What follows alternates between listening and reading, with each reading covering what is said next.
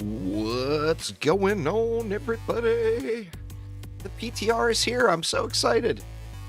Now, this one is a little different. It's a new player experience. DJ Bond, what up? Furs, Dr. Cups, Old Northern Soul, Gavin, Bod, what up, what up? Anyway, I think most of people realize the new player experience for DDA can turn some people off. It's a little too easy. It's a little too fast through to end game. It's a little bit on the grindy side. So Phil wants to get the new player experience changed. Of course, every game needs new players, right? Yeah, I'm going to go through the patch notes here in just a minute. But yeah, anyway, let's hop right into it. Speaking of patch notes, let's get it. All right, so here we go. DDA early game PTR testing is live on Steam. This is going to be a bit of a different PTR. Instead of testing new features, this PTR is aimed at testing out early game changes. What that means is that going into the PTR, you'll be given a new profile and not a copy of your live game. Obviously, this PTR is not going to be for everyone, and this is really aimed at people who enjoy providing feedback to try and help improve the game. There's explanation on how to join. Let me see if I can get the patch notes posted here into chat. Sadly, I don't have a bot command set up for it. That would be really helpful later. But there is the patch notes. And speaking of, let's skip through them here. Okay, how to join. I'll be doing a video on how to join tomorrow morning. It will go live. If you want to join today and you don't know how, instructions are on that forum post. Come to some sort of solution to Rifted feeling forced. Well, I mean, it's the end game, right? Do you want to play the end game difficulty or not, is the thing. So, I mean, it's forced, but it's not forced. It's like saying, you know, do you want to play True Vault Hunter mode in Borderlands? If you want to continue playing the game, that's what's available, is the thing. But yeah, I hear you. I hear you. Uzar with the Prime sub. Thank you so much. Anyway, so there's no special PTR reward this time, but if you've missed any of the other ones, the Forest Ally Wings, Eagle's Wings, Crystalline Corgi, or the Pumpkin Mask, or you can get a giveaway entry for a Corgi, a Golden Corgi. If you've missed any of those, yeah, I mean, if someone wants to play non-rifted, that's fine. I mean, rifted is just a difficulty toggle. All right, early game changes. We've heard a lot of player feedback about the early game, and so one of the main goals for these changes is to increase the difficulty of the early game to help better match the power level of players and entertain players who want a harder experience.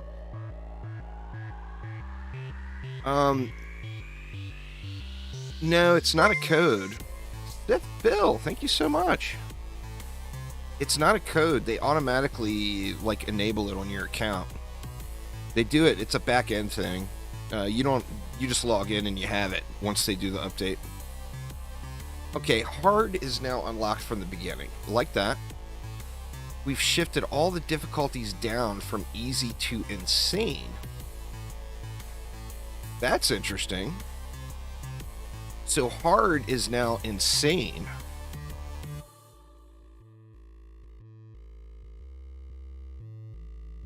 That's going to be interesting for sure, because so now, theoretically, you're starting in insane mode if you start on hard. And that's good. Okay, insane is what insane used to be, but with higher enemy scaling to be a new middle ground between hard and nightmare. Insane is now unlocked after beating easy, medium, or hard on Campaign Summit.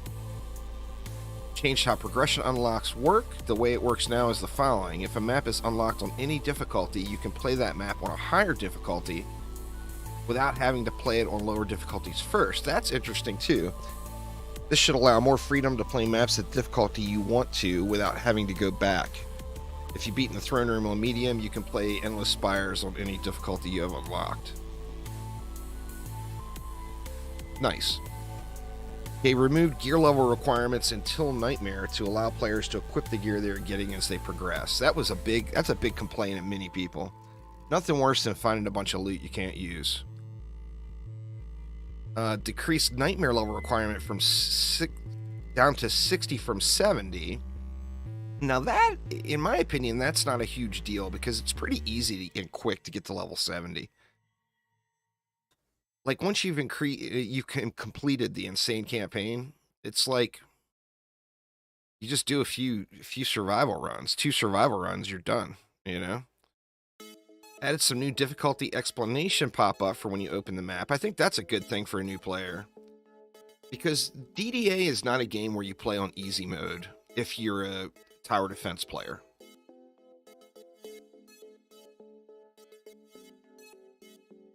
I mean, in fact, you know, let me just be rude about it. If you're even remotely a veteran in any way to the Dungeon Defenders franchise, it's not only pointless, it's kind of a waste of time for you to play easy mode. It's just, you know, it's nice to have those descriptions. Now we'll see what they are in game here in a minute. Okay, maps are now hidden on the map select if you don't have the difficulty unlocked, and it explains why the difficulty is locked. That's good too. Well, I mean, you played easy for the check marks. That's different. That's the completionist side of you. But like, that's the only reason to play it.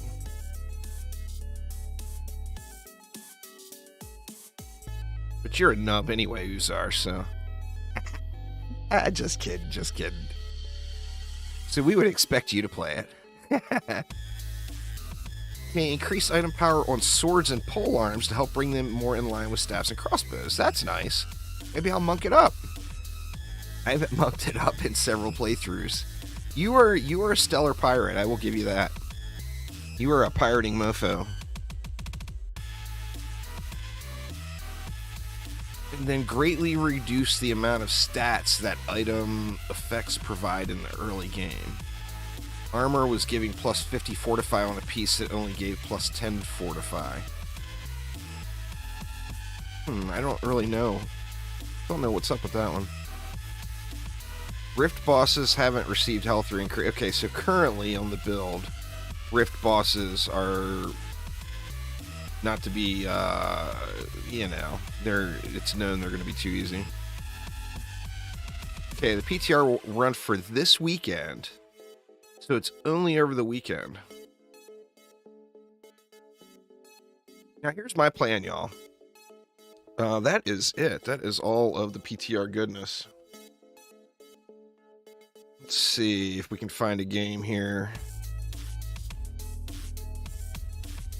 There we go. So here's my plan. It's Friday. Now we'll have to see if time allows for this, but my plan was to play through the game once like I would as just my normal play. Then play through the game once as I feel like a brand new player would play through. And then if people want to, try it out in a group. Play through it from the beginning in a group. Oh, it was about the passives. I get it. Yeah. The massacre decrease is not a big deal either, I think. I mean, it is 3 levels, and that is in the grind stage. You hate that campers have rotten spots, but you're not stopping until I get back online? Yeah, I mean, it happens, though. It definitely happens. Alright, so here we go. As of course we know, we start in the game, or it gives us a squire. I did that video last week, you know, about what would you do situation. And here is what I would do. Let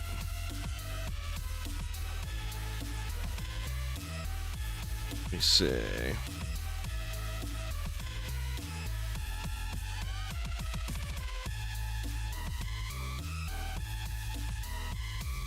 Sorry, Squire. You already know you're getting bumped.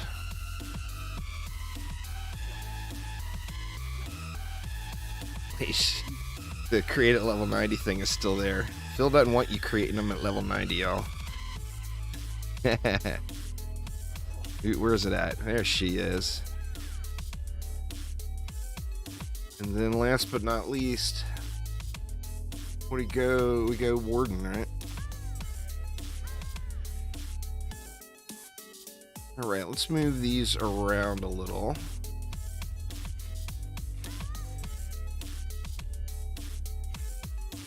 All right, so here is my starting deck. I'm going Summoner, Warden, Eevee, Funkalicious, Huntress, and the Apprentice. No, there's not a remake of DD1. Awakened is its own game. It does use a lot of the same maps, just like it did in DD2. Just fill out the survey located on the pause menu. Don't need to post anything on the forums.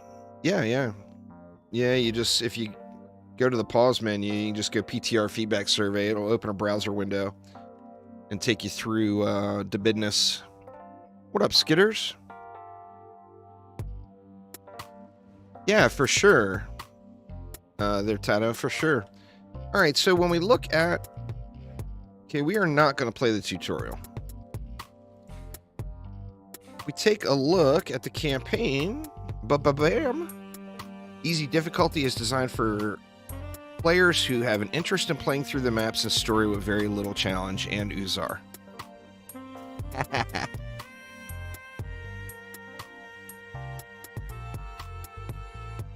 Nice, Zilla. Yeah, man. It'll all be here for you. Medium difficulty is recommended for players who are new to tower defense or action RPG games. And then hard difficulty is recommended for players who have played other tower defense games or Dungeon Defenders games.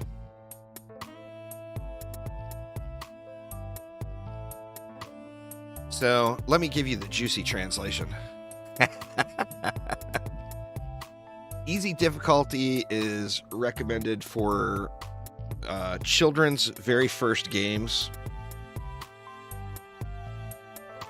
Medium is a good new player experience that's never played anything other than Fortnite. And then hard is what everybody should start at. I don't mean to be that way, y'all, but I... Okay, insane. Difficulty unlocks after beating the Ancient Dragon on Summit on easy, medium, or hard. Nightmare unlocks at level 60. See, it says over here to unlock complete the summit on Insane. So assuming you have to be level 60 and complete the summit on Insane.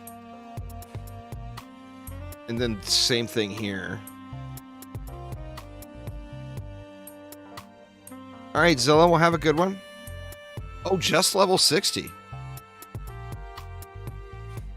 Oh, wow. Well, I guess you're going to have the summit unlocked anyway because of how the new system works. So, hard is where it's at. Let's get it. Let's see how hard is.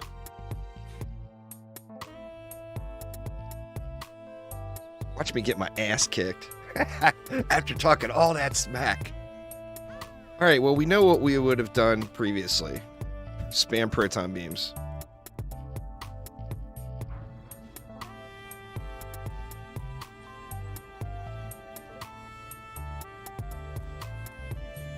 Oh, what am I doing? Jumping the gun like a mofo. Let's get into the basics, y'all. Loot filters, for God's sakes. Okay, so it saved my live loot filters. So I'm going to go through and change those up. This one's runes only. We're going to make it pick all of them up. Armor.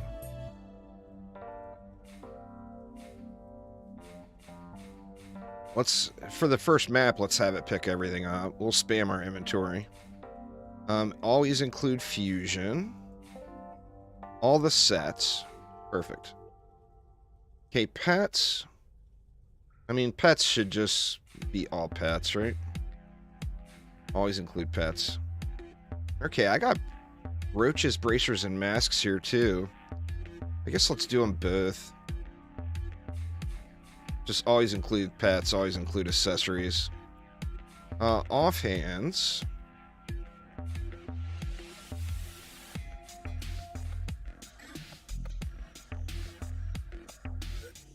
Whetstone and tome. Okay. We should do one for weapons, too. You know what? Weapons, I'm just not. I'm gonna only pick weapons up off the ground. What's going on, Tony? How you doing? Phil replaced all mobs with ogres. Nerfed protons. I saw that when I was doing another thing.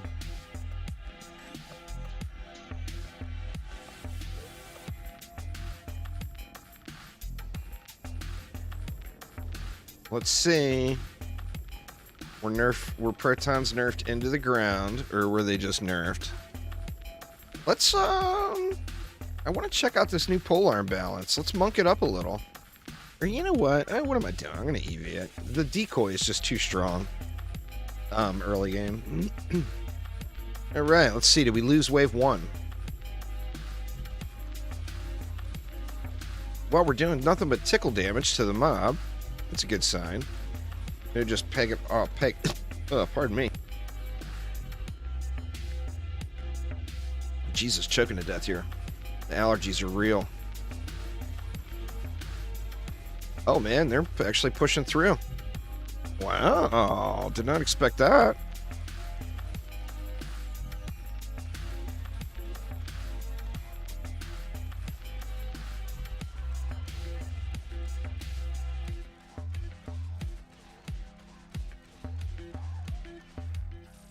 Huh, actually taking core damage. That's a different, that's new.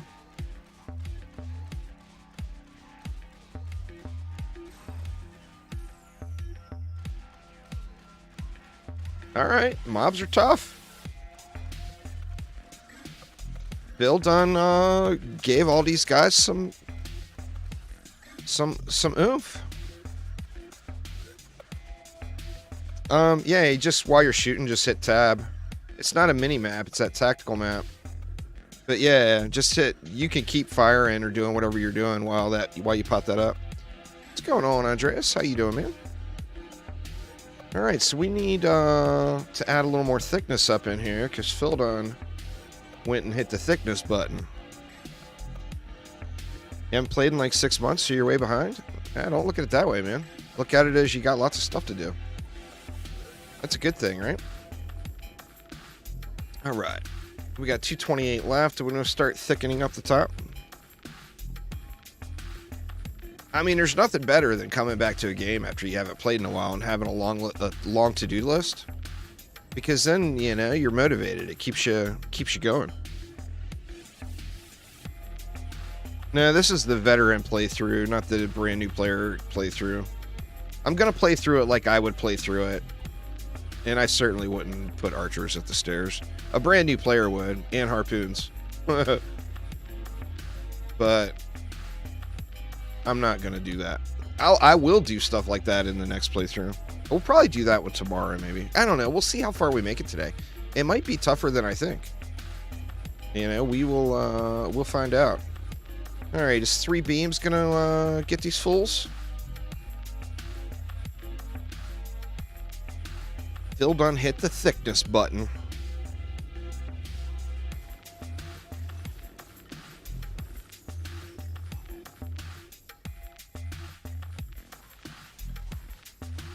I got no laser beam yet.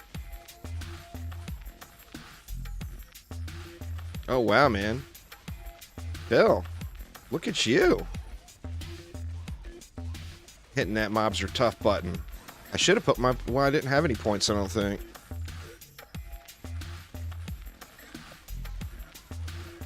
Needs laser beam.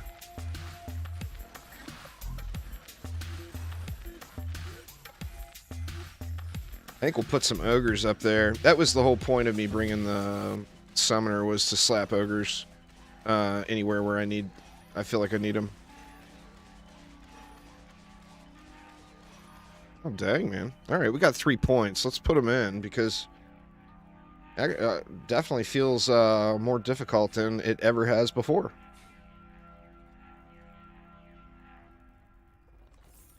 In fact, let's look at the loot even. For God's sakes. We got us a paintball.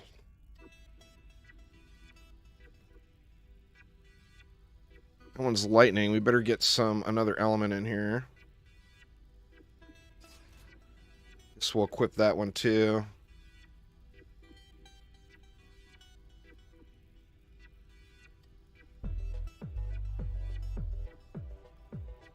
I keep wanting to hit C to switch weapons. Alright, see if a couple of upgrades will save the day. Actually, we got six left. We're missing a proton over here. And then I...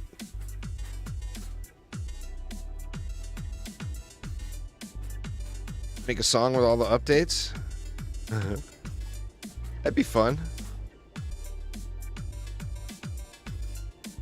Let me see. Where did I derp? No? Must have been one of these. 5. There's the derp.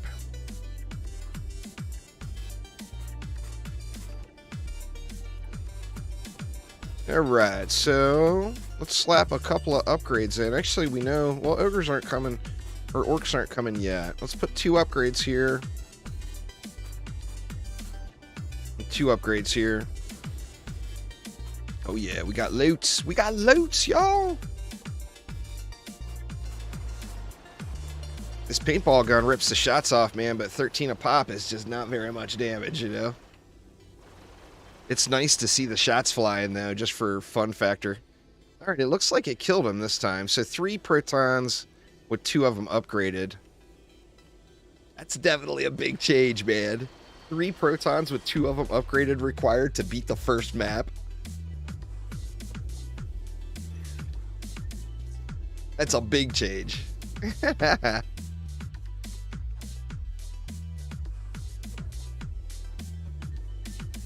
No laser beam yet. When did we unlock that? Level 12. We got a ways to go. We won't be laser beaming any fools down anytime soon. Well, it'll be soon. Not soon enough. Not soon enough. Alright, we better do the same thing up here. Let's give them a little bit of thickness. Thickness matches thickness. It's one of those techniques.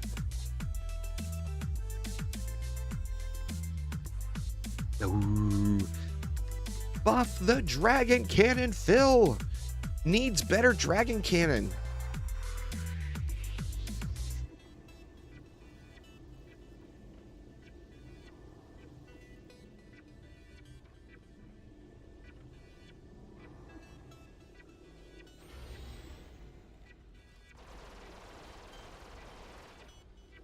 All right, can we kill the orc? Let's see. Wow, dude is super thick. All right, we got him, but damn. I wish the health bars were a tickle more consistent on popping up. The enemy health bars. Wow, man. Dude is meaty. It's like spraying into an ogre. Yeah, the health bars have always been a little suspect. This is hard, which is the old insane. No, they're not removing the level requirement from anything. Just the level requirements changed. Changed. Alright, well, we definitely need to... We can't do another upgrade. That's as best as we can do.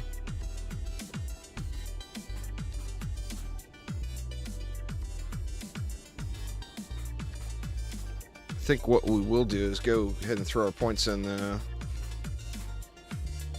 That's a lot more power added on. And I might even have a piece of gear. I'm not gonna slow roll it that much where I'm looking at every single piece of gear.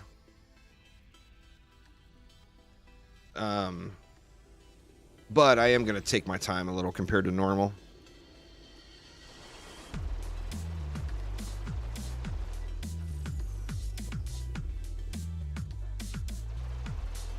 Ooh, we got that one. All right, we're killing orcs here. Massacre hasn't changed. It's the new player experience that's changed. So all of the lower difficulties got adjusted. Nightmare and Massacre are still the same. But the problem previously is it was just, you know, like there wasn't a major difference between the difficulties. Like the difference between medium and hard before was like non-existent. And now, I mean, this, you know, I mean, you guys are seeing it. It's not the AFK sit here and let the protons chew experience. Oh, I'm definitely, I brought a summoner specifically for that, Kizamora. I'm gonna slap me down some fat ass ogres.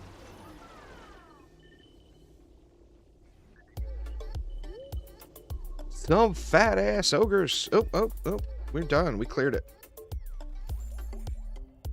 Got our first rune. Got an accessory. Very shiny. That one's lightning, so we're not gonna bother with that. You know, I might pick that one up. It's an Alpha. I need an Ethereal Marksman. That's an Ethereal Marksman. Do I bring it just for the set bonus? I can't because it's... Or that one's physical. Bring that one. Twiggy! What's going on, man? How you doing? Right, on to the Ancient Mines. Now here's the question. In previous experiences... Well, I mean, this is the veteran playthrough, so I should do it, right? I was going to say in previous experiences, I would unlock this and then switch over to survival. So I don't see why I wouldn't do that now. And that will make blasting through the rest of the campaign super, super fast. Let's go full power. Let's get a set bonus going on our weapons so we can actually do a little something. So we need an Ethereal Marksman there. And then let's get a little power going. Oh, I didn't filter my bags. I really should do that. Woo! 7 power. Holy thickness. Man, I jumped the gun, I guess, on getting started here.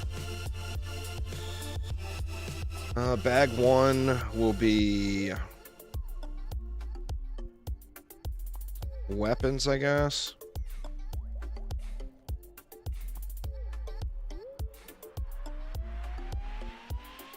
See, that's so weird. Well, I guess we can do it different. Bag image will make it a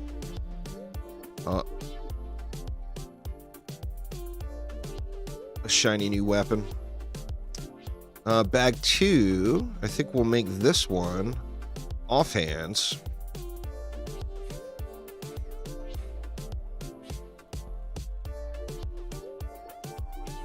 And what do we want its image to be? It almost has to be a shield, right?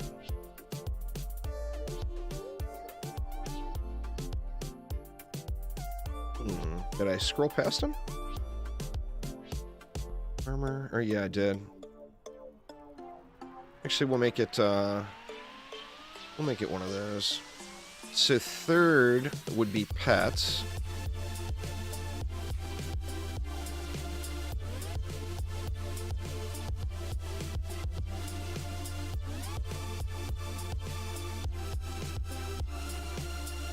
Where's the pet? Oh, there it is. Okay, then we'll switch over to armor. First tab will be ancient.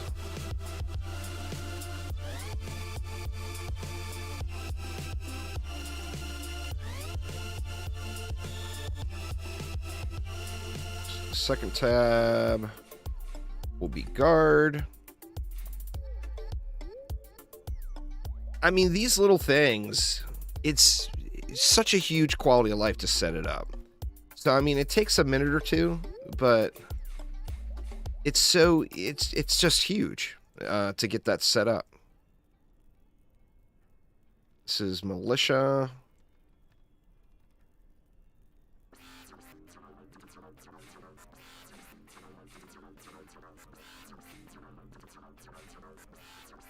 Minor.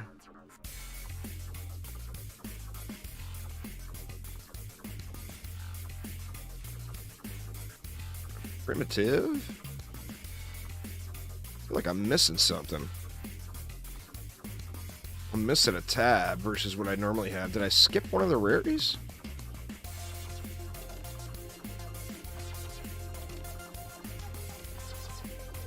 That's... Oh, I never did accessories. Did I not do? Okay, yeah, I never did accessories.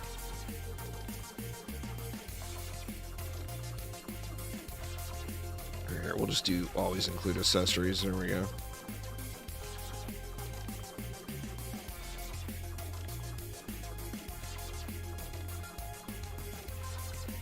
We'll go with that one for accessories this time around.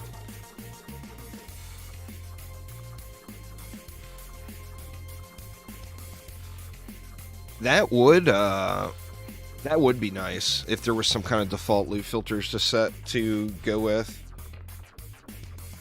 All right, let's do this. So insane mode, deeper well, we're gonna get an ogre, right?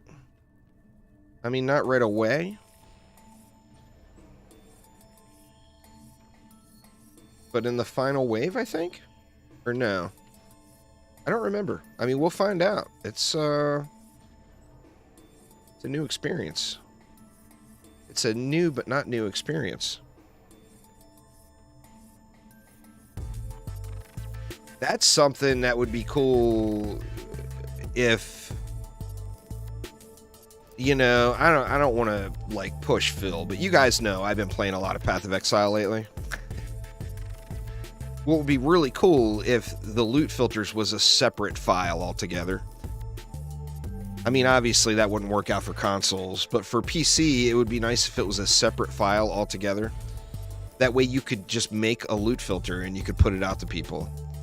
You know, we could check out Aramir's loot filter, or we could check out Kizamora's loot filter, or Uzar's loot filter. That would be really, really cool, you know? No, that would be expected, Uzar. If you felt any differently, I would be disappointed.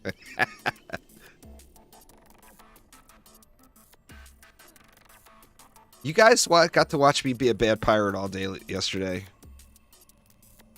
Make it easier? No, they made it more difficult. It was kind of ridiculously easy before.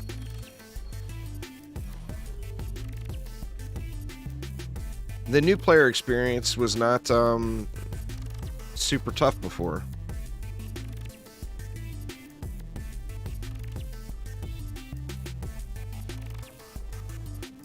It means that the game is going to be getting an update changing the early game for new players, Mark.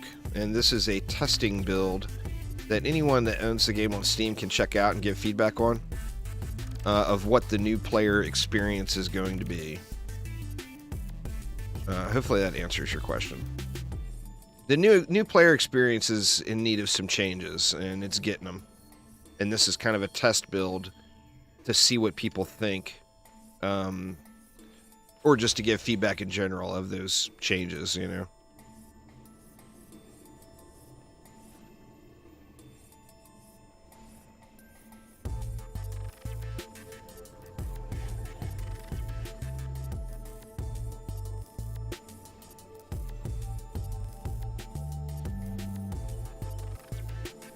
We got 25 left.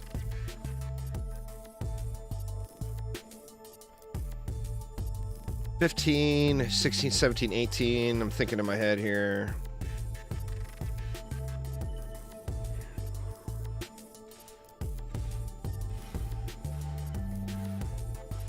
Wow, wrong weapon. Serious tickle damage, man. You got 18,000 health and you're hitting them. Oh no! And you're hitting them for 15 a tick.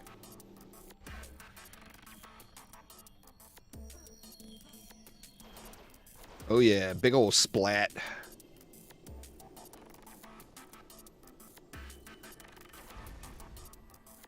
I'm like, where's the mobs? And I realize.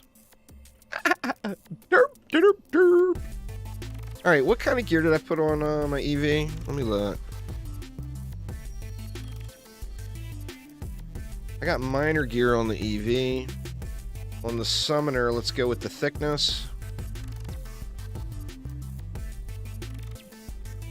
And I'll put that on the EV.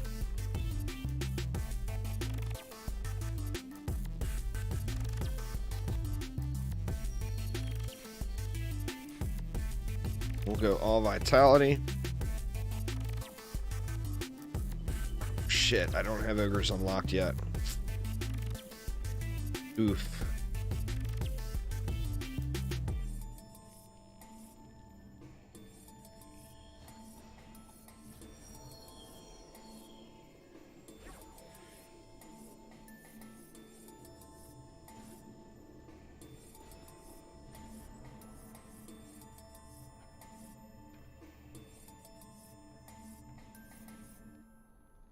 Let's see. See what's left after we do this. It's definitely not what I was intending to do. I was intending to go right for the ogre, and then I realized that would be a nope.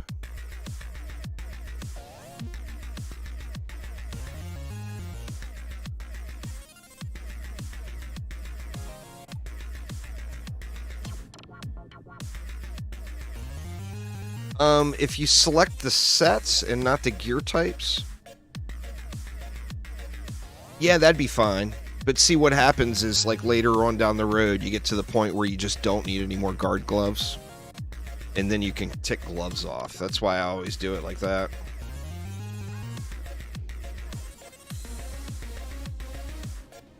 But for starting off, that would definitely be fine.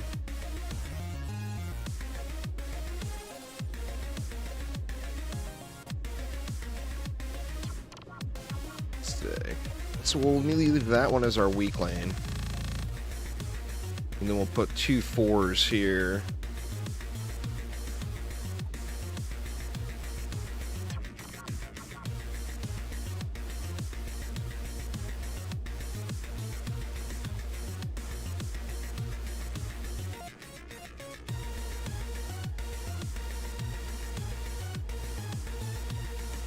All right, let's check it out.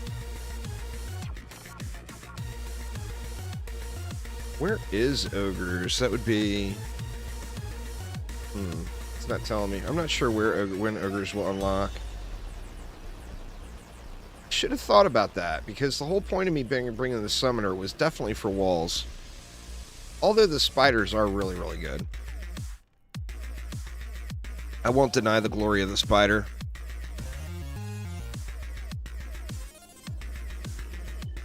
It happens there. Great job. It happens. I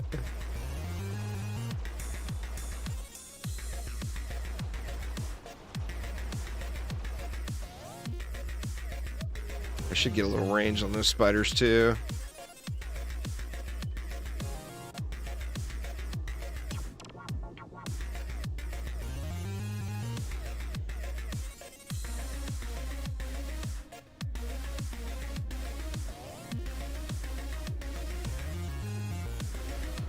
Ooh, wrecked. Well, I mean, they sometimes hit, but when they hit, they're so good. It's, in my opinion, the spiders are the most powerful thing that the summoner has. I mean, even though their targeting is so sketchy, they're just so good. It's a shame, really, that the targeting is so sketchy, because a lot of players look at them and they're like, oh man, these things suck. And they don't realize just how glorious, you know?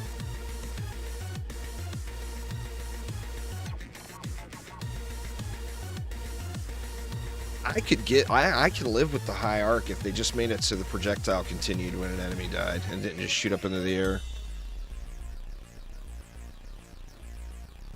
If it, like, continued to the spot where the enemy died at or whatever.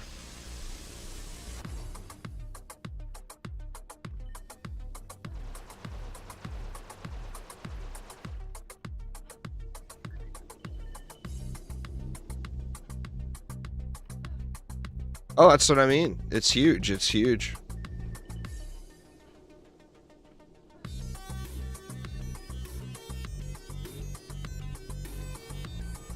Alright, looks like we got another upgrade tier here, which is nice. At some point I need to dump something in over here. This is wave 5, though. A little late. All right, I picked a rune up. Let's see what we got. Now, what would be the benefit for runes? God dang it. For running survival. Well, you get what? What's Act 1?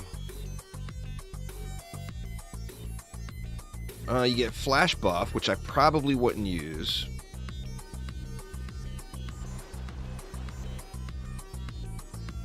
Pulsator, which, to be honest with you, so early game, I probably wouldn't use.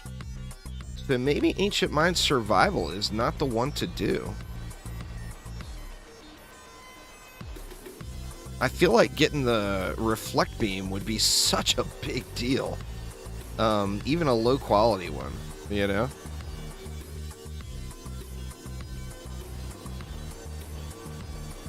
Ogres are thick.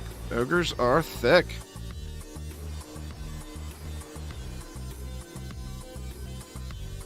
Where is Ensnare at? Is that one 1 or is that one 2? I can't remember anymore. It's been so long since I grinded runes. Oh, we're done. What am I doing? Collecting up the mana?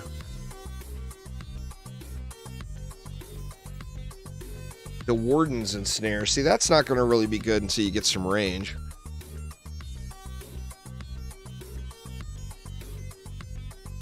Multiple marks. Boo! Multiple marks. You're ooey. That's thick. Man, so is that.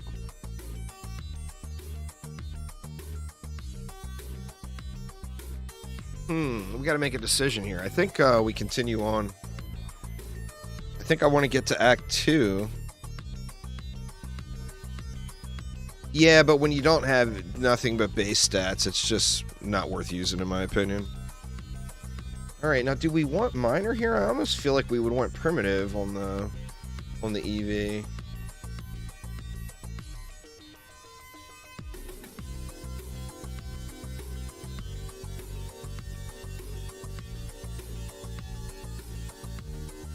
Look at us with a set bonus. Ba-ba-bam! I never put that head on, huh? Oh, why is this including everything? I derped something. Oh, I didn't select anything is the problem. If you just select the always include, it doesn't... It just counts as everything. I'm pretty... Yeah, there we go. Let's get all summoner-ish. Do we have a core up there? We do not have a core up there. Well, Primitive is guaranteed. The base of armor still has a purpose. Like, Primitive is guaranteed to always have defense rate. So every Primitive piece, no matter what, that's non-fused, will always have defense rate. Every minor piece, no matter what, that's non-fused, will always have power. Every militia piece will always have power. Every guard piece will always have fort. And every ancient piece will always have fort. So yeah, that's like the base purpose of the different armor types before Rifted mode became a thing.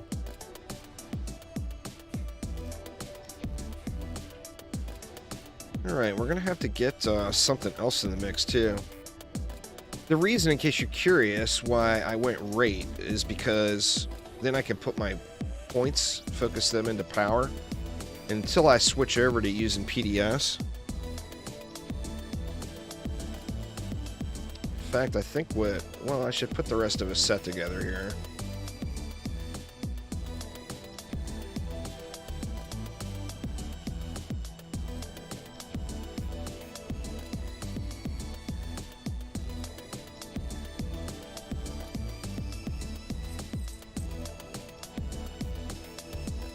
And I think we might want to switch to range on this guy.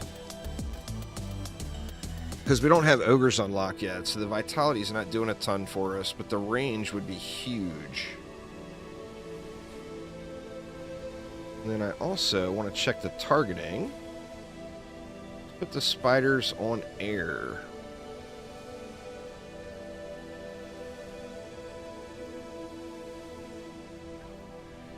Yeah, this is a new PTR. Just launched at the start of the stream. So do we turtle it or do we go up front? Let's turtle. Let's start with a turtle, and then we'll work our way from there.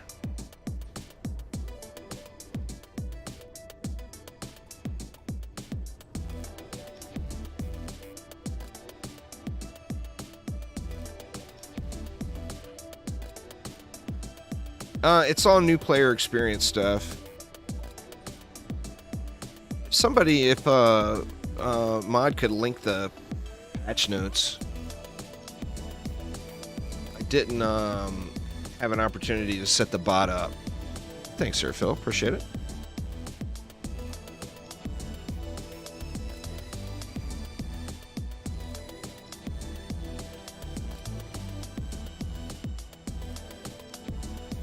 I'll have the bot set up for tomorrow. That way you can just do a command and anybody can do it and it'll enter it in. But I wanted to start right away today.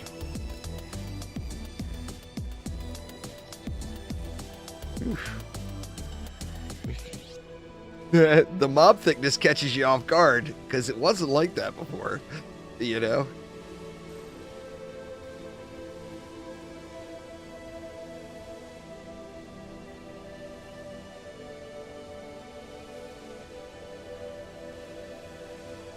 God, man, I almost need to look through the rune list and think about where you play. What? Because, like, it's just going to be in your benefit to do a survival. You know? But which act? You know, shit, man. I'm going to look at that real quick, I think. All right. Let's go, we'll spooter it up here.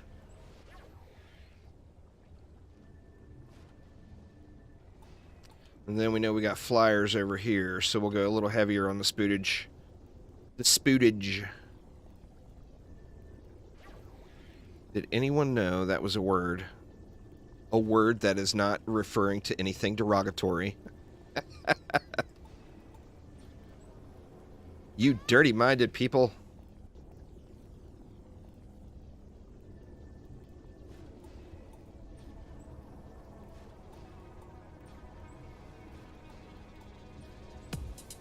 Alright, we got 21 left.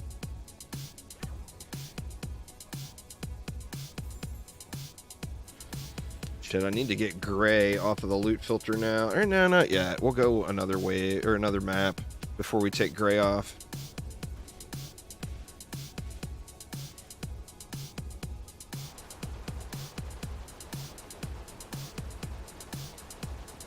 Oh, I got a laser beam. I just realized. Let's see what's doing, which weapon is doing more damage with it.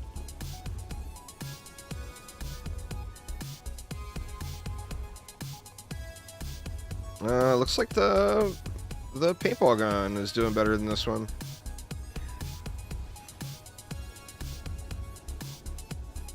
I mean, only slightly, but better is better, right?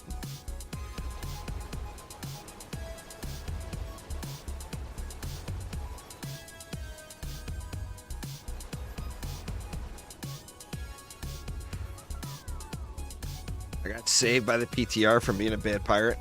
Nah, man, I got the easy mode pirate stuff now. Every fight I've gone into since I've gotten that big pirate galleon is a one-shot. I just pop them. What's going on there, Panda Bear? How you doing? That pirate galleon is a beast, man. A beast.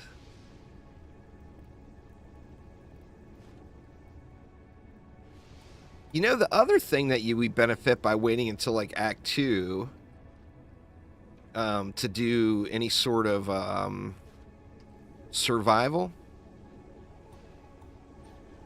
What's going on, Enigma? Is we're going to be level 20, probably. And level 20, of course, unlocks buff beams, which makes your survival experience so much different.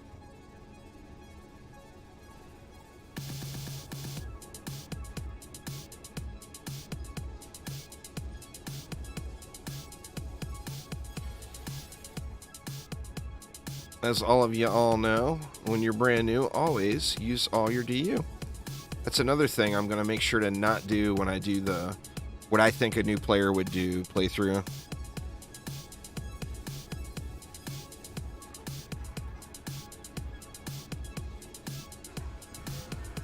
Correct.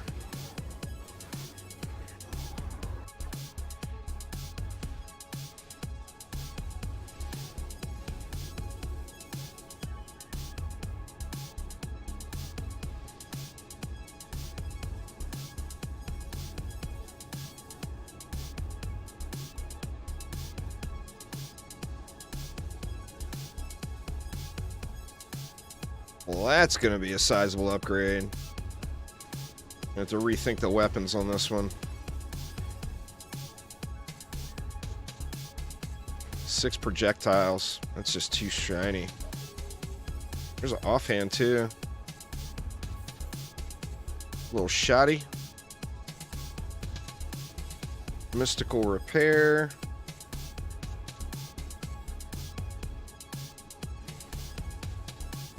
I don't have a rune bag. That's alright. We'll see him as we get him. Alright, wave 4. I think this one is going to be pretty smooth sailing. I guess it depends on how rough the ogre gets. We'll have to see.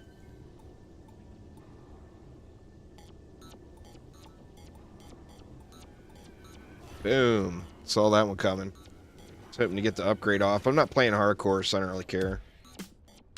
You don't lose any of your mana or anything if you're not playing hardcore. Actually, with the loot changes, I might want to play hardcore.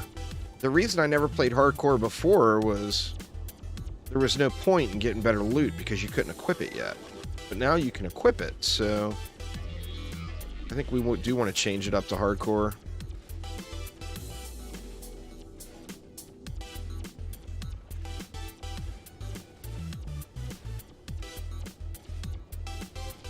The changing of weapons when you die is another thing that's so damn irritating, Phil.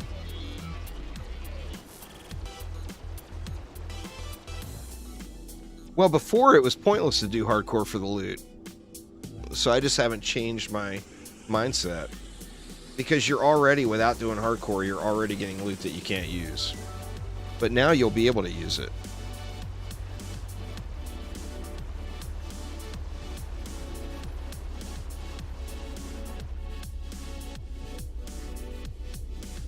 Wrong button.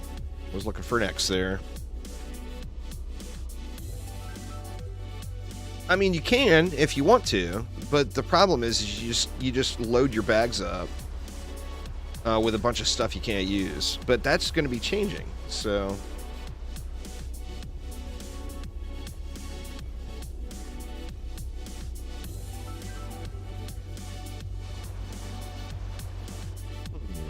let me see something here.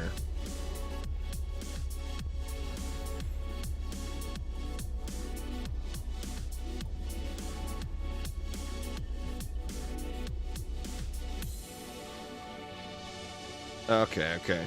I was thinking that double damage wasn't working with the spider debuff.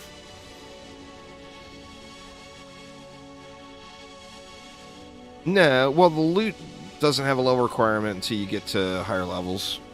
The early game loot doesn't have a level requirement. Nothing was changed about Nightmare and Massacre. It's just before Nightmare and Massacre was all changed. So it's full on the new player experience. I was thinking that debuff wasn't working, but you see it is.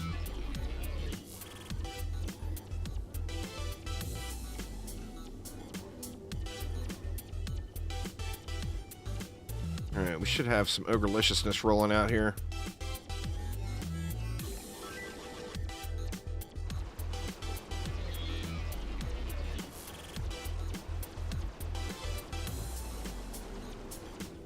God, I don't do dick with this gun already. Like, it already does nothing. That one is electric immune. Still feels like it does nothing.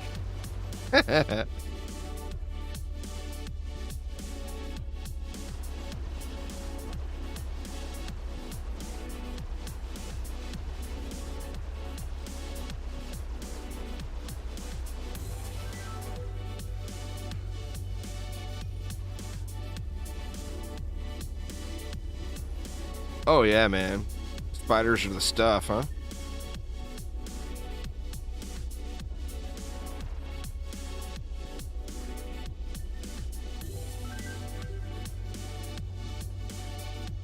Here he comes, Mr. Ogre-licious.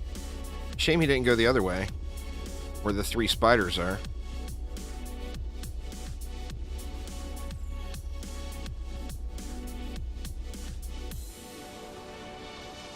Oh, he is thick.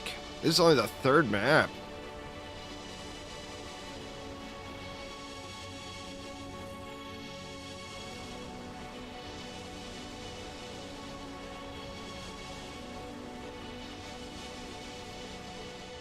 Woo!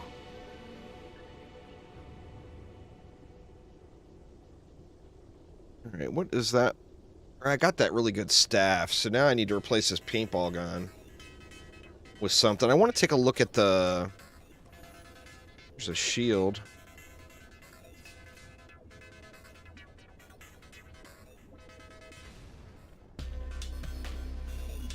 I mean, I can't not pick that up, right? Alright, let's pop out to Tavern real quick and make some choices. Let me look at these pole arms.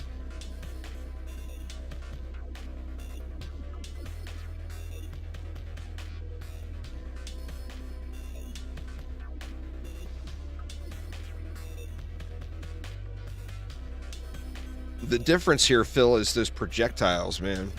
Early game, the pole arms, projectiles being dependent on the level, where the staffs are not. This is Dungeon Defenders Awakened. Annex, guys.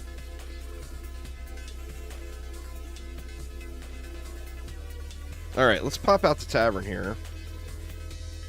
Let's make some smart choices. Let me see. Let me look at the rune drops. Okay, Act 1. Flash buff we won't use. Entangling roots we won't use. Pulsator we won't have enough range for. Lightning strikes. Focused fire. Act 2 we would actually get... Act 2 is the place, man. Overdrive, you got the electric shock proton beams, you get the ensnare aura, the decoy, kobold launchers, shell shocked. Act 2 is so good.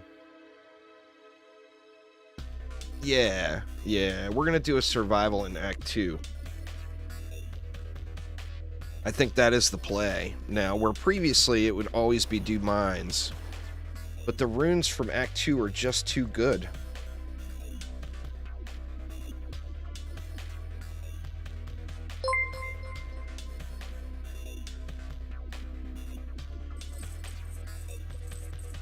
Thank you so much for following there, Loopy Raccoon. Appreciate it. I'm wondering, you know I'm going to throw down some PDSs soon. Every Dungeon Defenders game is worth playing. Iconic. If you haven't played it, then yeah, play it. If you haven't played DD1, play it. If you haven't played DD2, play it. If you haven't played DDA, play it. I mean, the answer is easy. It just doesn't get any easier than that, you know? Alright, and then I need to take grays off.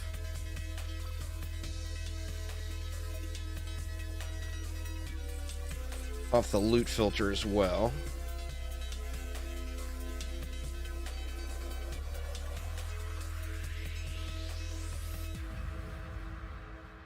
Alright, is it time to start using other things yet?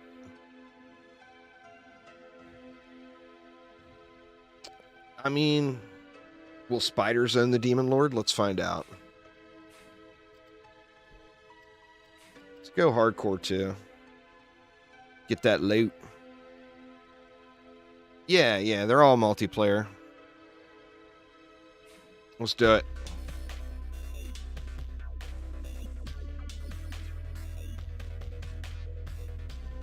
Sorry, y'all. I'm not in a hurry today at all. Trying to enjoy my experience. That, and I'm still sipping on coffee.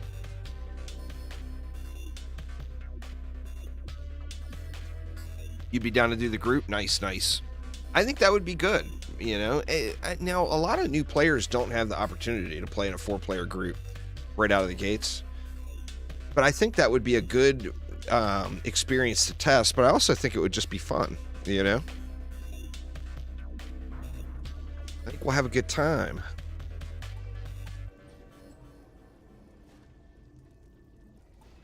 I mean, we would have to try, like, doing the most absurd shit in the game and just blazing everything in the face. You know?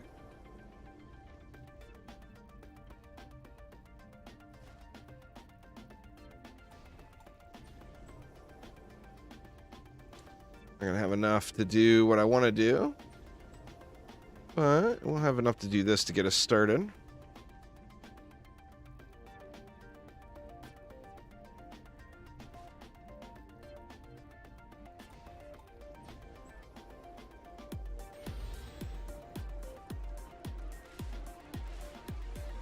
Shit, I never looked at my weapons. I'll have to look at the weapon here in a minute. This thing is like tickle damage now. Look at that. It's like not even doing anything, just spraying into him. We gotta look at the weapons after this wave for sure. Oh shit, man. Is this gonna be a challenge?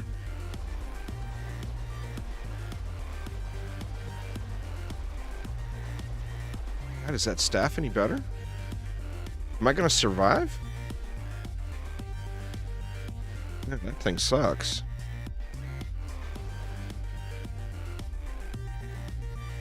Luckily, there's not very many mobs from the wave 1.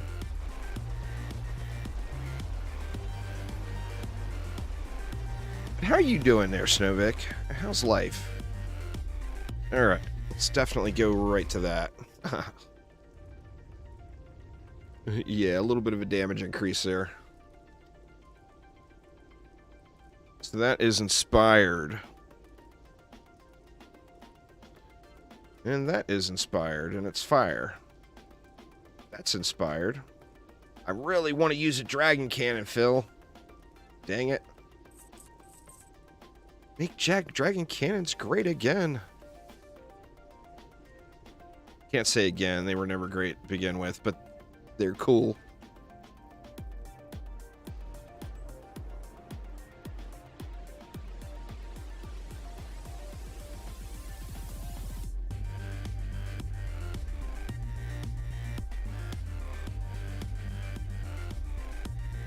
Need to leave enough left for plenty of spiders.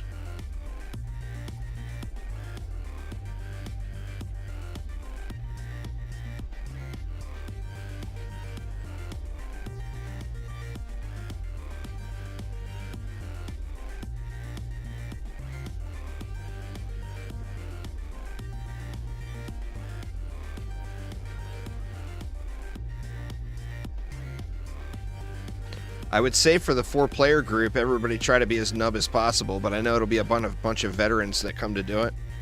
So they'll all go AFK on the core. Literally every one of them. You know damn well. DPS apprentice only? Oh yeah, we shred fools now.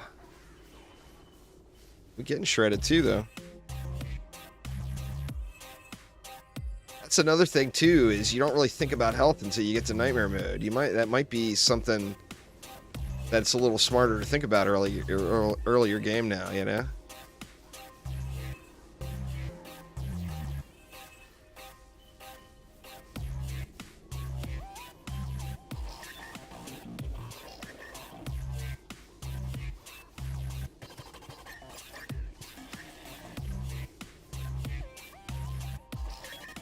Oh shit, I forgot to change the loot filter.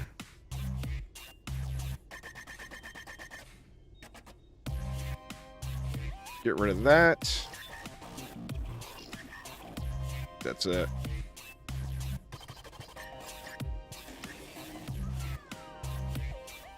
You just saw the man in machine tease?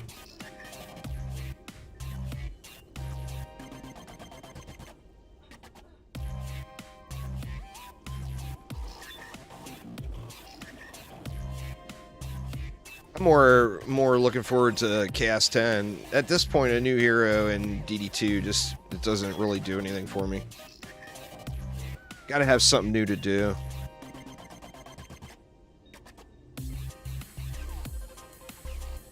Chaos 10 will bring that.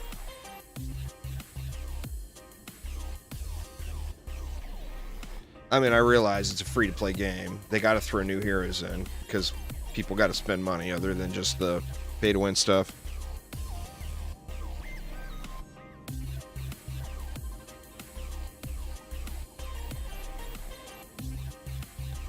Right, you know what? Let's go double spiders here, because these are going to be hitting the boss when it comes boss time.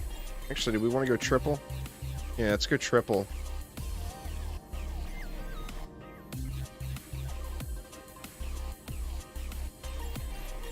It's all new player stuff, Sai. So it's all changes to the new player experience. We got 6 left. I mean, I guess we can just give more love to the sides here.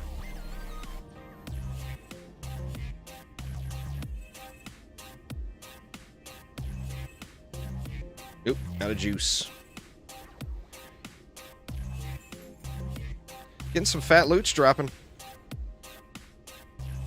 The bad part is if I derp on my jumps and die on the boss, I gotta replay the map because I did it on hardcore.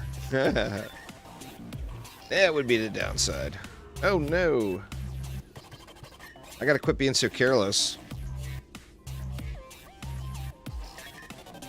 Since I'm on hardcore, now death is an actual penalty. Spiders are wrecking.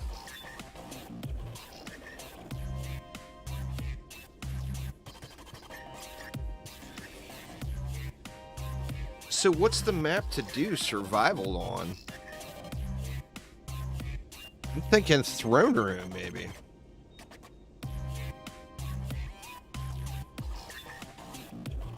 Because even if we fail on the boss will be the rough part. And even if we fail on the boss, it won't be a huge loss, you know?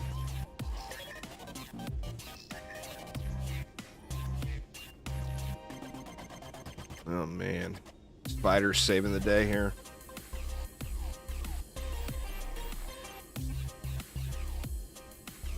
These guys not doing anything? No, he's hitting. Shots are all going up. So yeah, the side spiders are not doing anything. We'll pull them out. Throw down something that's going to do something. Maybe get an ensnare in there on those protons.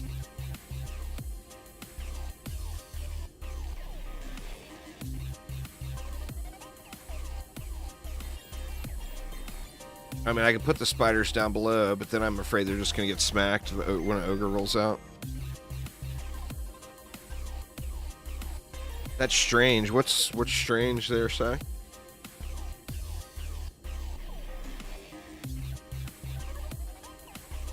What is strange to you about it?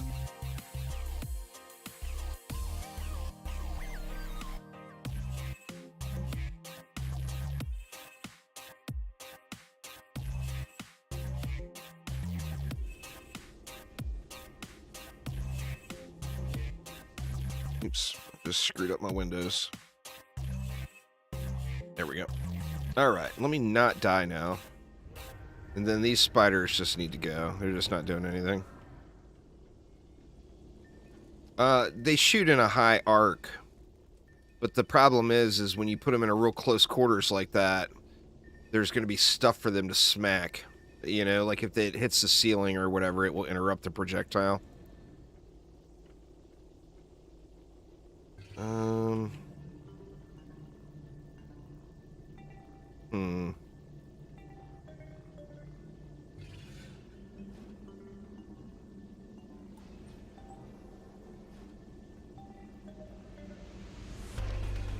That leaves 8.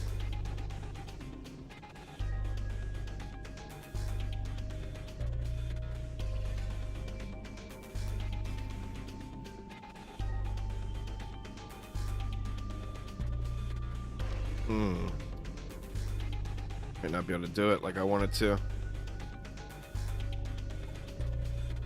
Looks like it'll work. Good enough. Alright, then we'll throw... Oh, shit. That's not upgrade? We'll hit the wrong button.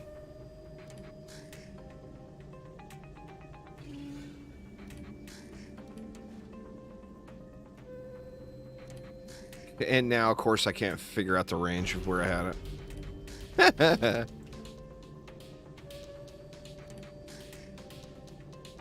Just right there. We'll hit 3 upgrades across. We'll go just 1 upgrade here. Then we'll hit 3 upgrades here. I want to make sure that the enemies are dying when we get to the boss fight here. And with that in mind, let's give them a little of that.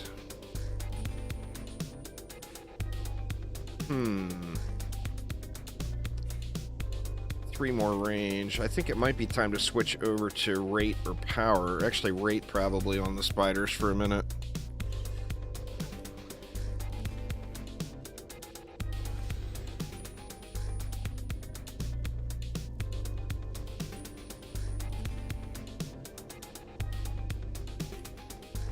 How we doing now? Nah, we're wrecking.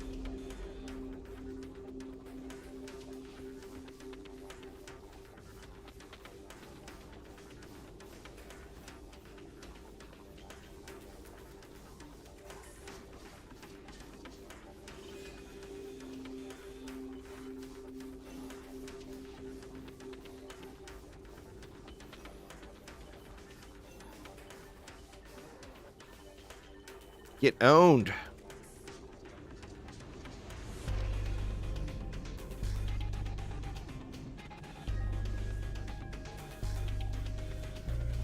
Oh shit, not me. No, there's no new PTR reward. You can pick up any that you're missing if you're missing any of the others. And you can get yourself, put yourself into an entry for a golden corgi, but there's not a new one. But like I said, if you missed any of them before, it's an opportunity to pick it up.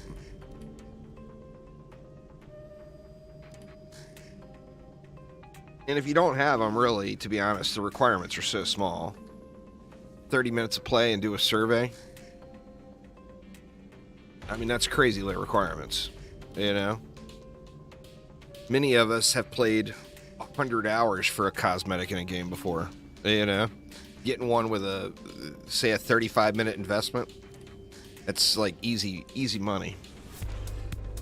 So, I mean, it makes sense to do it, even if you're not interested in doing it, just for 30 minutes and get a little feedback in.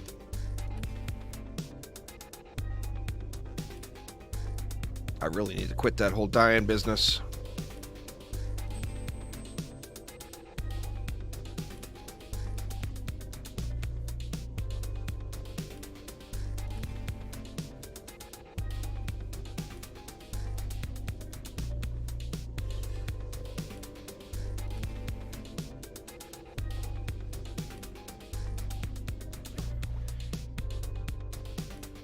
Alright, boss wave.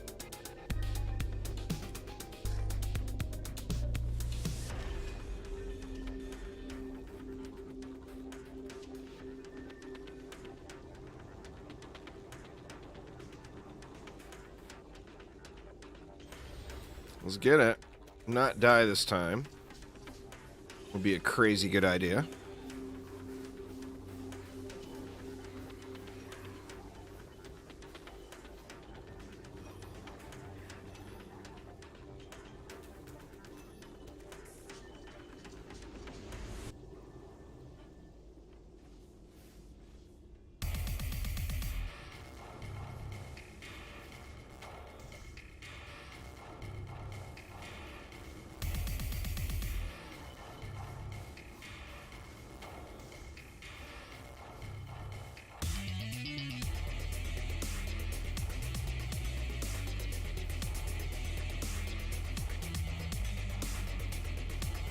You know I'm gonna die if I keep running around like that.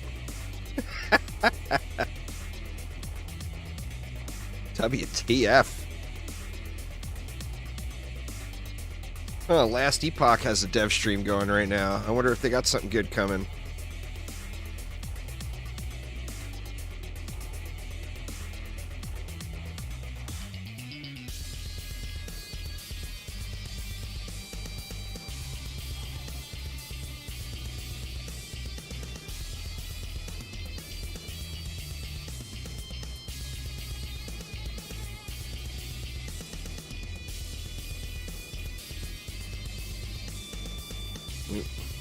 Dang it. And then went and upgraded the reflect beam. We got a beast mode reflect beam now. Let me not get exploded this time by the kobolds. Crazy good idea.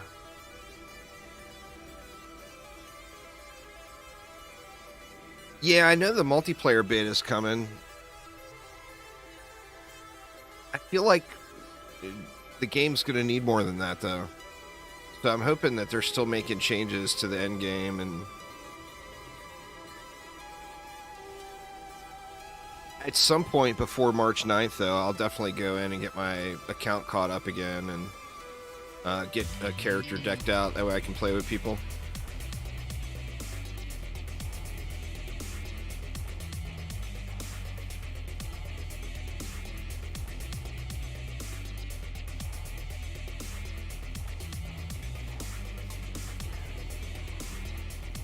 So what's y'all's thoughts on Hogwarts Legacy? Let's hear it.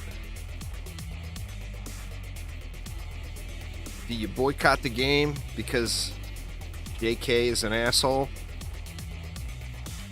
Or do you not boycott the game? What's the verdict, y'all?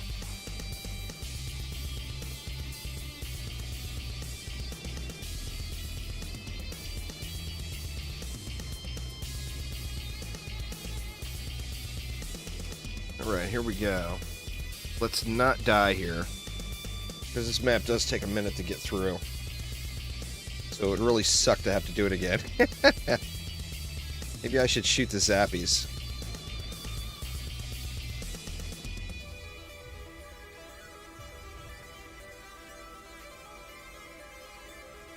It's just because of JK.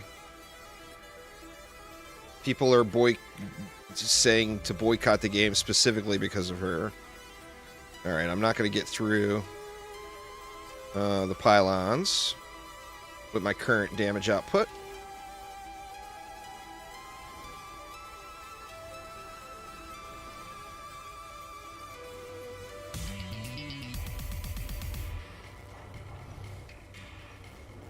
God, this is a slow burn, man. Holy shit. 220,000 health when you're doing 100. Oh, this is not going to hold, y'all. Actually, it doesn't look like the laser beam is the way. I don't think this is going to hold. I don't think it's going to survive the mobs until I get through them. Figure four of the projectiles are hitting, so that's like 400 damage a whack.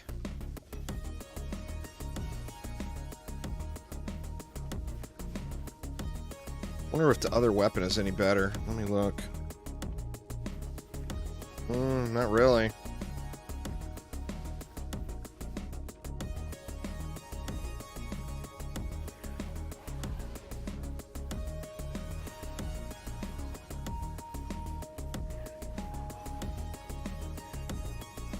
No, I don't have anything to attack. Why on earth would I go and do something like that, Phil? Well, no, a nub would put stats into attack. Sorry, you got it backwards. It's unnecessary.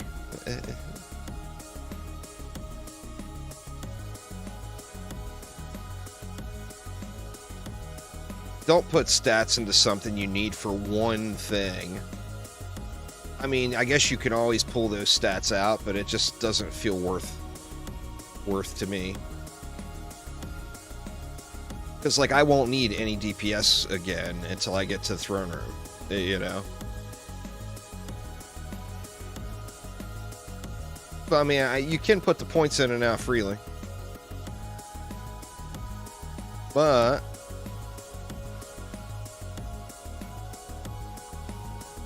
Is it quicker to go through and figure out what balance of attack versus power you want to be able to build and still do damage?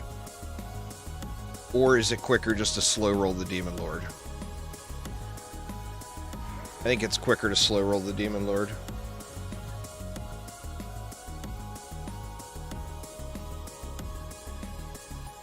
We got some new shinies. What do we got? Noxious Fumes. Got a Poison Staff.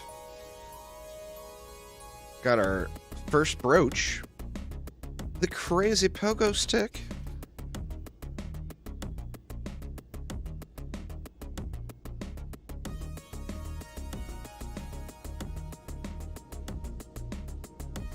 All right, there we go.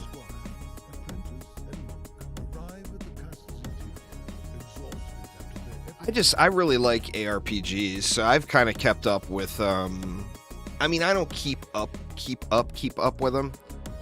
Not like I do a Dungeon Defenders game, but I do, like, watch what's going on, you know?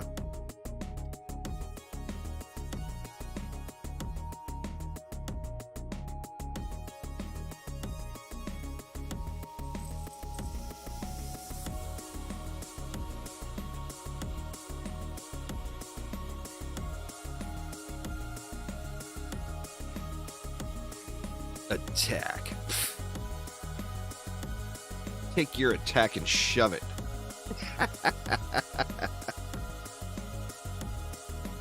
Start going a little rate here. Actually, I should have put 2 more points in. I'm not going to do anything with you or you yet. We do need to start thinking about the old monk here.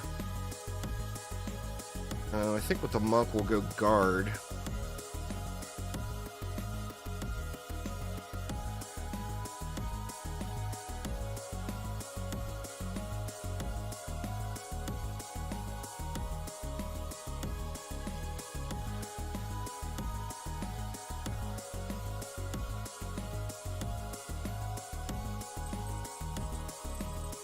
That gives us our fort to keep our R's alive, and then we'll dump everything into range.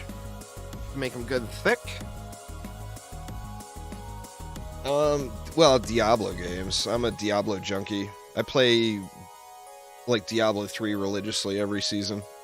I played a lot of the original Diablo 2, but I haven't really played the remake stuff. Or the remaster. I played so much of it originally, I just didn't want to go through it again. Although I do think it was a great game. Alright. So we're going to have flyers now, right? We'll keep an eye out here. No flyer lane yet. I probably should look at my weapons again, though.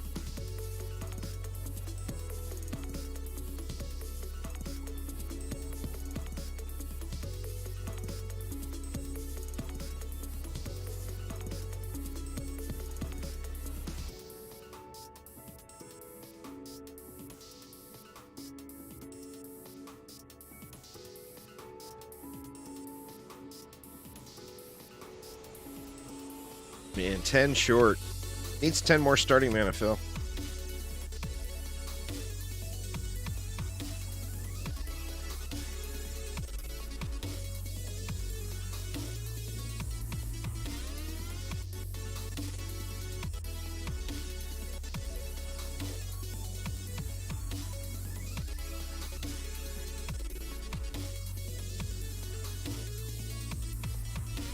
It's, you know what?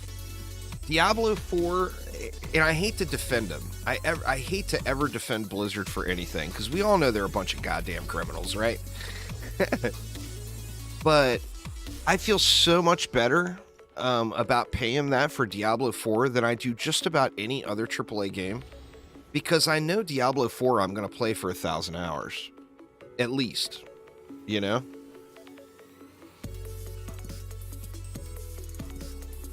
I mean, I will definitely play Diablo 4 for 1,000 hours, so spending a little money on it is no big deal to me. Because, you know, I mean, I paid more than that for Borderlands 3, and I played it for 200 hours and had, like, a ridiculous amount of maxed out characters in 200 hours, you know? So, I mean, when you look at it that way, the price is like nothing, you know, for what you're going to get out of it. I think we need to go wider here.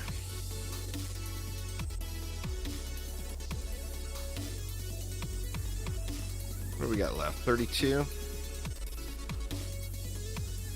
do the same thing. Let's go wider here because these lanes are a little bit wide.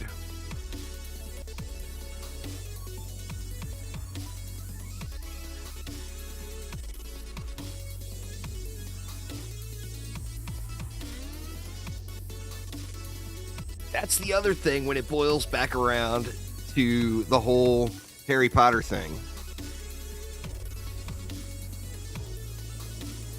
I know Blizzard's a bunch of scumbags, but I have every intention of playing Diablo 4 anyway.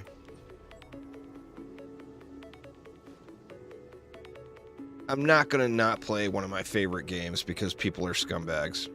Oh shit, I built way too much. Just stick with 3 and we'll do upgrades instead.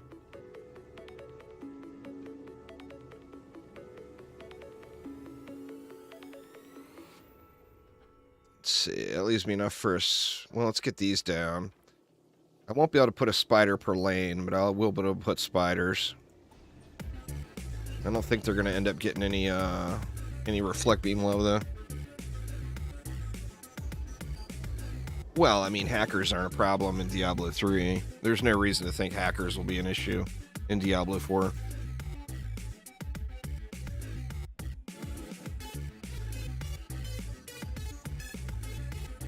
It's an online game. You know, online games, hackers are not as much of a problem, just because the saves are going to be have some sort of monitoring system.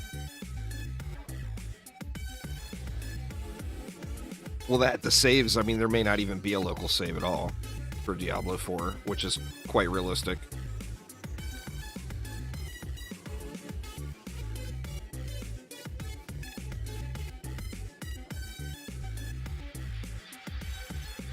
It wasn't with hackers? I never saw a hacker issue in 3. Personally. I mean, especially the way trading works. Now, I know when it first launched, it had that real money auction house, but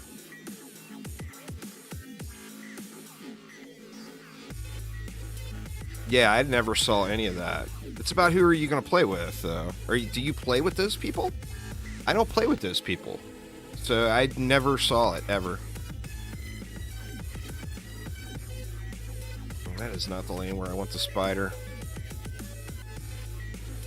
I want the spider over here. Because I don't remember if flyers come in or not.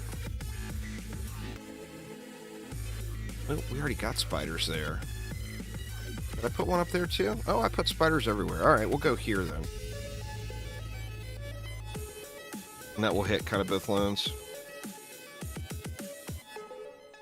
The PvP zones. That, and you know what? How many people are going to play that? Especially right out of the gates. Now, it'll gain popularity as the game grows, but they're actually kind of doing some things good. Like, they got the first season starting shortly after the game launches. So, like, everyone that gets that pre-orders and gets a head start or whatever, it's just a complete non-issue. Because the season's not going to be started yet. So, nothing matters until the season starts. So somebody else got to play it 4 days before somebody else or whatever it is. It's just no big deal, you know? The PvP zones are like one of the last things I will do in the game. And I think most of the people that I play with usually will be the same way. People don't play Diablo 3 for PvP. You know? Now, people will play the PvP, but that's not why people play the game. They play the game for the ARPG element.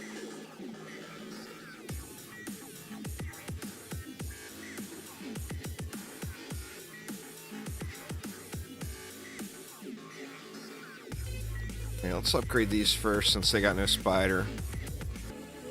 Of course, since they got no spider, you know damn well that's where the ogre's coming from, right?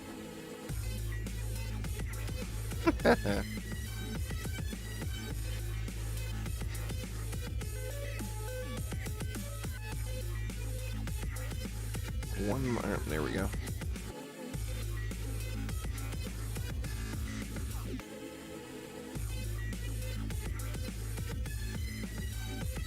Some points, but I think we can tough it out through the rest of this one. Just let it fly here.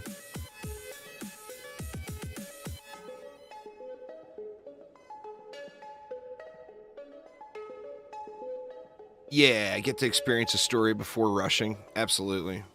I'm gonna slow roll it when I first started and check out the story. You know, now, like in Diablo 3, I skip every single story element that ever pops up on screen. And I will get to that point in Diablo 4. But I do like to experience the story, you know?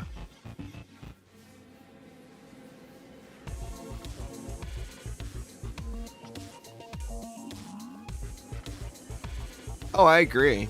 But on that same note, Diablo 3's story wasn't bad.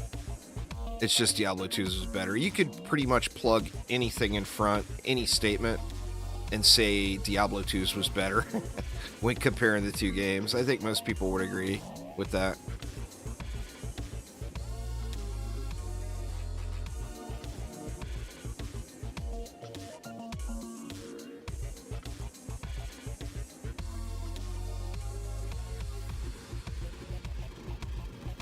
I mean, I enjoy the gameplay in 3 as well, but Diablo 2 had really good mechanics, you know? Here, let's jack this one up a little bit more, just in case.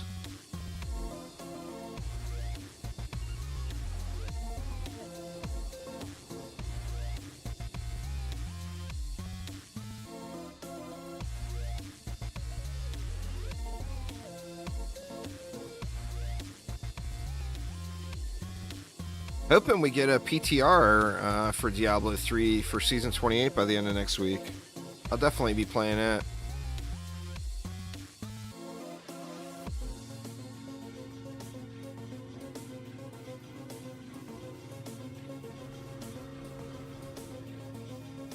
That guy's gonna hit like a truck.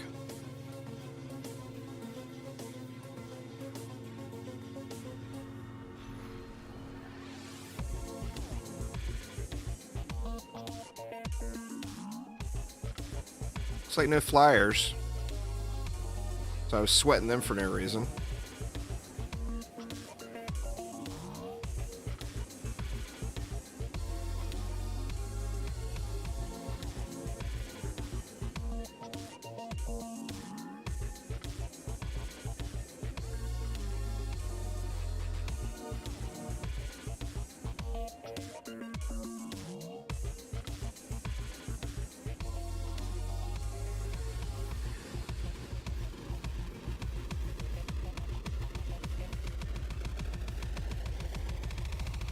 I think I'll upgrade a weapon, whatever the best weapon I have is, before I get to the goblin mech, though.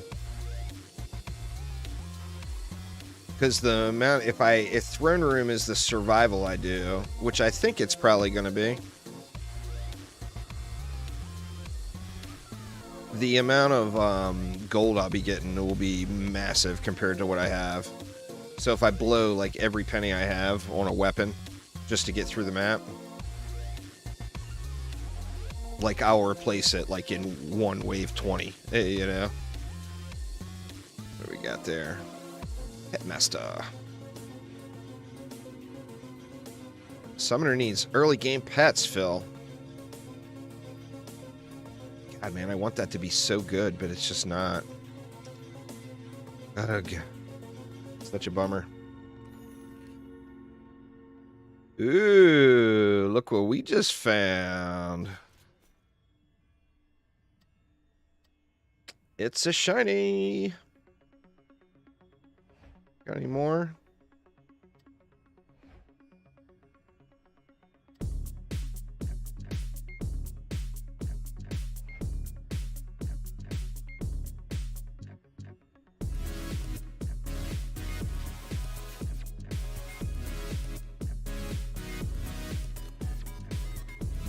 Looks like that's that. Give him a default combat pet, but there were some issues with the inventory system getting it to work. That's fair. It just makes the summoner unplayable early, sadly. I mean, it's not unplayable. Obviously, you can still use it. But for people that want to play it actively, makes it a problem.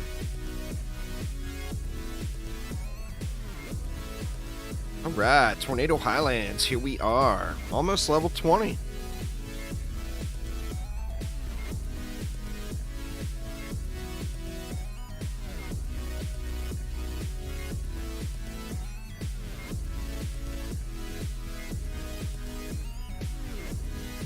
Oh, we got some shiny stuff going on up here now. Oh, damn. That right there is thick, y'all. Holy shit.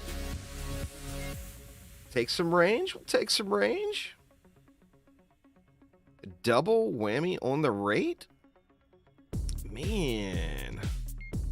I kind of want to keep the range, but how do you not take that?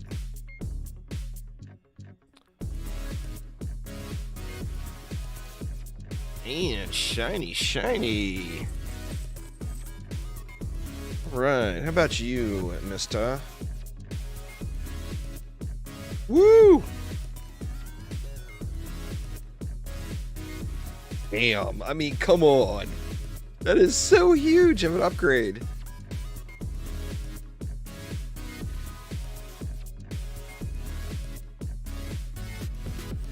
Like, we got all the spots. I mean, Jesus. Yes, please. We'll take 12 of those. Thanks so much for following there, Rio. Alright. And where do we continue at here? We're at 69 range. That's got to be a winning number, right? Let's stay with the 69 range. And let's go into some rate. And I think it's time to start adding in some auras. I really do. I already did this one, right? Let's see the old guard goods.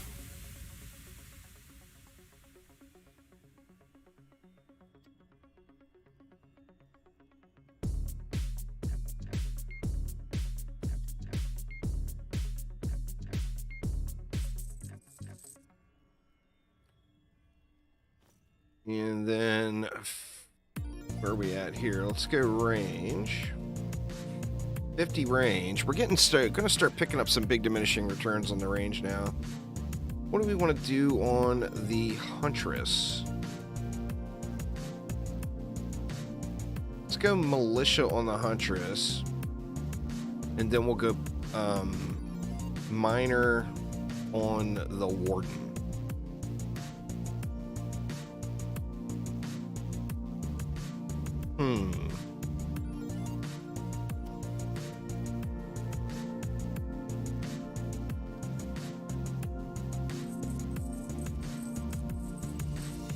That one roll right there makes me want to throw it on my throw Militia on my EV to get that defense damage on upgrade, but I don't think it's that big of a deal.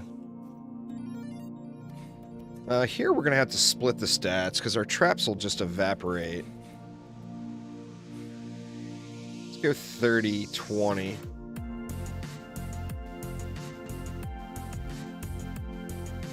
Alright. What are we going to do here? Still no flyers. I'm not sure if we're going to pick flyers up this on this map or what.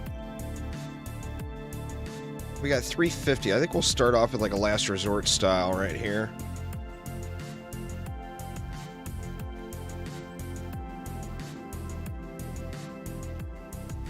Nah, there's no way to have all towers fusion on one hero. You can only do 2.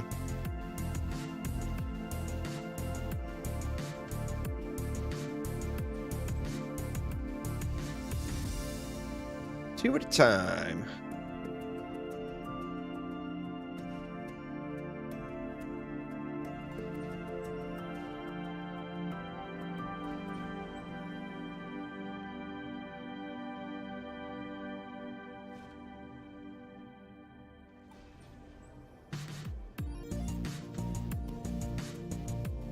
hesitant to go too wide here.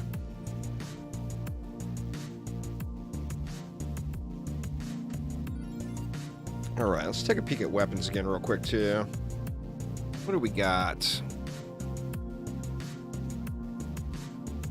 How do you compare again? Do I not have that on?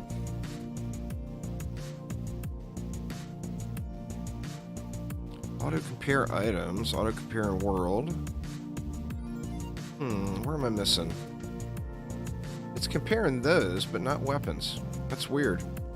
Is it because I'm not on the main weapon? Yeah, maybe that was it. I mean, that's pretty good, right? That one's poison. The problem is this one is fire.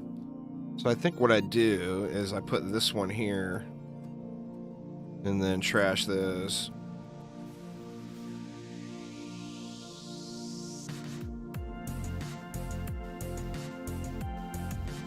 A little lacer. Oh, I spent all the juice, or I don't have enough. That's all right.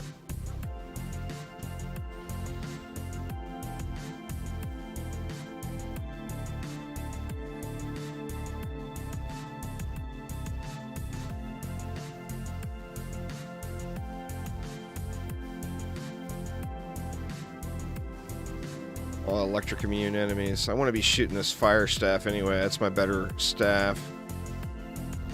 It's so weird the weapon swapping that happens in between maps or deaths or waves or whatever with the EV.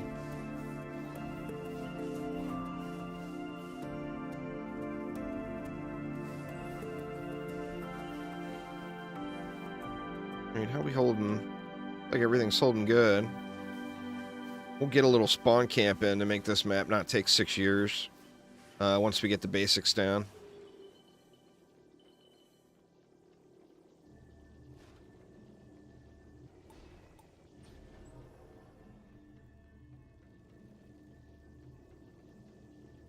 Well, your main power doesn't mean anything. Ignore that. But congrats on hitting 105, though. It's about what rolls you have, what stats you have on your gear, not the power level of your gear. You can have super high power level gear with all the wrong stuff. So don't look at power level at all. Like never. There's zero reason to ever look at it.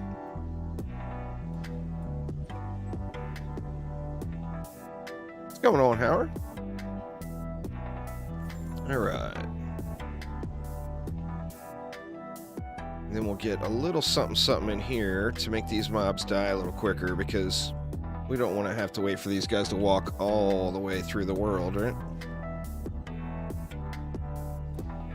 Oh, it's going good, man. How are you? It doesn't look like we're gonna have flyers.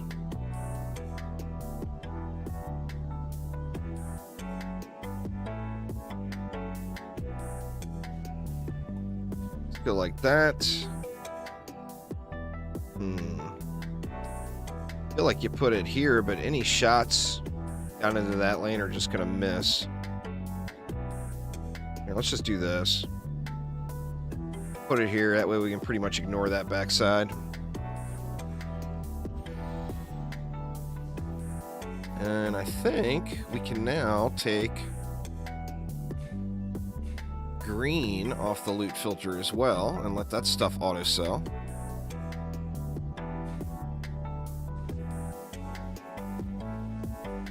See, it swapped weapons. God dang it, man. Walked right into that face first. Here's my face, Mr. Kobold. Come smack me.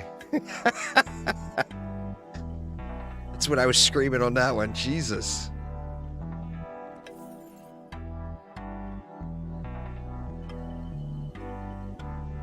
Oh, dude, auto loot is so huge of a quality of life. You got to make sure you set that, Shades. There's videos on my YouTube channel about it. It's like the first thing you should ever do when joining the game.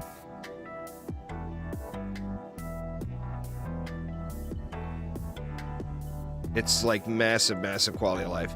Now, on that same note, there is a little bit of allure about looking at stuff on the ground.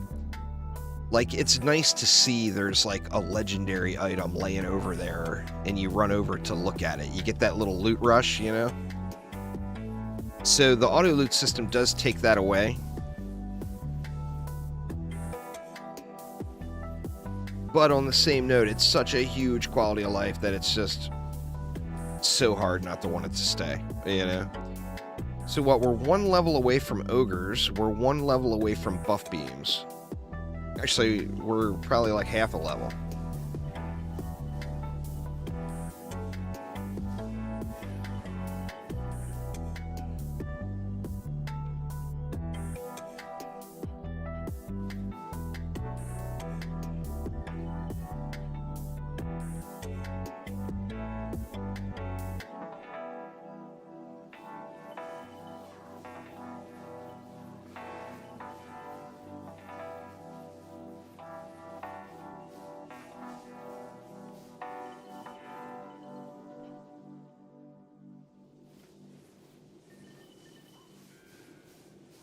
Don't explode me.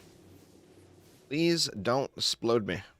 It's like this lane is just getting canned. This is the ideal setup where the spider is lower elevation than the mobs coming in. Like your shots will almost, shy of an enemy dying before the projectile gets there, your shots just won't miss. It's absolutely the ideal setup. But you got to have real clear open line of sight like we have there.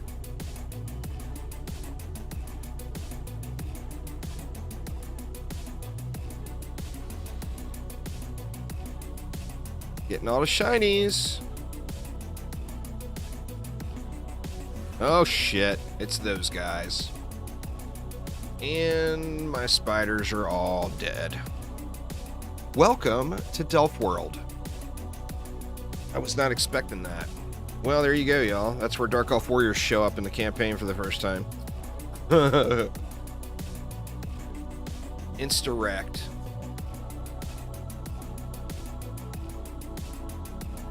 Sadly, rather that being a hard mechanic to work with, instead it's just irritating. So now you just have to sit here and wait, because the Dark Elf Warriors aren't going to do anything. They're just going to kill all your spiders. Right. The spiders can't hit them. I mean, hopefully they keep running back and forth like that. Luckily, their AI is not super smart. They're more of an irritant than anything else in the game. They don't really, like, play a large role in your strategy of the game or whatever. That's not current, Sal. Ahmad is here. If you could post the proper link.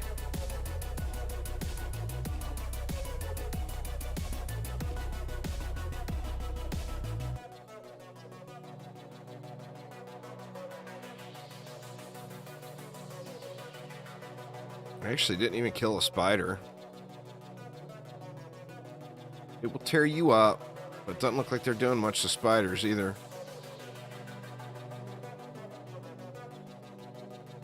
Thanks, Aramir. Appreciate it.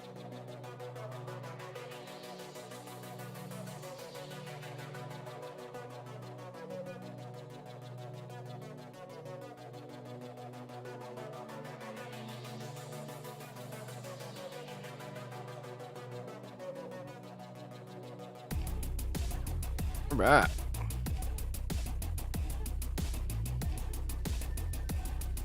So we got to watch the Delphage. Yeah, he did just nothing but tickles. Nothing but tickles.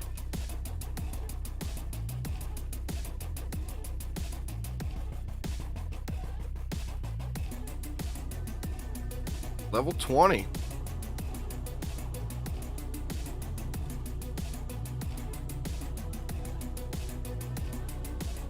Ooh, spider's poison. Blinding darts.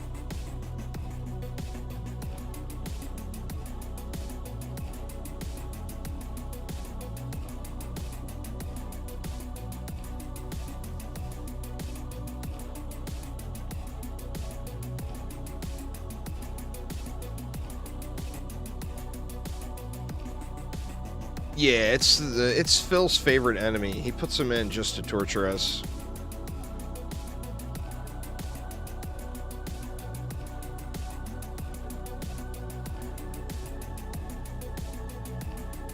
But on that same note, don't bother playing Rifted mode as a brand new player until you get through the game.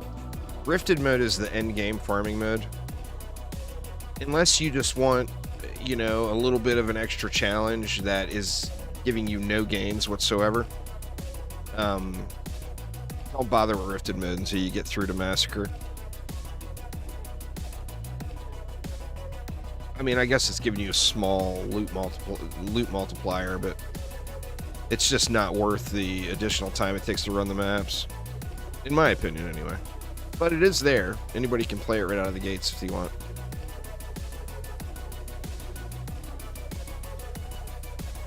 Don't you dare! Come over here into my proton beam. Say hi to the beam.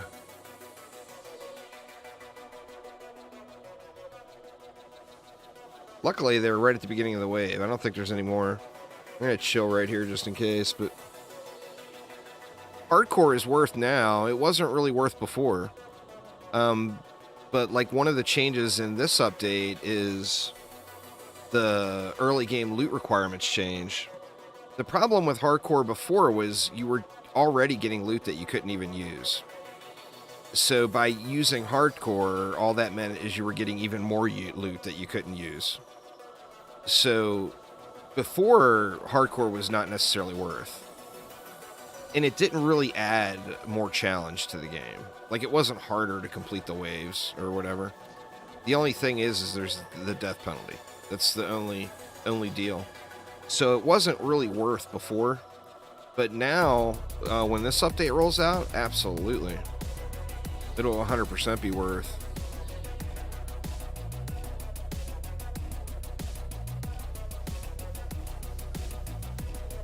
Don't you dare. I guess that wasn't just an early waiver. Either that or he was smacking on his spider the whole time and I didn't see him. That's possible as well.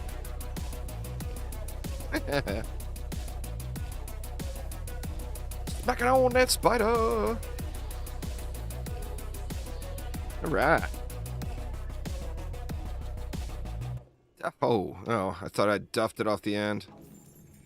Oh. I mean, this is all just easy money here, y'all. You get some of these runes. In fact, why am I not putting the runes in? For God's sakes, what a dummy.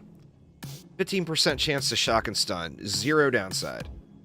And I'm using them already. Anyway. What did we have for you? Anything? Spider's poison. Webbed enemies have a 25% chance to be poisoned. No downside. So it's just an instant power gain, even at the trash tier rank 1. So runes for the win. What else we got? We definitely want to start using homie here.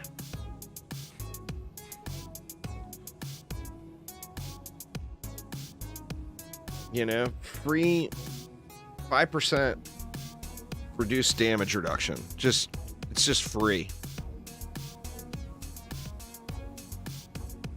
You'll see runes on every map pretty much. As you're playing through now, you should be seeing them. Make sure you set a loot filter for it. What else were we gonna start using? I don't think there's anything else yet. Yeah, well, it's new-ish. I think the rune update hit like November, so it's definitely new-ish. The Enrage for the Monk is useful in survival, is its best use currently. Or are you talking about the rune? The rune is probably the worst rune in the game, as far as effectiveness. If you were to rank them, that would definitely be F tier. Alright, let's move right along to... Oh, it's my favorite. My least favorite map in the game. So sick of playing this one. I'm just ready to give this one up. But now we're level 20, which means we got buff beams, which means it might be worth it to start playing with these bad boys a little bit. We will have to see. If we're going to do that, we're going to have to change... well,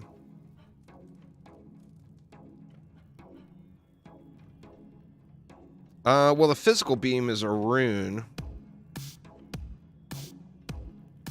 In effectiveness, it's an effective rune. It's just not one that you're going to use.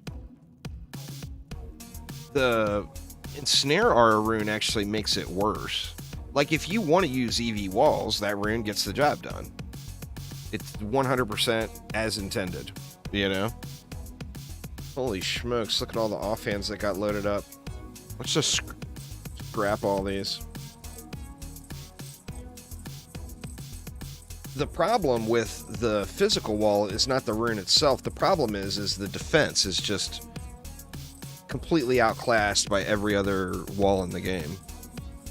Because that rune needs a defense, or that defense needs a rune to become what it is, where all the other walls are already walls, and the runes only make them better. So it's definitely, you know, it's one of them things.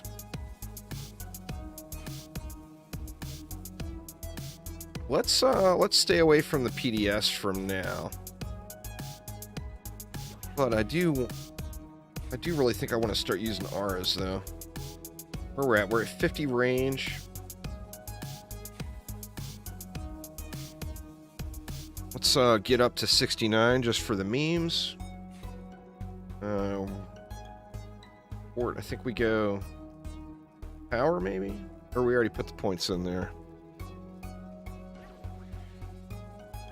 Alright, now do we get flyers here now? Yeah, okay, finally we get flyers.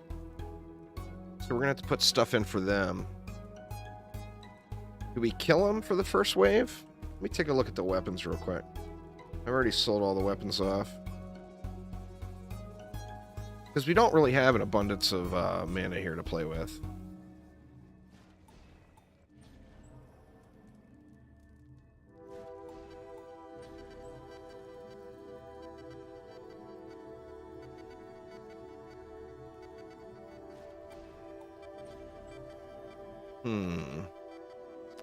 I think we get this lower lane jacked up here.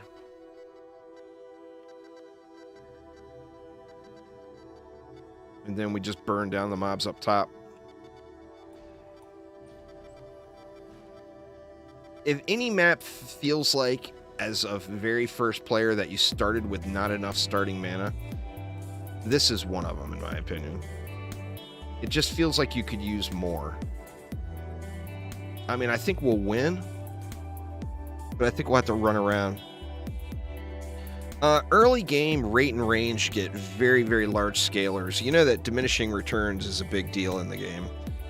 Well, the range and rate is particularly massive. So early game, you got to get your defenses to a range, first off, that you're most comfortable with them hitting. If you don't give them any range, it doesn't matter how hard they hit. Because they're not hitting anything, because it's way over there, you know? So generally speaking, range is the top priority on anything that benefits from range anyway. For me personally. Oh wow, man. Or no, that's a fire.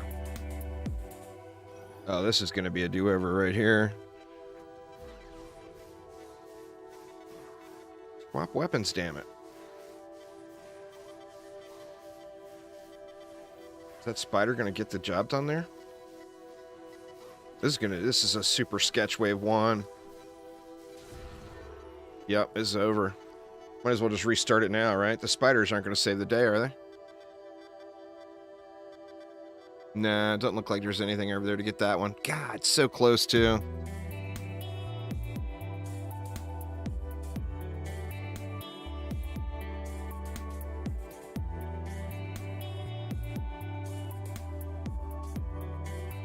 I mean, do I sit here and wait it out, or do I just restart now? I know it's a restart.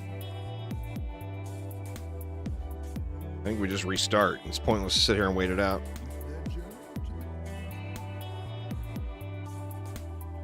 Alright. Here, let's just do this the easy way.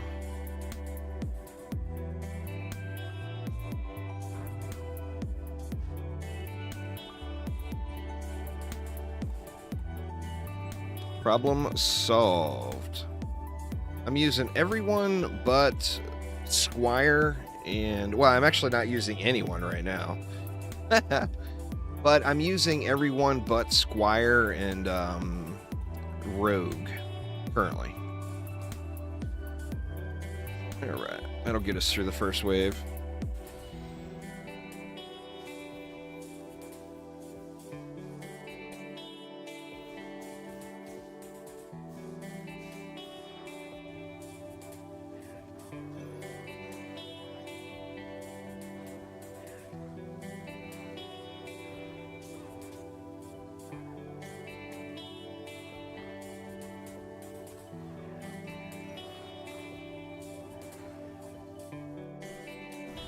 Shit, man. But I think we'll be fine now.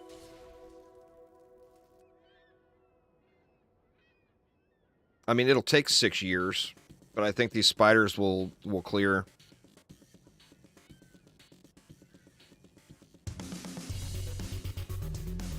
That one's smacking,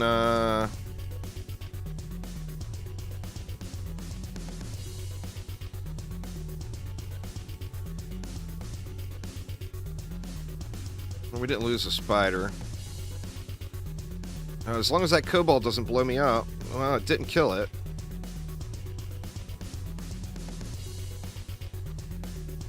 As a new player, I personally am just not a big melee fan.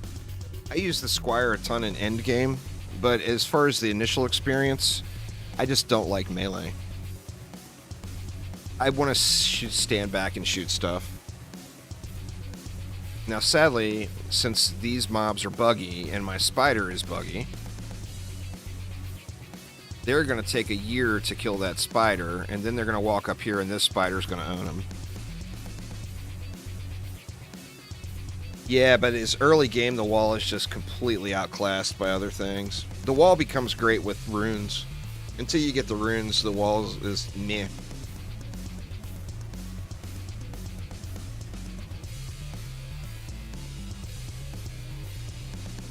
Should have moved it back further. I'm putting it right on the lip of the stair right there. The shots are just colliding with the top of the stair.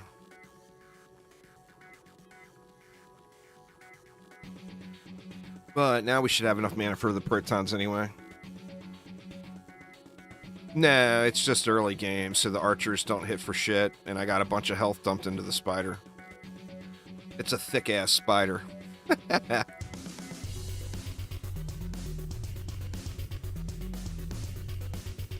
The green number is poison. Sadly, we can't see the health bar. These mobs might actually time out before they kill it.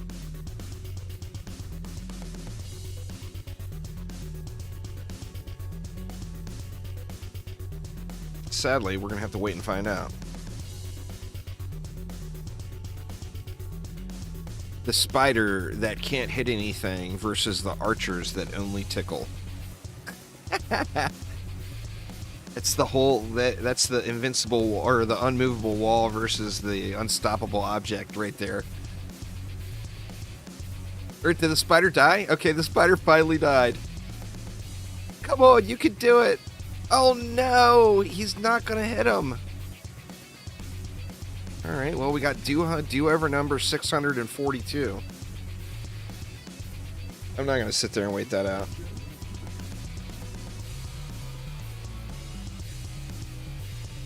We'll take a different route.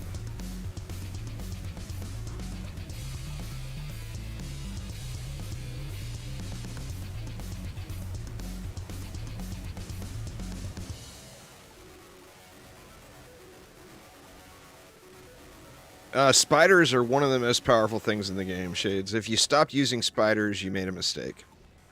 Don't stop using spiders, dude. The derpy firing is like nothing compared to their usefulness. Definitely do not stop using spiders. They're just too good. 60 mana. Alright, let's try this again. This map sucks, man. It's because I hate this goddamn map so much. If this was my favorite map, this wouldn't be a problem.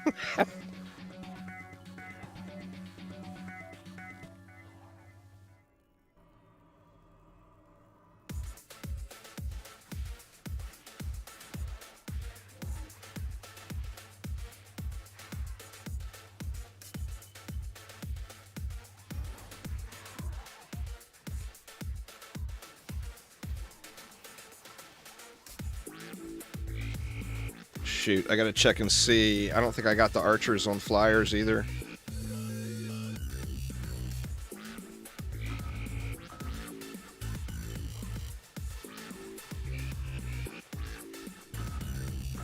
Son of a bitch, man. Alright, I gotta take a break, y'all.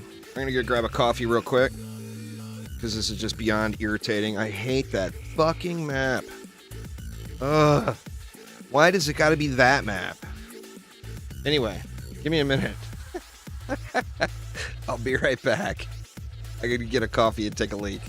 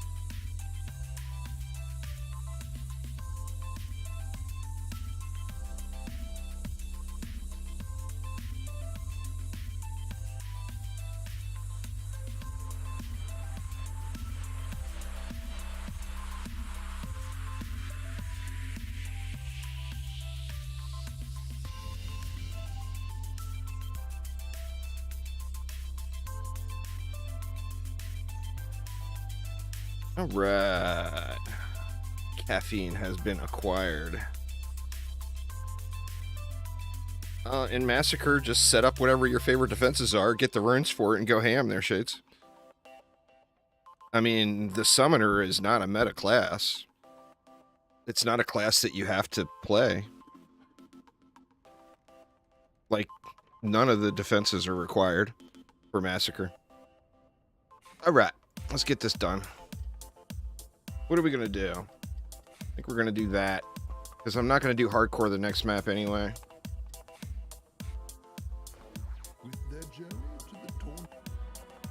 Get through this stupid map.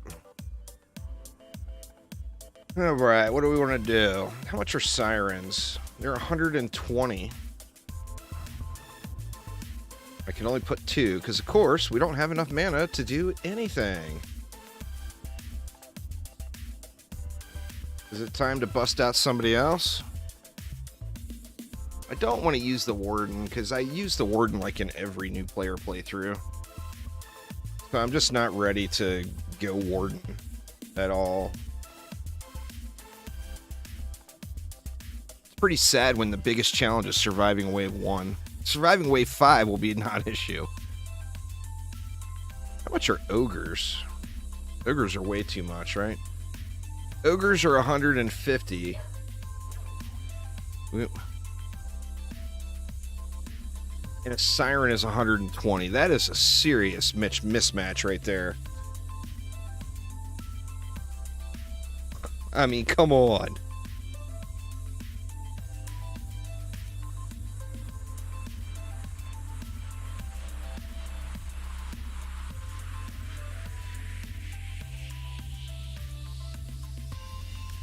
Maybe I look at a weapon now, too. Now that I'm not on hardcore, it won't be an issue. Use, not enough for that. Not enough for that. Not enough for any of that. Right, let's just get it.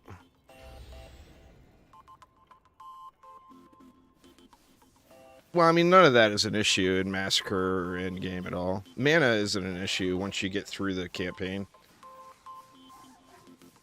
Survival maps, you start at wave 23. So you got enough mana to build the whole map. What's going on, Captain Rex? How you doing?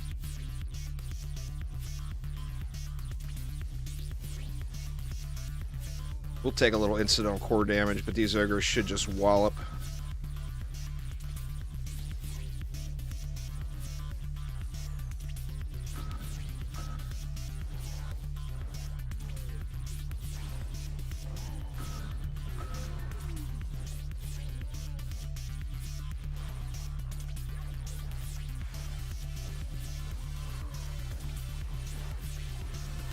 God damn, man. Spawn camped. Nope, we lose. Alright, this just straight up sucks.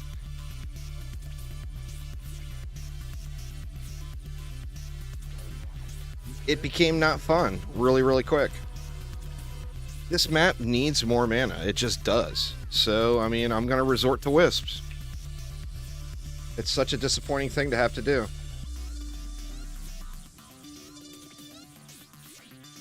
I mean, Wisps are PDS, right? The Sirens, there's not enough mana to get 3 of them down. I need 3 of them. The Sirens would be an obvious choice. But not enough juice.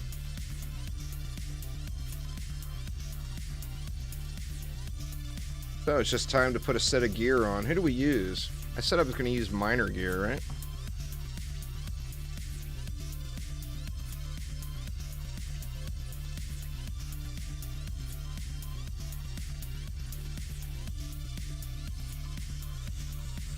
Rate and power.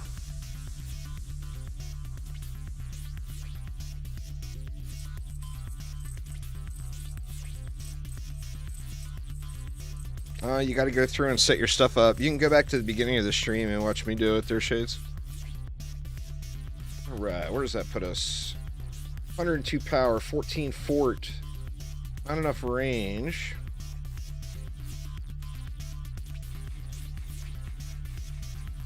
Let's at least get to 50.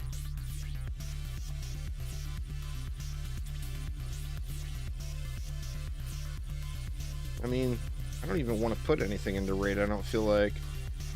I mean, we'll give it a few points. We'll get it up to 30.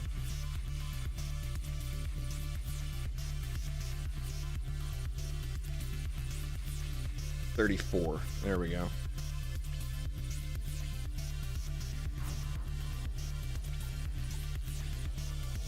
Now, you're not going to have the upgrades, and the Wisps don't really get their good range value until you get some upgrades on them. But, I mean, it's 50 DU, you know?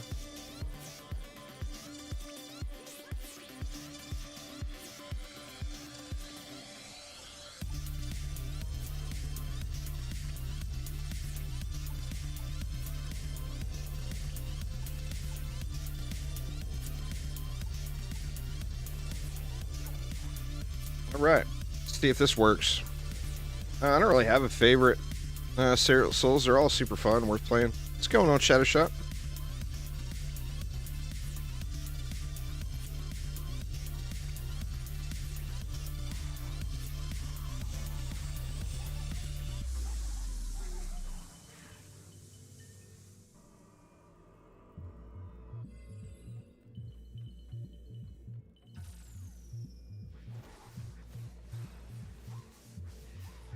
Don't shoot me, bro.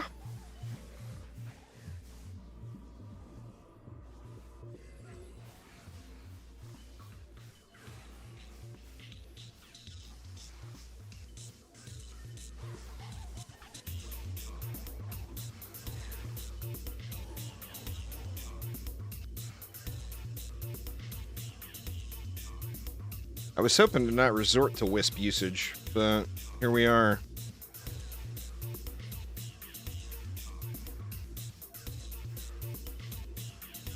And that was like a whole different game, right? That's another issue with the early game, is just there's such serious imbalance between the different things. And now, Wisps just got stronger.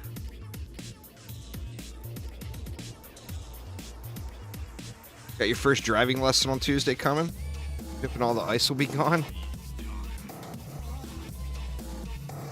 Are you giving driving lessons or are you taking driving lessons? You're giving driving lessons, right, Shadow Shot?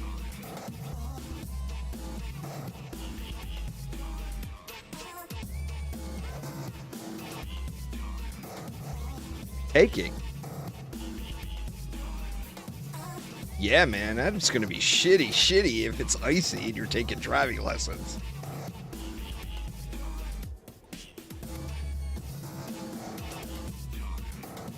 Oh, is that really pricey?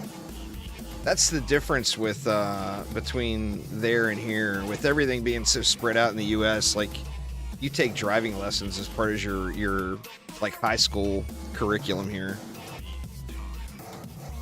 Not 80 yet. Nope, not 80 yet. Bizarre. Not quite yet.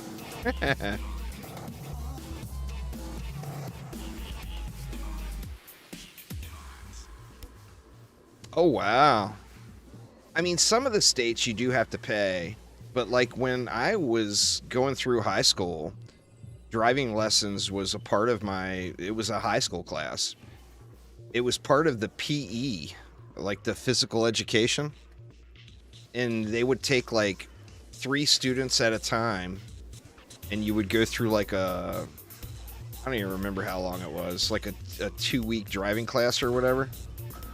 And then you would rotate out, like the rest of the class is like all playing dodgeball or whatever, you know. I still remember my driving class because I had one major derp. I was rolling up on a stoplight. I took my driving class in Virginia.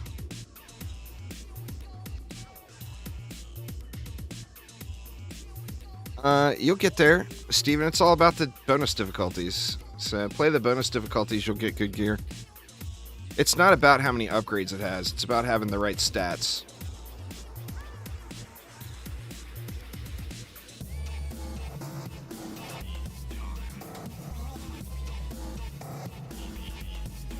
As far as base progression goes, stats are greater than everything. So having four good stats with 2 good passives is far superior than any number of upgrades you can throw at it. Winter driving lessons are the best. Make sure to stop and start practice on an icy hill with a stick shift. Ooh, people don't drive stick shifts anymore, is there? I guess depends on where you live. It's more common in some places, but... Alright, we had set those ensnares up. We might as well get a little ensnare love going on here. Your kids are getting to learn on a stick. That's good, in my opinion. I taught my son. When my son was learning how to drive, we had a GMC Tahoe, and we had a Jeep, and the Jeep was a manual transmission. And I wouldn't let him drive the Tahoe until he learned using Magic 8 Ball. Well, you gotta have the Magic 8 Ball on the stick. Here. I made him learn how to drive with the manual before I would let him drive the Tahoe. The stick is an anti-theft device. That's so funny. It's so true.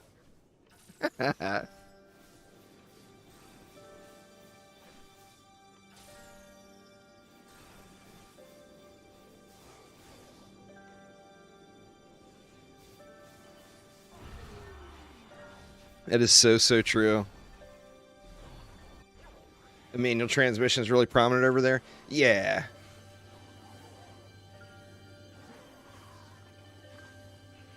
Everybody driving automatics in the U.S. now, but we have to drive a lot here too. I mean, for me, just to go to a store or whatever, there is no public transportation for me to get to a store.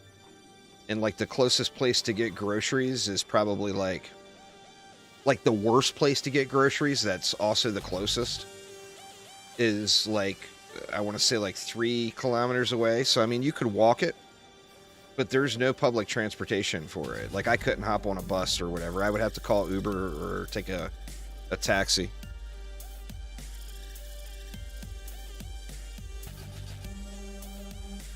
And that's the closest worst grocery store you could go to. You know, that little local grocery store that everything's way overpriced.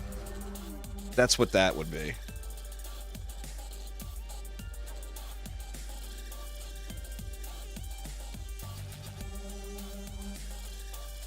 Like, to go to, like, you know, a big store like a Walmart or whatever, it's like a 15-minute drive. The closest one from me is like a 15-minute drive, I want to say.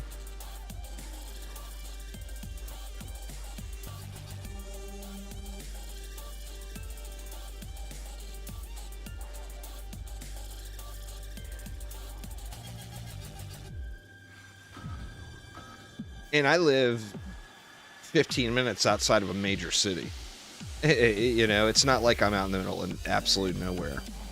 I'm literally 15 minutes to downtown Spokane. So it's just, everything is so spread out here. But I think that's why people start driving so much younger here. If you don't have to, why bother, right? Well, Europe has good public transportation and everything, which we just don't have that luxury of.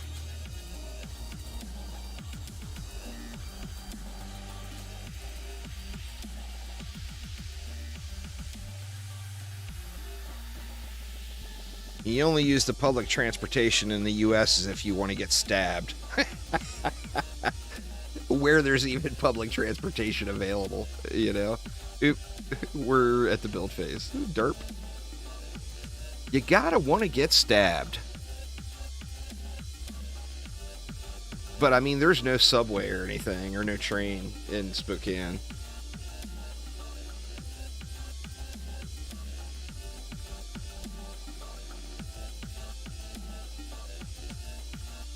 Alright, we got 11 left. What do we want to go with? I kind of want to try one of these and see how they do. No range on it yet. I would have to respec to use it. I don't think I want to respec.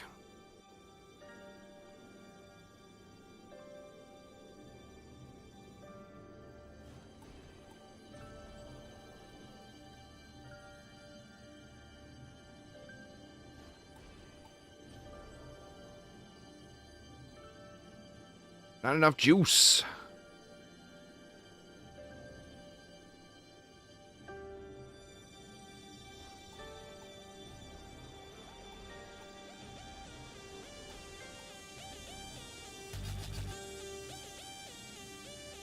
Still not enough juice. Do this instead. We'll go 2 over here.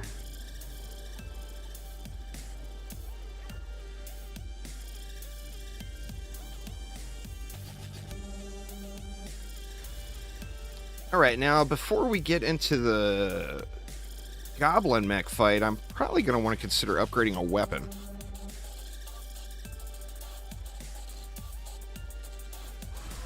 Oof.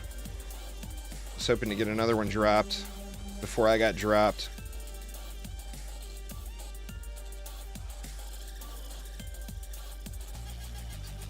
I mean, there's just no reason for Dark Elf Warriors to be hitting that goddamn hard.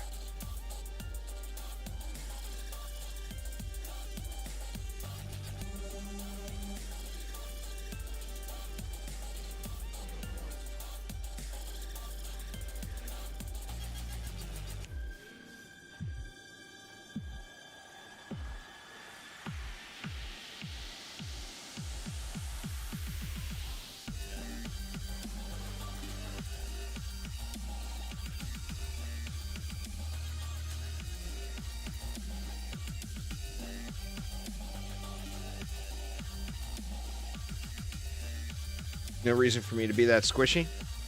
Well, I mean, that's the thing. When do you want to start grinding? Like, if you want to start grinding early, then you can make yourself a complete, absolute badass at this tier. But there's so much grind to be had in Massacre mode. Just personally, I have a hard time suggesting anybody start really grinding this early.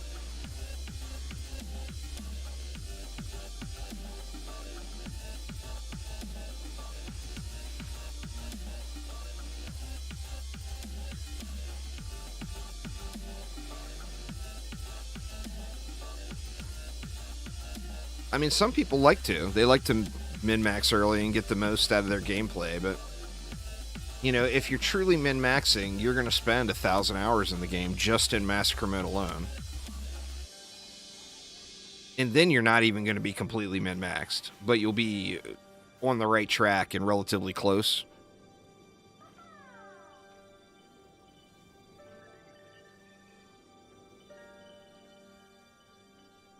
The fairies. Oh, the sirens, you mean?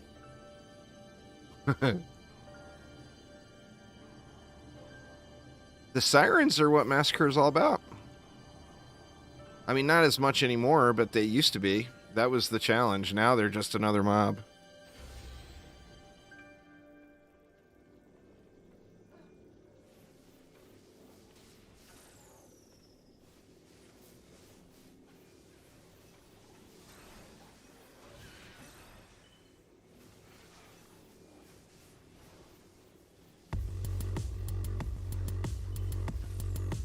Oh, almost took a dive in the pit there.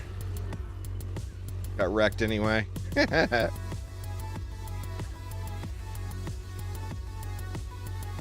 Well, I mean, it is a strategy game. They got to have some sort of element. It's not just idle kill the, you know, an idle clicker or whatever. There's got to be some sort of strategy element. I personally don't have any problem with the sirens.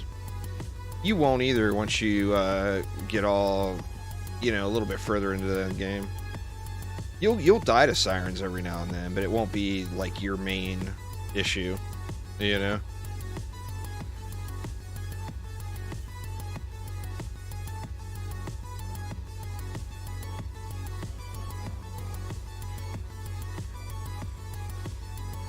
Ding dongler, getting wrecked.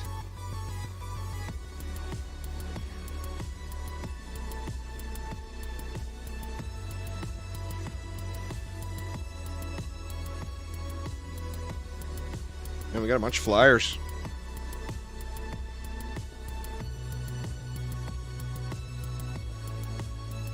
Well, I mean, those are strategy elements of the game. You have to counter those enemies. The counter to a Siren is have any defense in your loadout set to special enemy targeting. The counter to Shuriken is gas traps. Or proton beams with the stun. But stun is the counter to Shuriken, and special enemy targeting or single target defenses is the counter to Sirens. So, I mean, like I said, it's a strategy game. You have to think strategically, counter the enemies that are there, you know?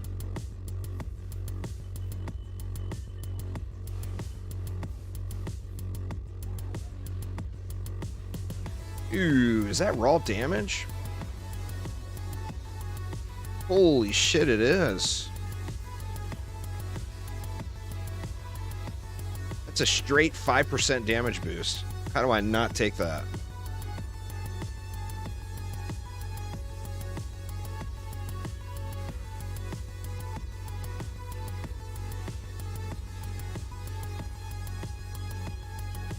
Yeah, that's the thing is that's just not going to work in end game.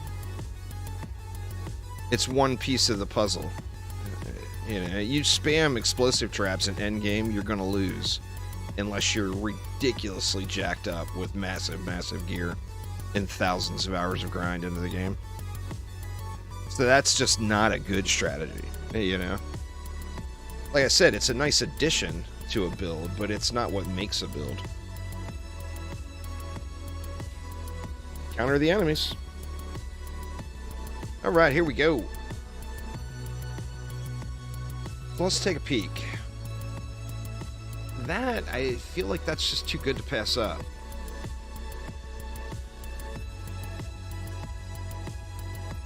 Both of those stats are useless. I think we put it here.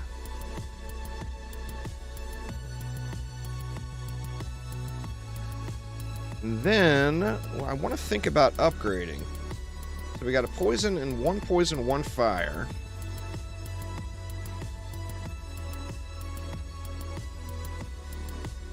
You know, do I spend the cash? I mean, how much would it even cost me to upgrade this?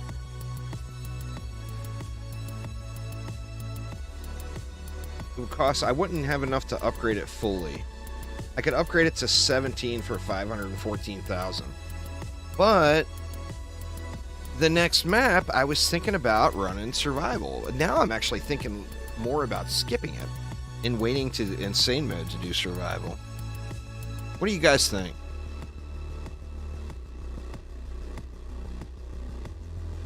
Siren, there is no counter. Just literally have anything set to special enemy targeting, and Sirens are going to be a non-existent thing. You won't even look at them. Sirens are not a strategic counter. It used to be, but Phil had to dumb it down because people were hating on him.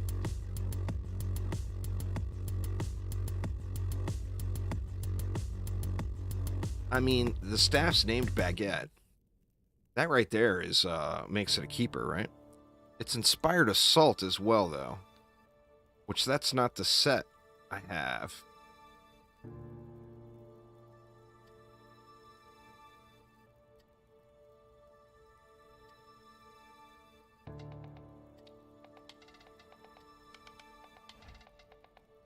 We got any more runes? No more runes. And I just sold my only weapon, so I'm going into this without a set. That's alright, I'll find an Inspired Assault on the ground. So let's do it. Let's dump some cheese into that one. And that should make me just an absolute beast. I should just be shredding fools with that. Alright, 490 to get us started here. Do we go back to the beams? We're going to have a boss fight, so like I don't want to build a bunch of stuff in the middle that can be destroyed. What's going on, CJ?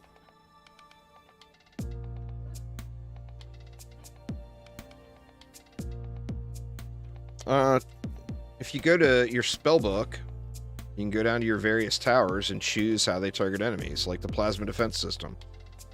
I want it to prioritize air. Do I want it to prioritize special enemies? Do I want it to prioritize fodder? Or do I want it to prioritize the strongest enemy? Well, I want it to prioritize air, so that's where I'm going to leave it.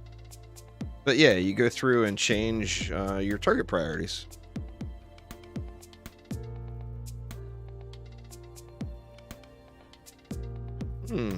Now I'm wondering, do I take advantage of the proton now? Because I do have that stun going.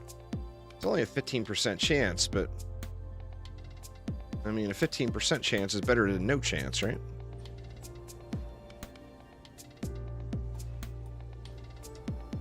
$92. We got 410 left. I'm not sure this is the smoothest move here.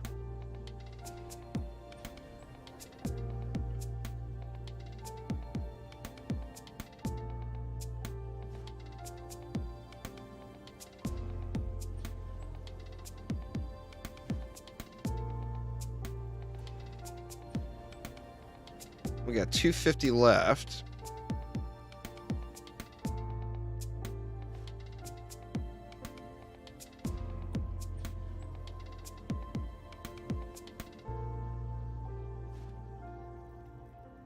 Well, I mean, if you're on a summoner, then you go in Overlord mode. The Siren ignores you. It never casts.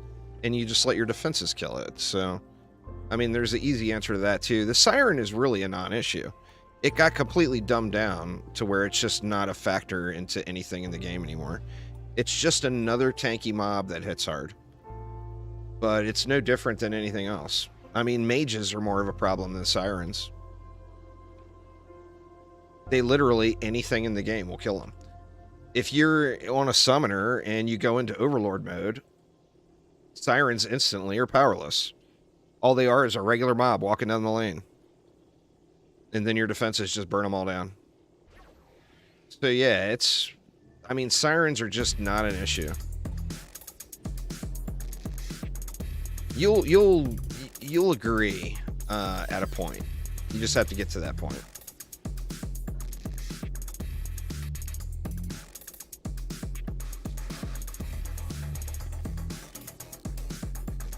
Let's see how these protons do against Mr. Orc. Oh, we got a stun off. He died real quick, but...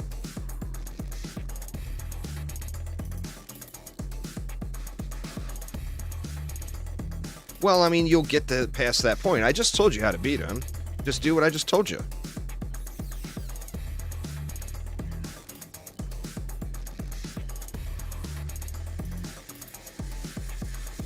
Set a defense to special enemy targeting. If you want to play on your summoner, then go into Overlord mode when a siren comes at you. 100% countered.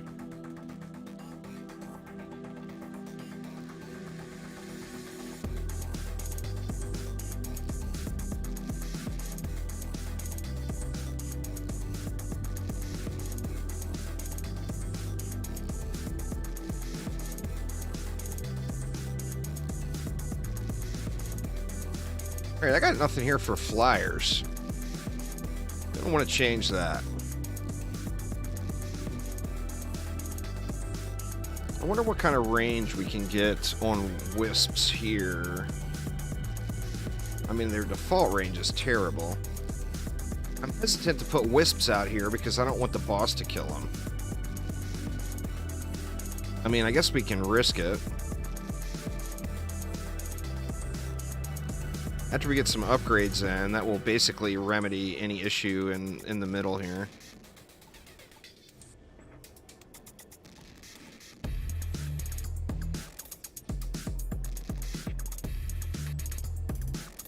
$14.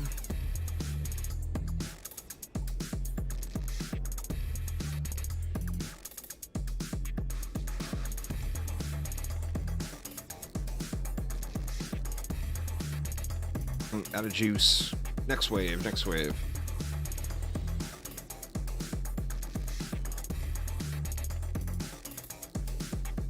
The target priorities? Yeah, it'll make a huge difference. I mean, every defense has a default that it's already using, but being able to change that will make a huge difference for you.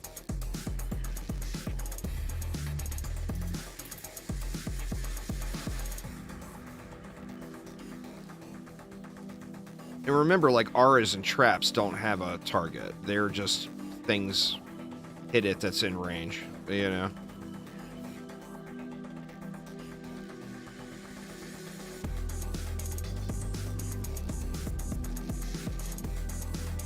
Is that the weapon I upgraded? 178 per tick.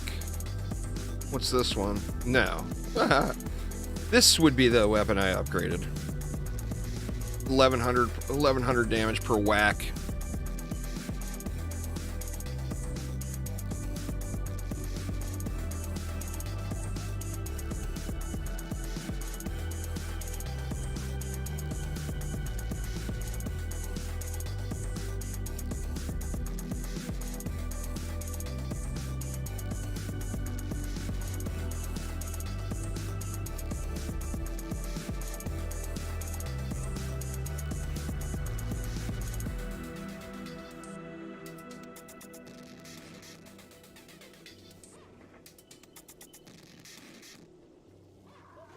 All right.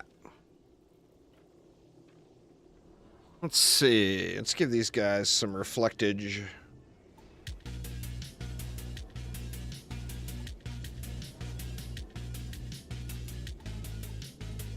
And I think we are good.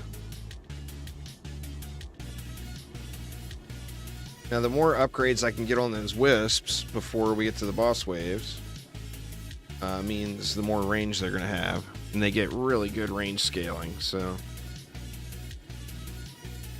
pretty huge, for sure.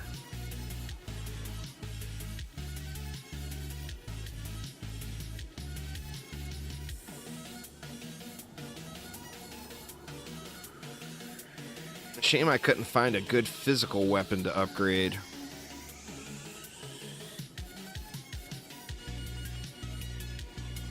Because remember, before you get to Rift mode, there's still those elemental resistances. Like the poison there, the lightning there, etc.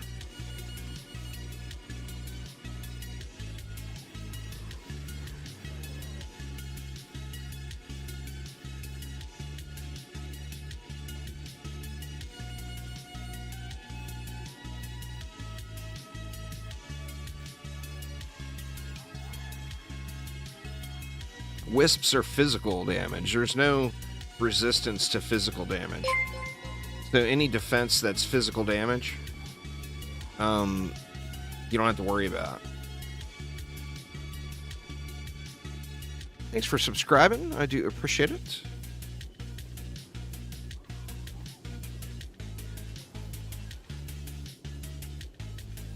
God, this weapon just mows him down, huh? There's a lot of defenses that are physical damage. DSTs are physical, magic missiles are physical, harpoons, of course, are physical. There's lots and lots of choices.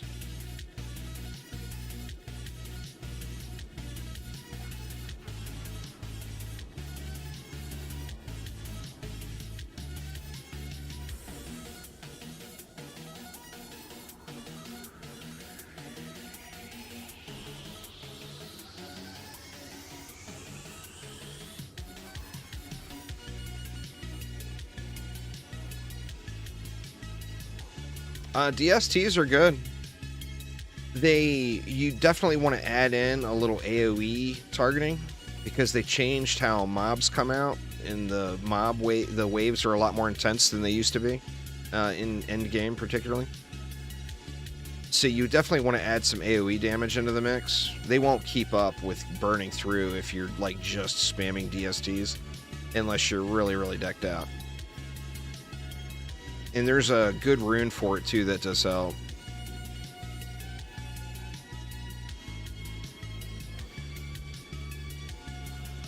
Bring him down into the beam a little. There we go.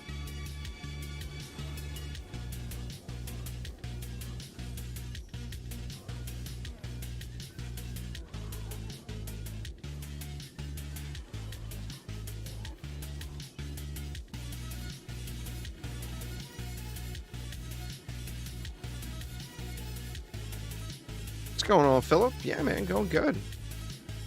Going good.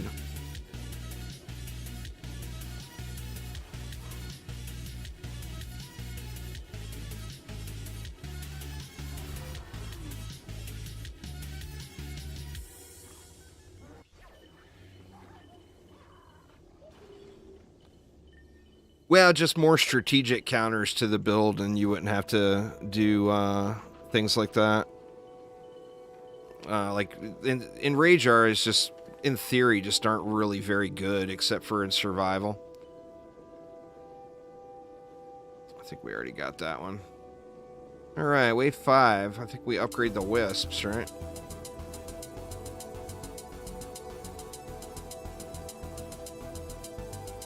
All right, here we go, boss wave. I think I'm going to skip the survival, though. I don't think it's necessary. I think I'll be able to get through without. Now, in insane mode, obviously, I'll be doing some survival for sure. But I think getting to that, I'm kind of just curious of what the new insane mode, how it's going to be. I think getting to insane mode should be the top priority. Doing survival now versus doing survival and insane is going to be kind of a drain on the time versus the XP gain. God dang it, switched to the wrong weapon again. If there's one quality of life thing with the EV, man, it would definitely be this weapon swapping business. You start a new wave and it swaps to a different weapon, I mean, why? You know? You're on that weapon that you're using for a reason.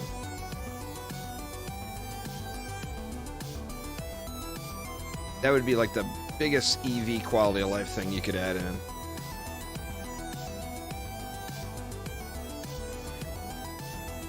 And I forgot to look for a weapon. I needed an inspired. I mean, there's an inspired right there that gives me a little vitality.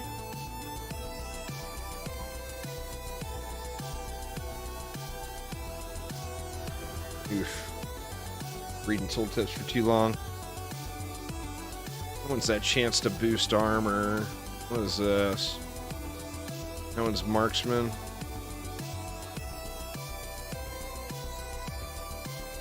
Attack rate. Attack rate's not a bad thing to have.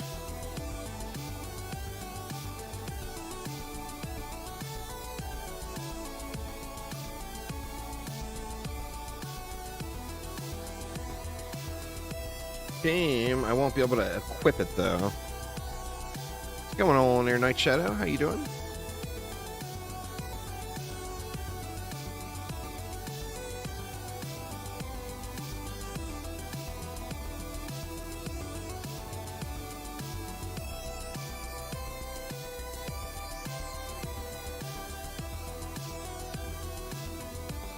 And once again, weapon swapped.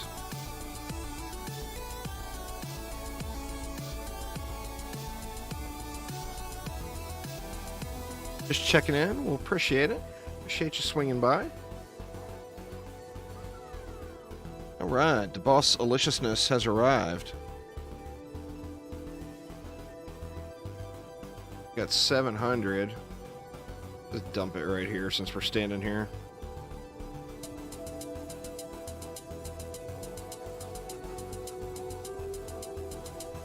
No health, so I'm going to be one-tapped by the rockets.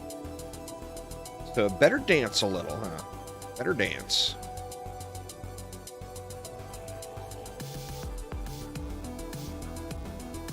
Oh, this upgraded weapon is just melting them.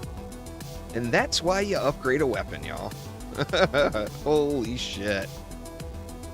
Just tearing them up.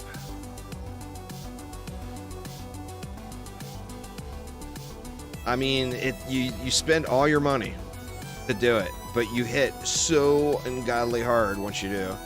Wow, that was just trivial. That's because of the weapon upgrade. I mean, the Wisps tore his ass up too at the end. So here we got our first bracer, and it's got range on it. That makes me want to use some PDS. This is a new player experience, so the early game is going to be changed. They're running elementals.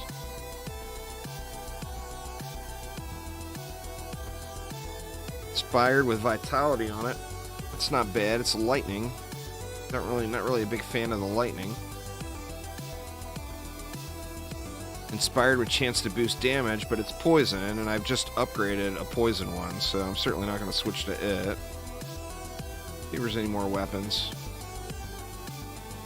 Ooh, there's a legendary one.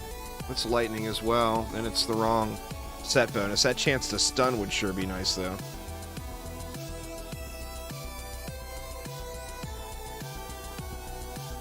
Pen ability. Protean Cannon Mark II. Oh man, that would be so nice to get going right now, but that one's lightning. It's got attack and vitality on it. Super low DPS because only 2 projectiles, but I would be using it as a stat stick. I think as a stat stick, that's a very appropriate offhand. Let's snag it too. So we want to put that where on my fire. That gives me a little bit of attack and vitality. And then I got the raw damage on this one. Just going to have to constantly switch weapons to the correct weapon. With the throne room and shambles. Well, there we go. Act 2 complete.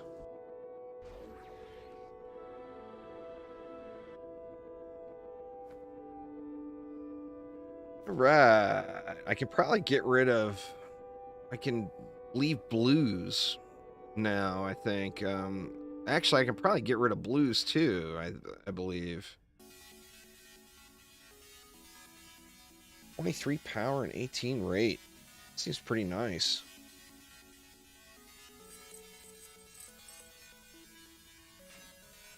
We got 20 points to put in. Do we want to start with range now and start thinking about using PDS?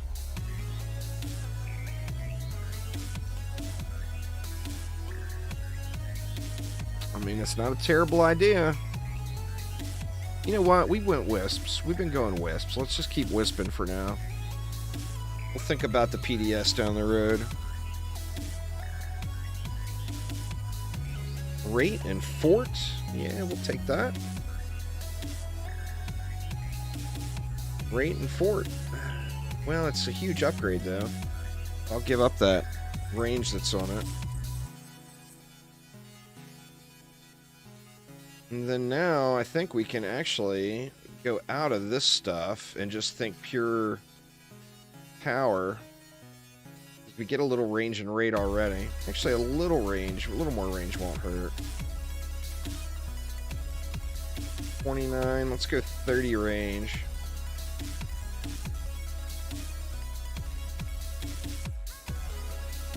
And then the Warden is in the minor gear. I don't think we're going to get any upgrades here. 2 more range for 2 less power. That's a lateral move, but I think it might actually be an upgrade.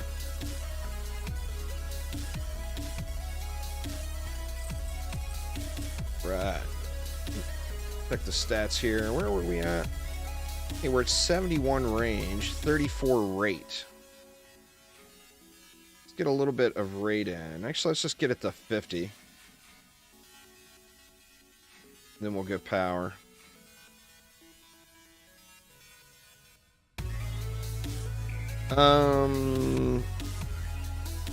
Yeah, I meant fort. I'm only using them as walls now. So I was probably just blathering and I blathered the wrong shit. Because, like, we're going to go with this. We're going to start doing stuff like this. Thick boy right here. So I don't want to do that yet. Because I need more mana first.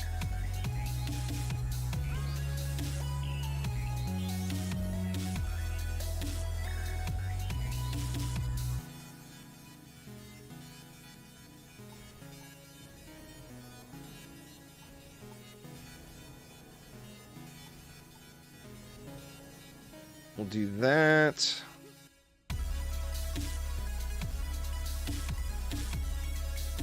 I'll do that for now, and then I'll move it after I get enough mana to put ogres down.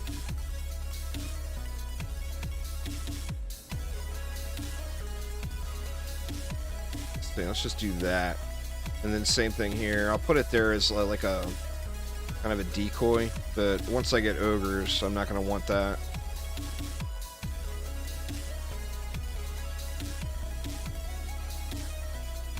Alright, hopefully that'll get us through the first wave here. And weapon swap. That's the other benefit, too, of using that little 2-projectile weapon, is you instantly know you're on the wrong weapon. You don't have to wait until you're in combat fighting baddies. What was getting hit? I don't know where that was. It's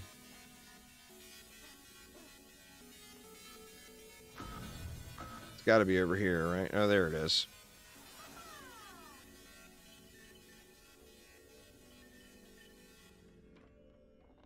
All right. We got a little juice now, so we'll move this back to a safe spot.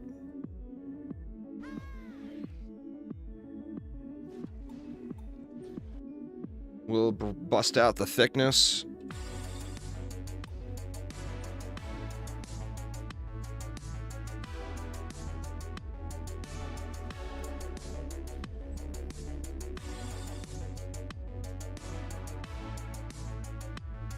Do the same thing here. We'll move it back to, say, I don't know, right there.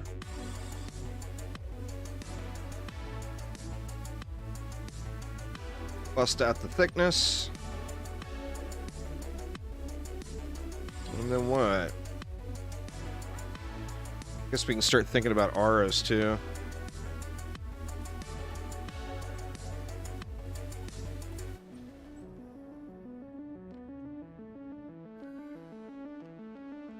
Any more mana land? Doesn't look like it.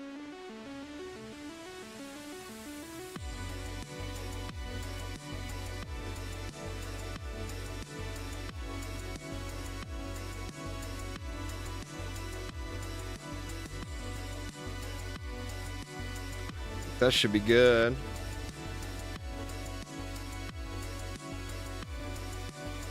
God dang, man. The weapon swap thing is just completely intolerable. I'll quit bitching about it at some point, but it's just so irritating.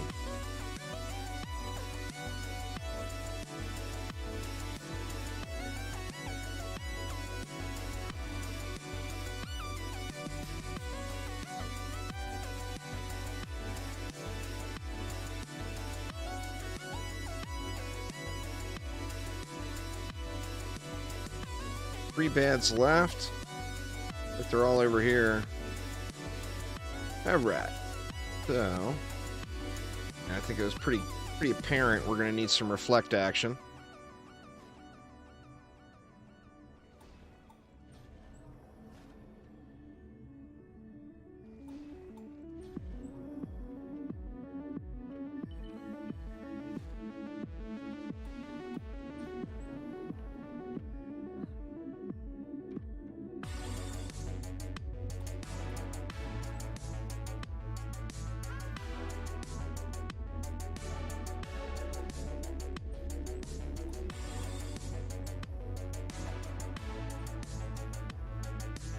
That's overkill. I think I've already got overkill there. I mean, I could have added another stack of wisps over here, but I think I'm just going to upgrade those instead. Let's go ensnare.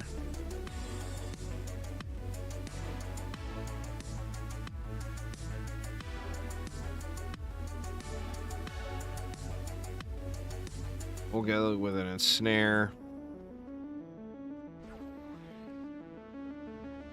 I think just for memes, because we got the extra DU on this map, we'll go with a laser beam, because laser beams are cool.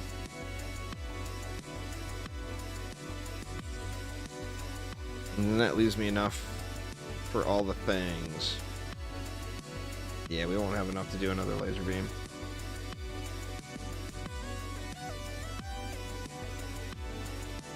That leaves me 3. We can go one more ensnare. I think I'll just slap it here.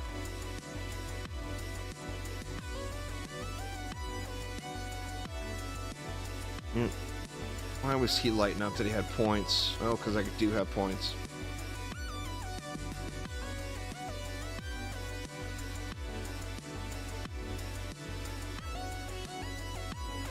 All right.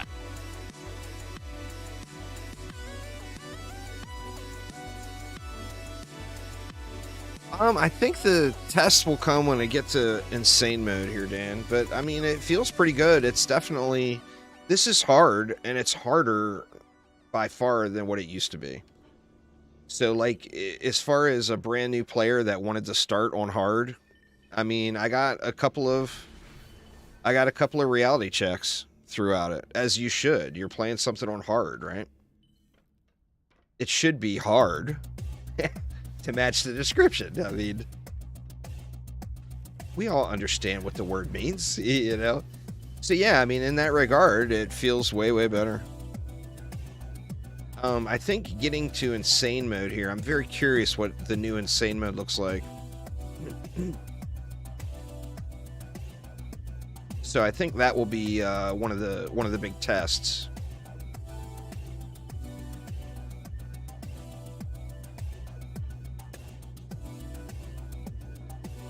Now I'm gonna do, like I said, I'm this week. The PTR is only up for this weekend, so I'm gonna be streaming it a lot because there's a lot of things I want to test out. Like, this is obviously going through using, in my opinion, what is meta stuff and what's going to be the quickest way to get through. You know. I also want to do what would a new player do kind of thing. You know. And like, a new player would spam harpoons. A new player would use flame burst towers. You know, a new player would do things like trying to go summoner only. I mean, that's the kind of stuff someone that's brand new would do, you know?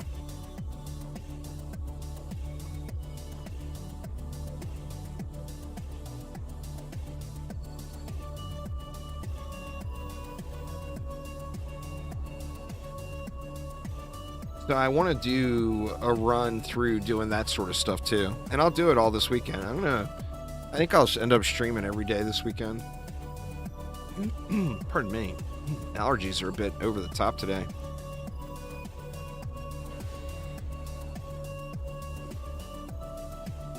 Yay! We didn't swatch weapons.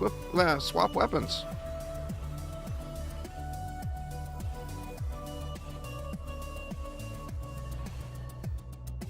The little victories.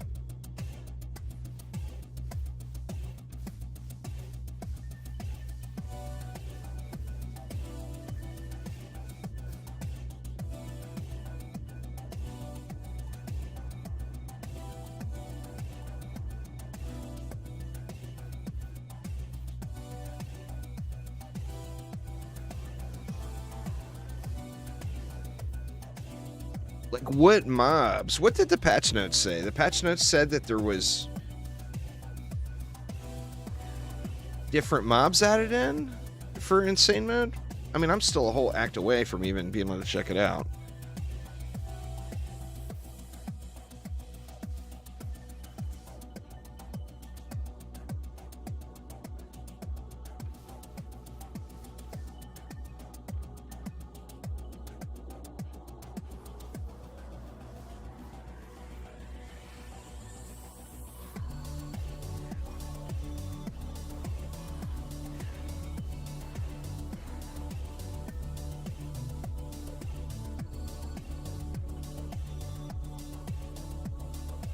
Oh, I forgot to change the loot filter. Do that real quick while we're waiting for the rest of these guys to die. Let's get rid of blues.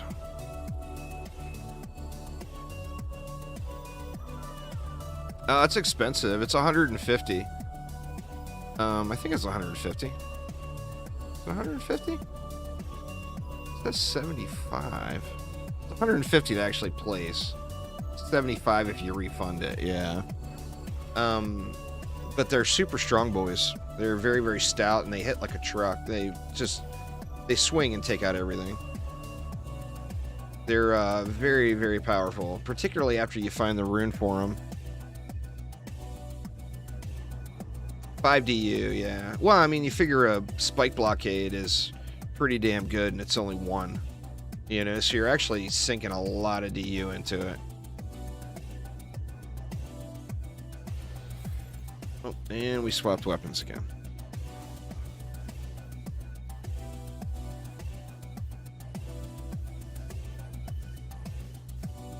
Broadhead rounds. That mod was so good on the PTR, and it ended up being so bad after they nerfed it. It's definitely on the bottom of the bucket list for as far as mods go.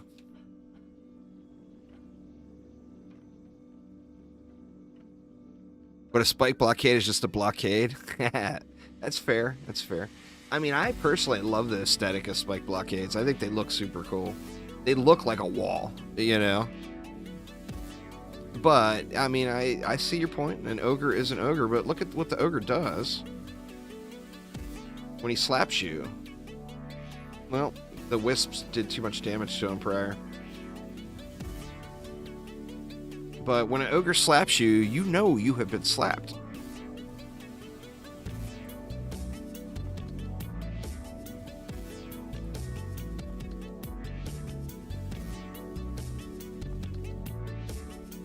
I don't know if any of y'all watch those slap fight championship videos, but it's like the Wolverine, man. When the Wolverine slaps you, you know you have been slapped. It's the same thing with an ogre. It is pure devastation across the face.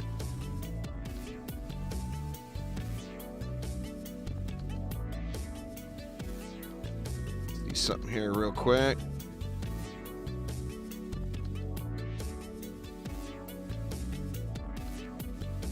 Let me give Ren a hard time in Discord chat here.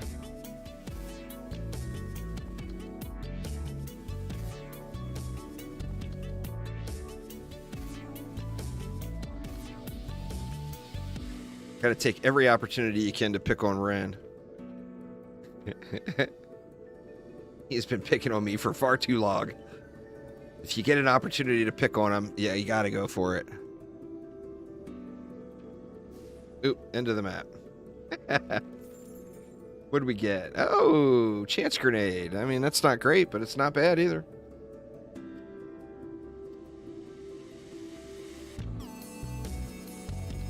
Ooh, shit. It's on now.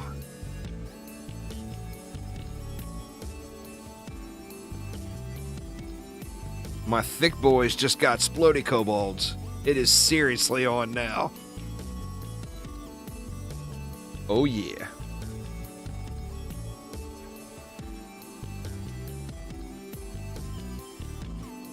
All right, on to the Royal Gardens. Just how royal are these gardens? They are royal AF. All right, what do we got? 500 to work with. I think we start off with the Wispage again. This is a premium map to start focusing on traps.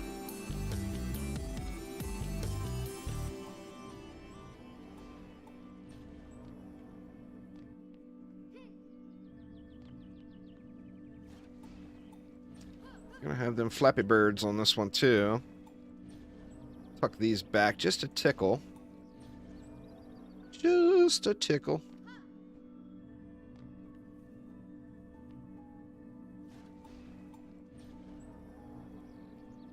God, the range is going to be so suspect on these here at the beginning.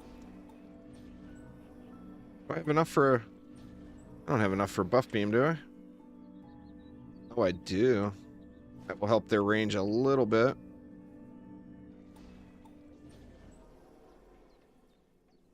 And there we go. That's wave one.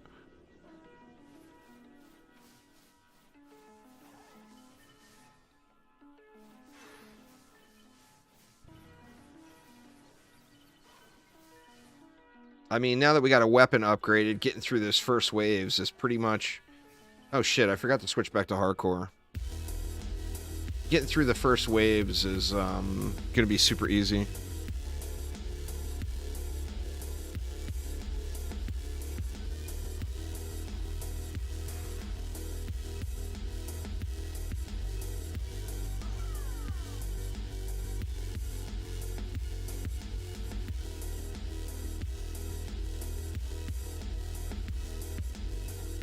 Alright, where to next?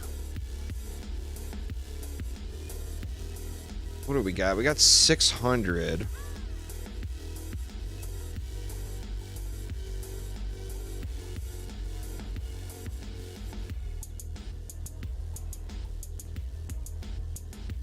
we'll hold off one more wave before we get all ogrelicious.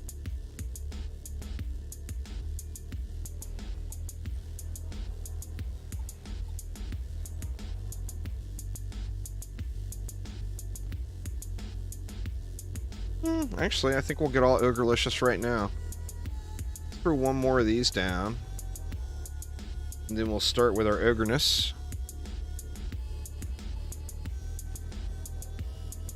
And this particular map, I gotta check something on the wisps. I really want the wisps to be on air as well. I don't want any flyers getting through.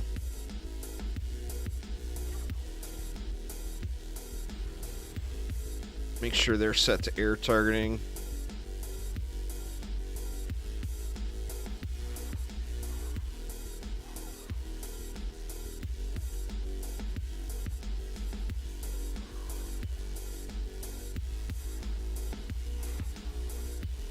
Ooh, shield explosion.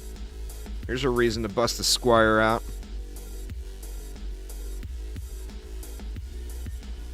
Get slapped.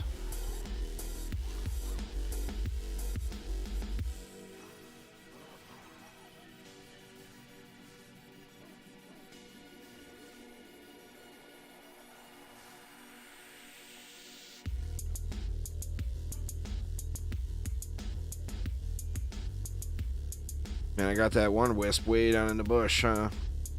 Hopefully it's not going to be a problem buffing it. Alright, we got Mad DU left. So, let's move this back. And go Ogrelish. Ogrelicious. Let's see the same thing over here.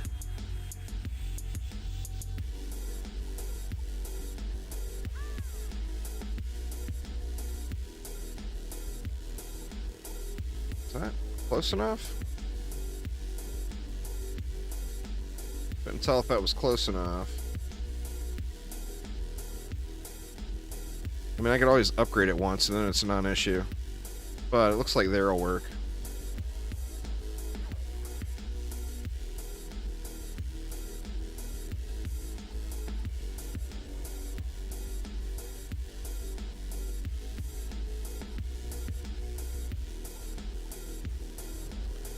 Alright, we got 46 left. I think we're good on wisps there.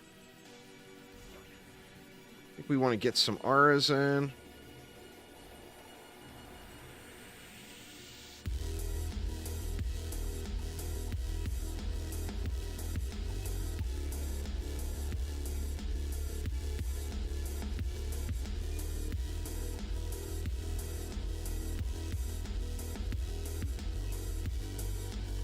And then what are we going to do down here? I mean, we can go one more wave, but we do have 400 left.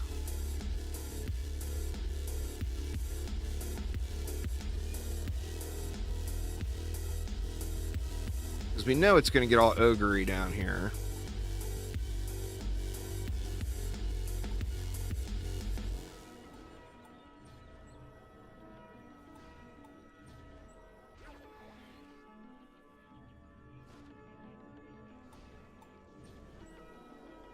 Gonna get ogre as hell. So let's match. Oh, not enough juice. We gotta go one more wave. I can just help out for now.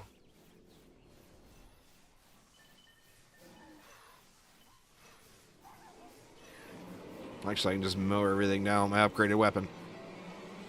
And once again, that's why I always tell people, don't sweat spending your gold. I mean, you don't want to just dump it all as you get it, but don't sweat spending your gold. Because it's a huge power gain upgrading like a weapon.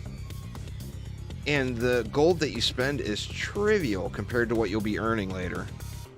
I spent, what, 500,000 gold, I think it was? I'm going to be getting that much, like, in just a couple of waves once I get to Insane Survival.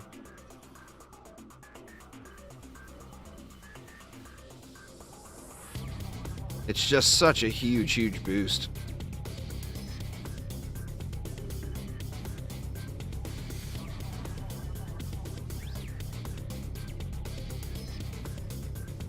How you doing there, Black Hacker? Welcome, welcome.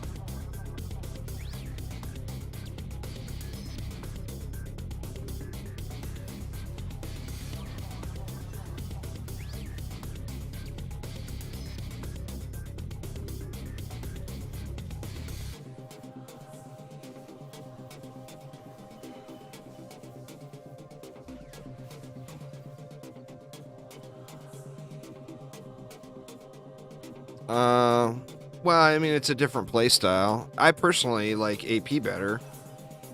You get the big buoy numbers, but you're basically just dependent on Ice Needle. But it's a different play style. Better is a relative term. Better is what you enjoy more.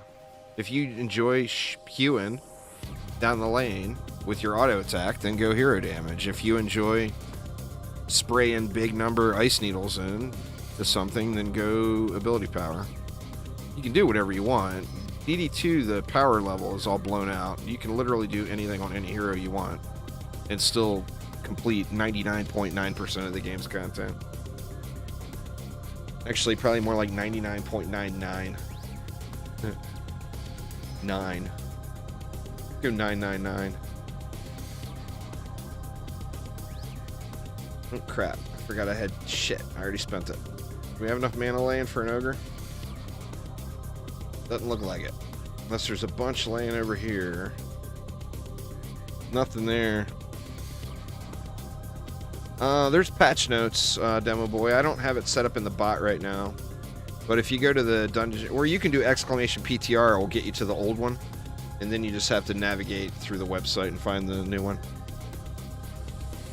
I'll have it set up in the bot tomorrow. But I went live as soon as the update went live. That's the old patch notes. So you'll have to click up top to, I don't know if it's under news or if it's in the DDA section.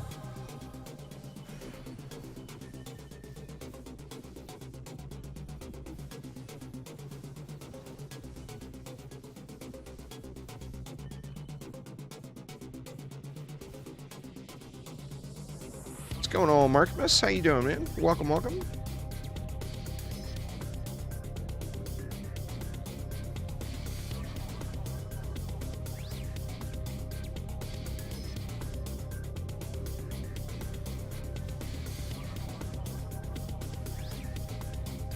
That's why I need an ogre down here.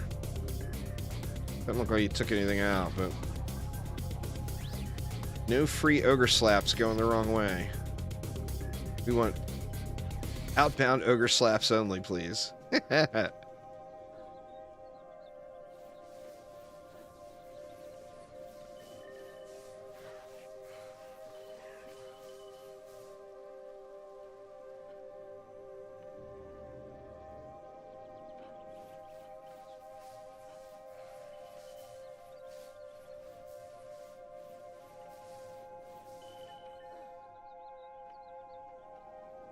Low spawning, it seems.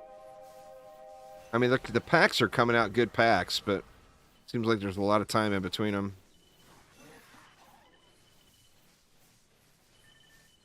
So there's no more ogres anywhere. Doesn't look like it.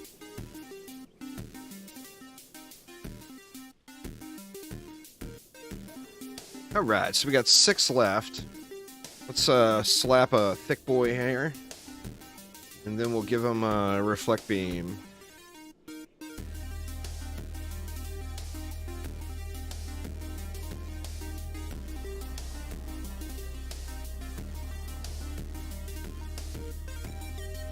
It's not like it was, Archangel. It's very hard to use them now.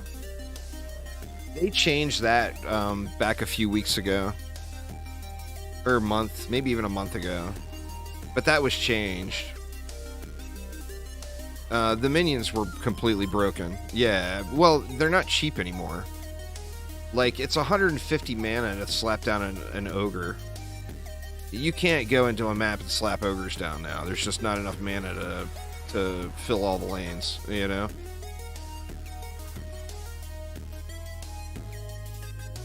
And then we all know spiders are powerful, but their targeting is so suspect, you know?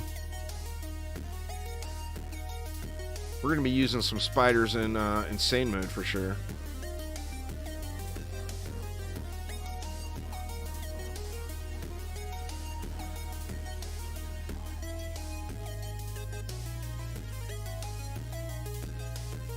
So yeah, I mean, use what you want to use, obviously, but don't hesitate to use minions because they're in, they're in a different spot now than they were 2 months ago, as far as early game goes.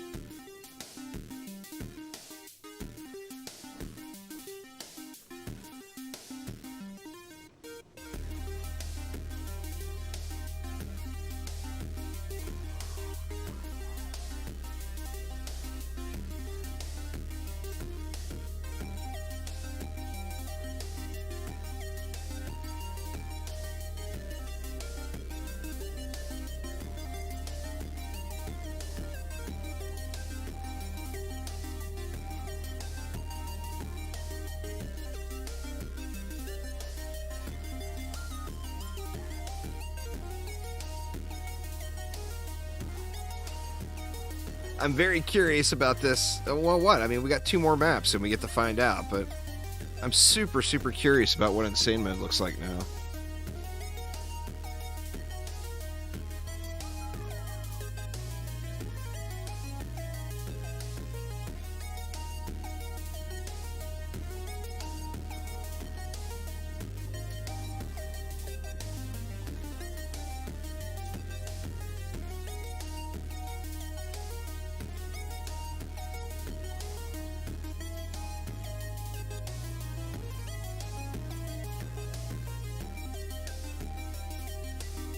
Oh, shit, that was the end.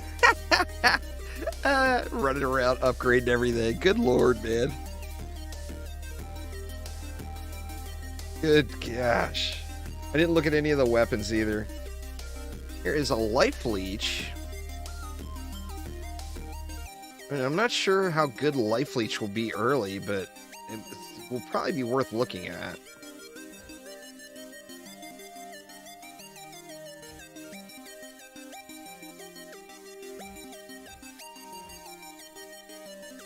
Alright, let's just blaze through this one. I don't feel like we need another gear check yet. There's 500 to start with. So I think we do this the usual. Or what's become the usual these last few maps. Ever since the ramparts.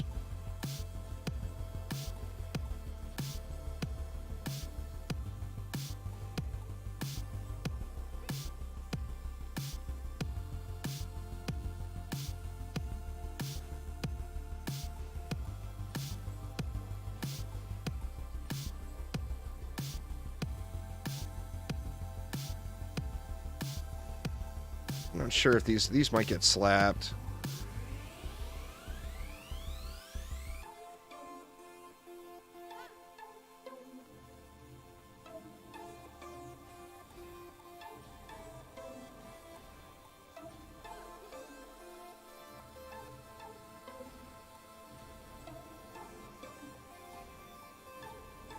That leaves me 50, not enough to really do anything. So what I'll do with the 50 is I'll just drop this here. And then I'll mow this lane down myself.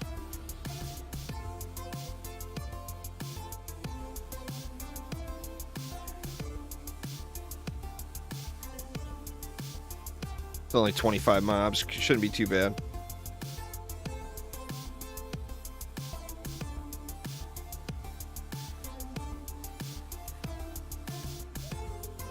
So it was nothing.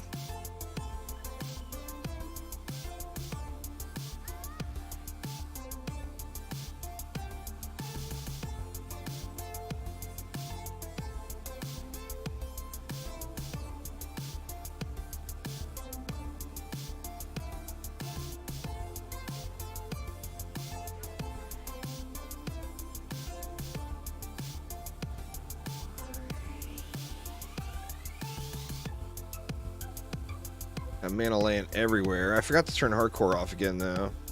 So I might just, yeah, let's just let it run. I'll run around and collect it here as we go.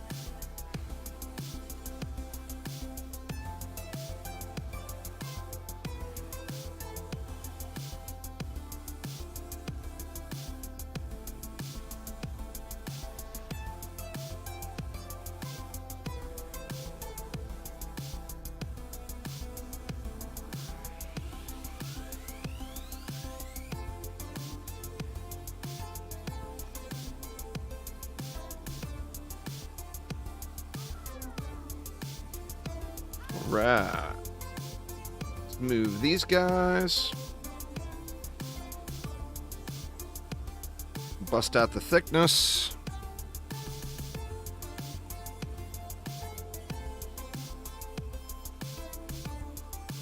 We might be able to just leave these. Just really the ogre lanes is where we need.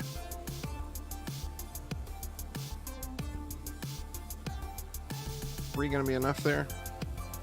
I mean, I can go there.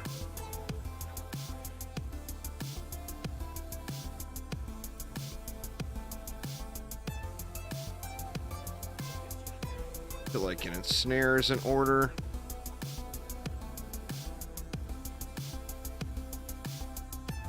I think over here we'll do the same thing.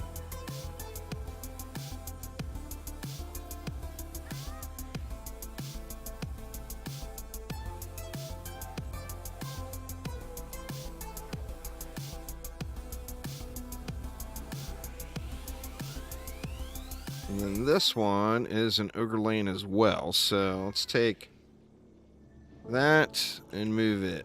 Stay there. We'll drop Sir Thix-a-Lot right here.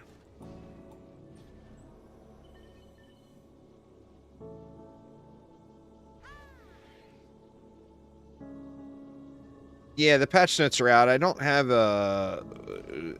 it set up in the bot because I started streaming right away as soon as the update launched. There, Ben, but it is out on their website. All right, let's see.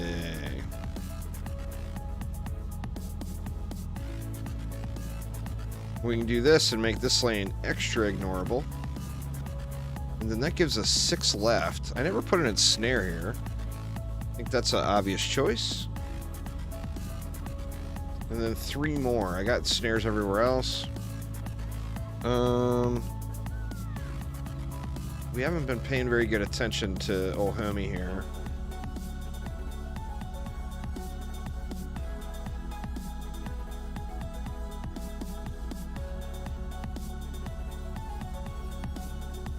God, embarrassing. Embarrassing. Yo, trap's so small. Good Lord. Still embarrassing, but we'll use it anyway.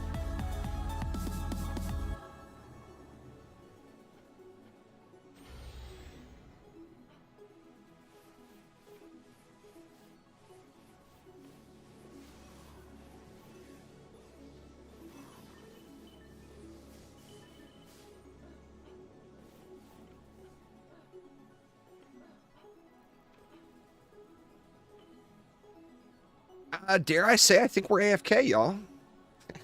I think we can chillax it out through this wave. Will those be famous last words? Or will it all be good?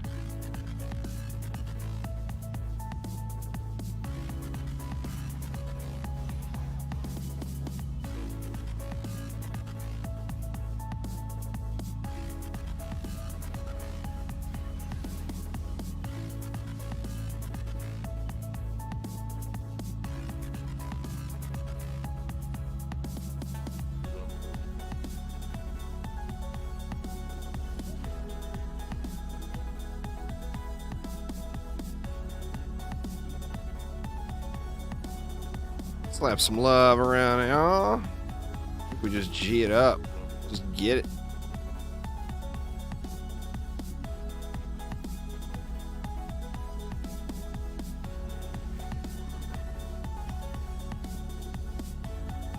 I think we're to a happy spot as far as the gear versus the challenge.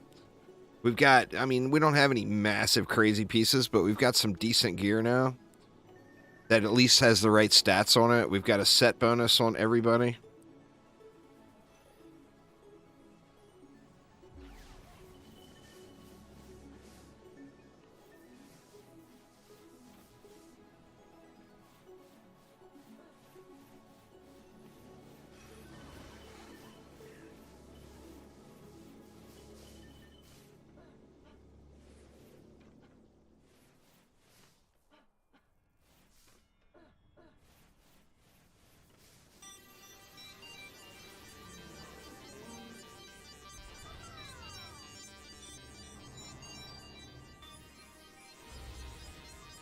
Give old Sir Thix-a-lot some upgrades there.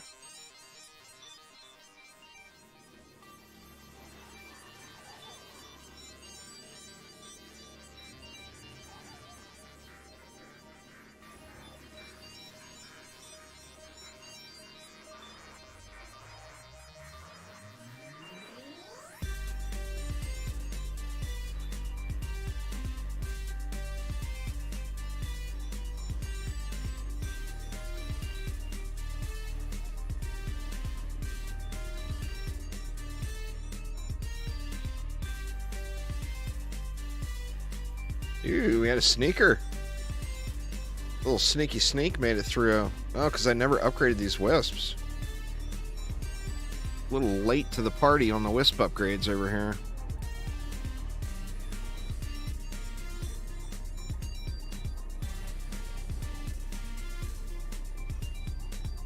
Now they're hitting them up there. Wisps just get really, really good value off their upgrades with range. Just crazy, crazy value.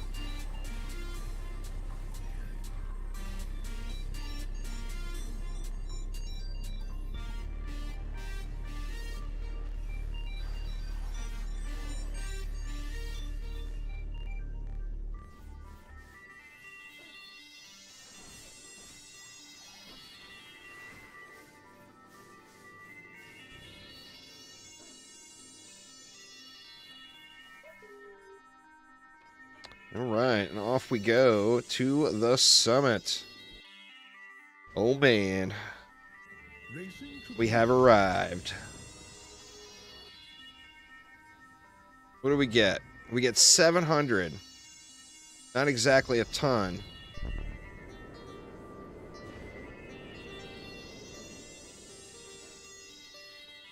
Wisps aren't going to have enough range to get down in there, are they? At the start. Oops. Stay. Yeah, the range is so terrible on them at the beginning.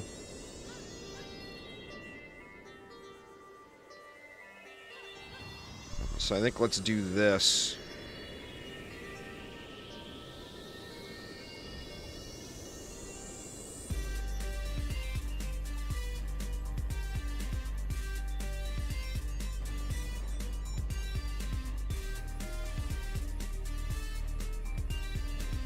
Go 3.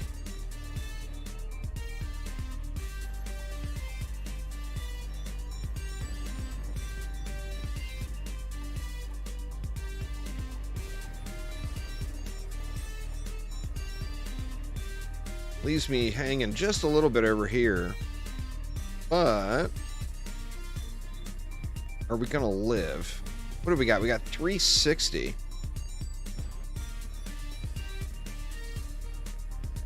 Decisions, man. I think we'll go with 2 separate stacks, all off of one route.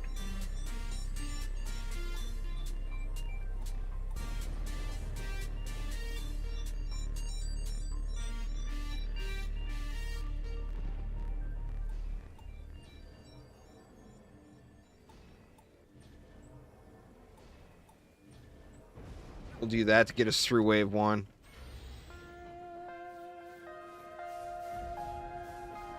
Of course, when I make it, it's going to take forever for the early waves to run, so I'll just mow as many of them down as I can at the spawns.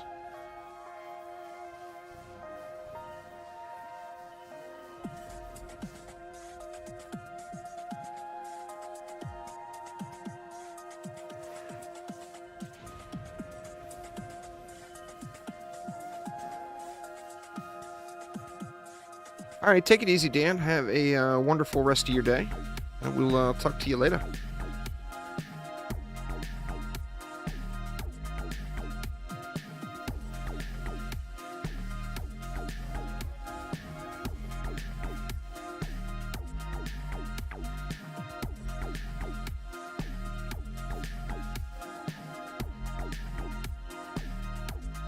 Get wrecked, all you baddies.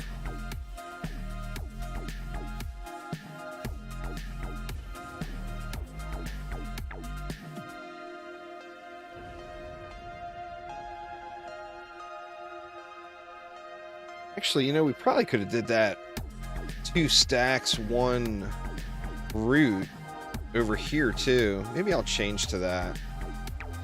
Now that I have a little bit more mana to play with.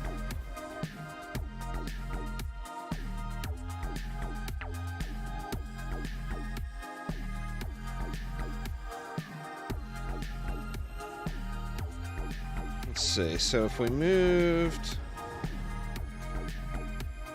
actually that doesn't give me very good flyer protection. So let me do what I was originally intending to do, and that was just do this.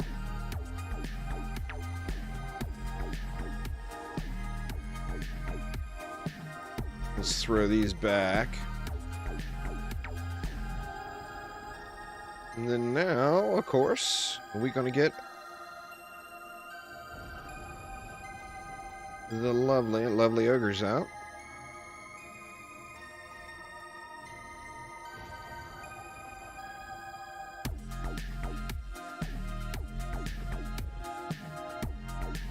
Enough for 2 more. Guess let's do this for now.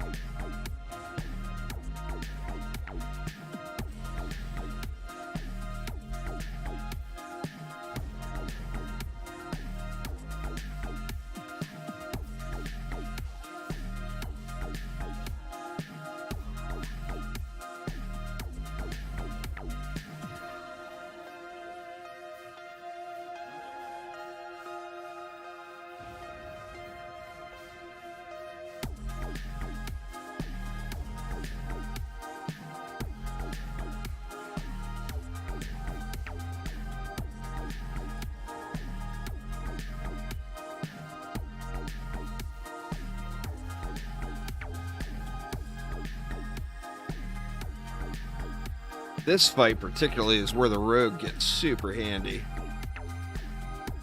Having the stealth on the boss waves to keep the Dark Elf warriors off you is such a good deal.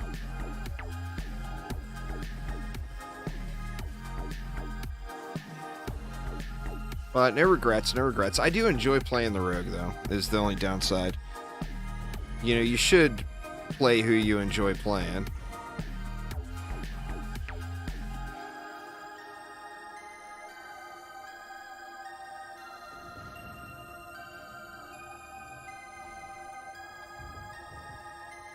Where we got one? Oh, he did. He did.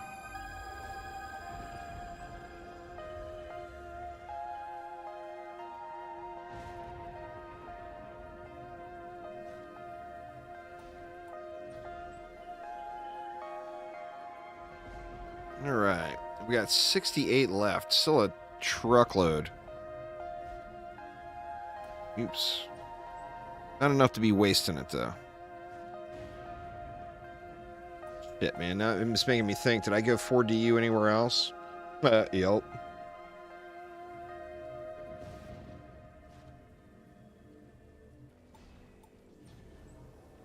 These look a little lengthy over here as well. Indeed.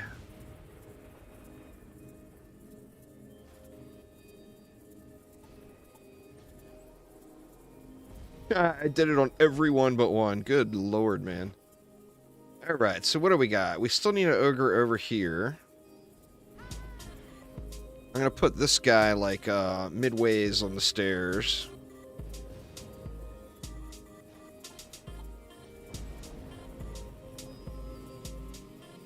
You get a choice, Demo Boy. But yeah, you can. You know, you can place your minions like you would in DD1. Or you can place them like you would in DD2. So you get the option. Kind of nice.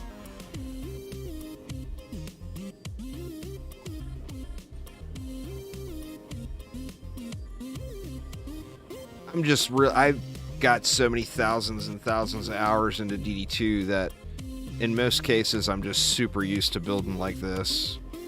The third person over the shoulder view is why I always use it. But I do know a lot of people prefer to build in the top-down mode, and you can do that with any character, like not to the same extent, but you know, say the monk, I can get that default overhead view like DD1 has with the monk as well. Or I can have it in third-person view like in DD2. So it's one of the things they did real nice with the quality of life in this one.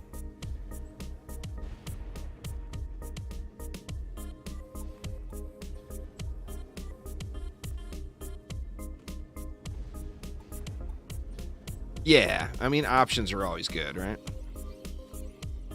Right, now we're running out of juice, so I think we'll get just a little bit spidery, and we're out.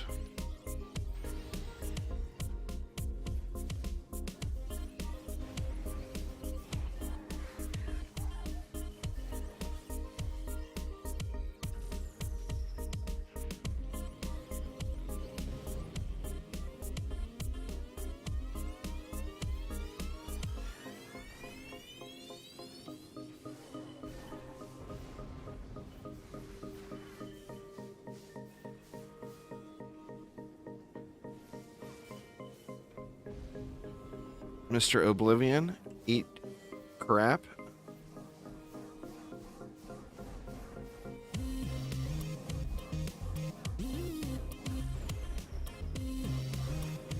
Ooh, dropped in on him a little close.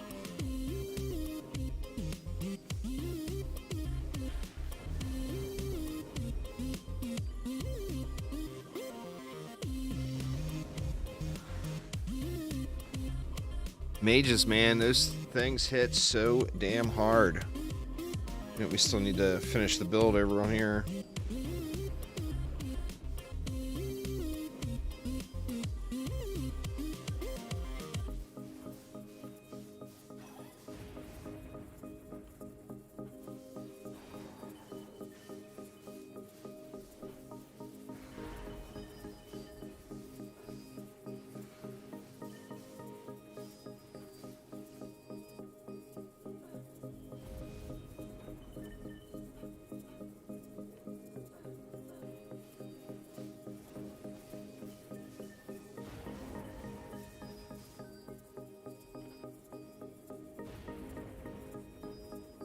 I'm so curious to see what the insane mode is going to be all about.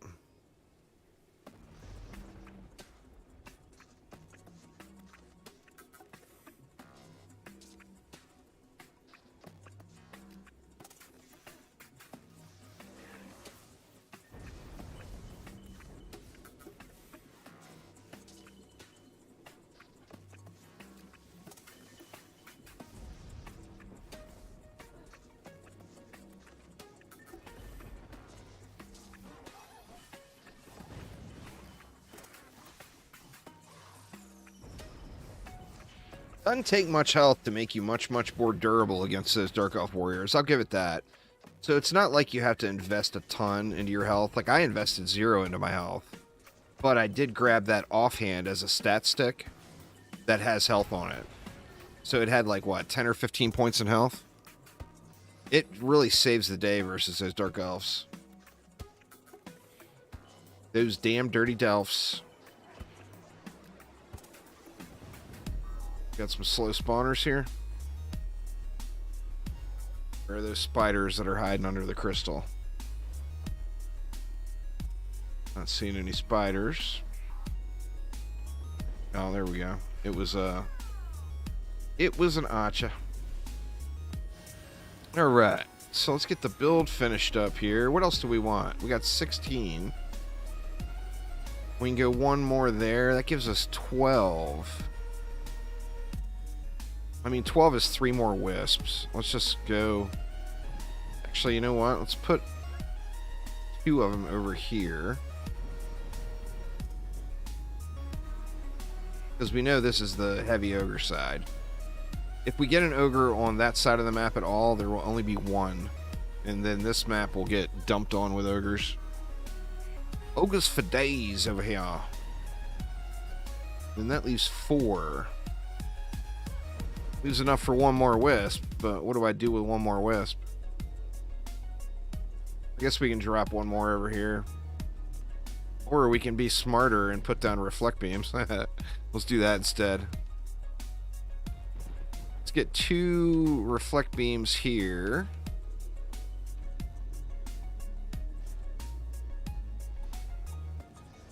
We'll go 1 there, 1 here.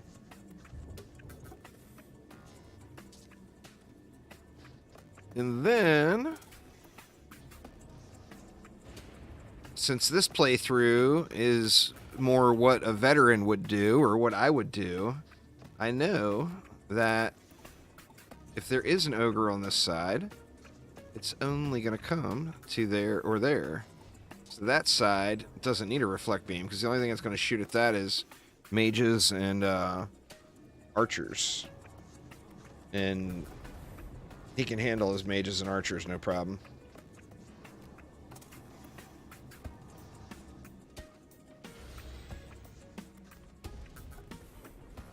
And we good to go. Now all I need to do is throw... I'd like to get a few upgrades, at least 1 upgrade on all these wisps.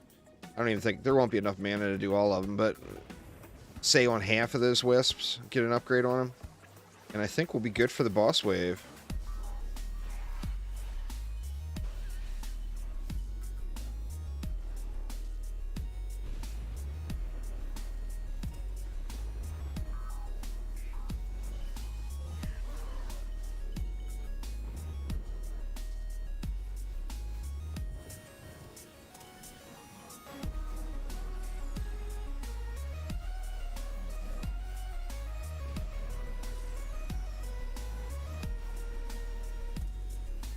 Just let him get a little closer.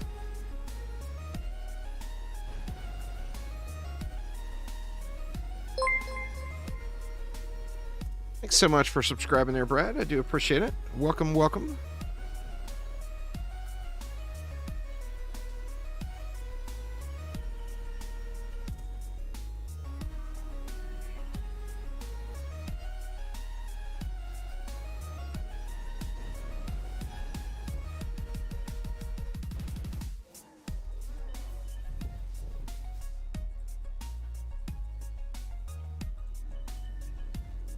Actually, maybe I will get enough to do 1 on everything.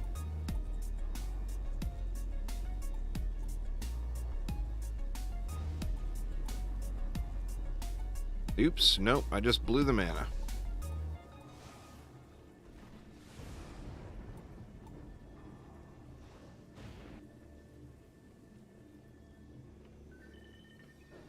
We can get 3 in over here. That's good enough, really. Actually, we should be able to get 4.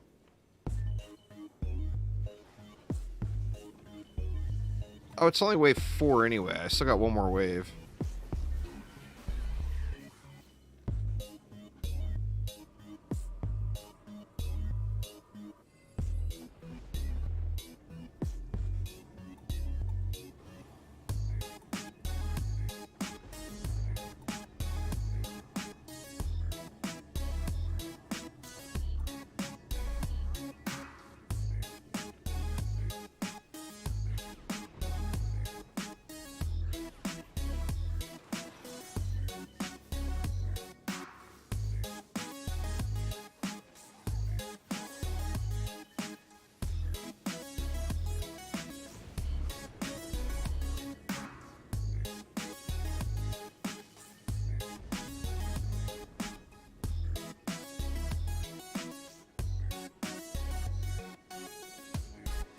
It still doesn't feel like that the pole arms are evened out with the staffs, and it's because of the projectiles.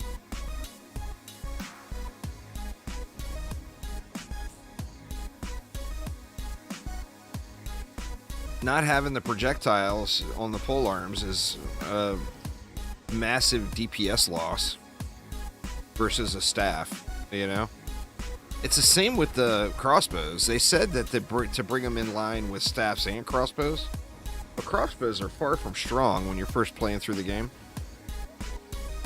I mean, they get good late game after you grind one out, you know? But early in the game, they're not powerhouses by any means.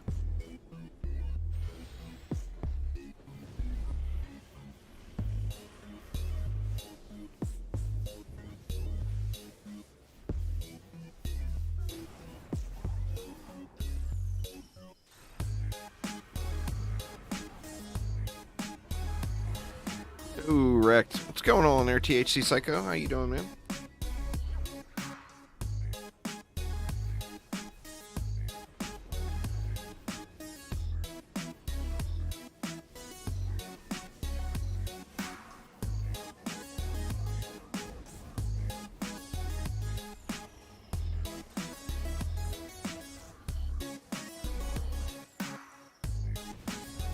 Doing good? I'm doing well. I'm doing good also. No complaints. Checking out the new early game experience in DDA for the test build.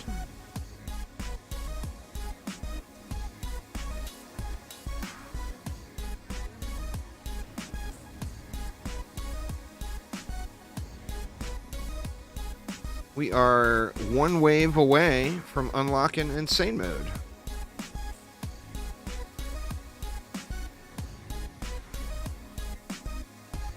And Insane Mode is going to be very, very new compared to what it was before. In fact, I'm going to want to look at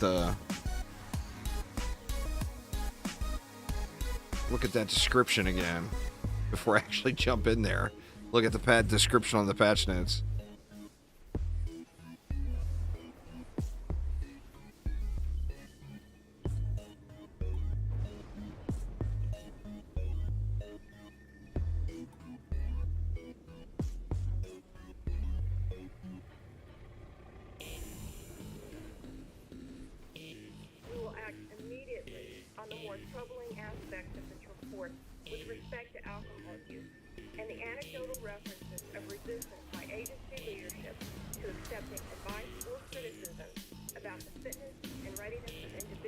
Higher enemy scaling to be a new middle ground. Okay, so it's not different enemies, just higher enemy scaling. I was curious if he was throwing like a couple of nightmare enemies in. Like you'd be chilling on Insane Mode and all of a sudden a copter comes and shits all over you. You know? So I didn't want that to happen. I'm just chilling in Insane Mode. Copter, boom!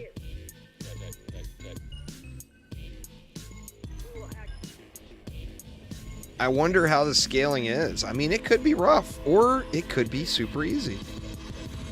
Obviously, in this playthrough, it will be easier than it will be in the next playthrough. Because the next playthrough, I'm going full... I'm going to put my best noob disguise on. Shouldn't be too hard, right? And doing what I think a player that knows nothing at all about the game would do. Which is difficult, because, I mean, I don't really know. I'm just going off of comments and stuff. YouTube comments, you know?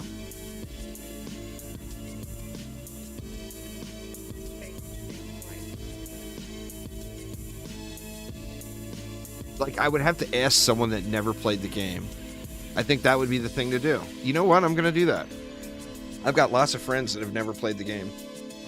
I'm going to have them take a look at the characters and the defenses and tell me who they think they would use. I think that's the way to do it. It's the only way to do it. All right, boss fight. We are a boss fight away from Insane Mode. Come on, dragon. Please fly left. Don't turn this into a huge spectacle.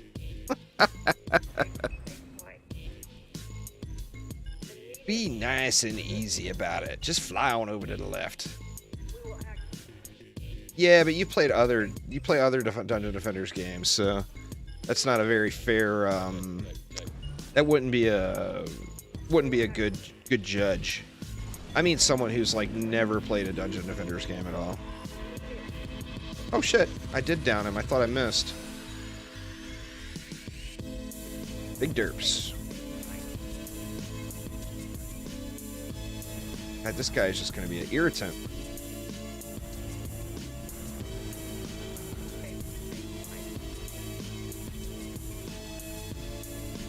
Upgraded weapon for the win.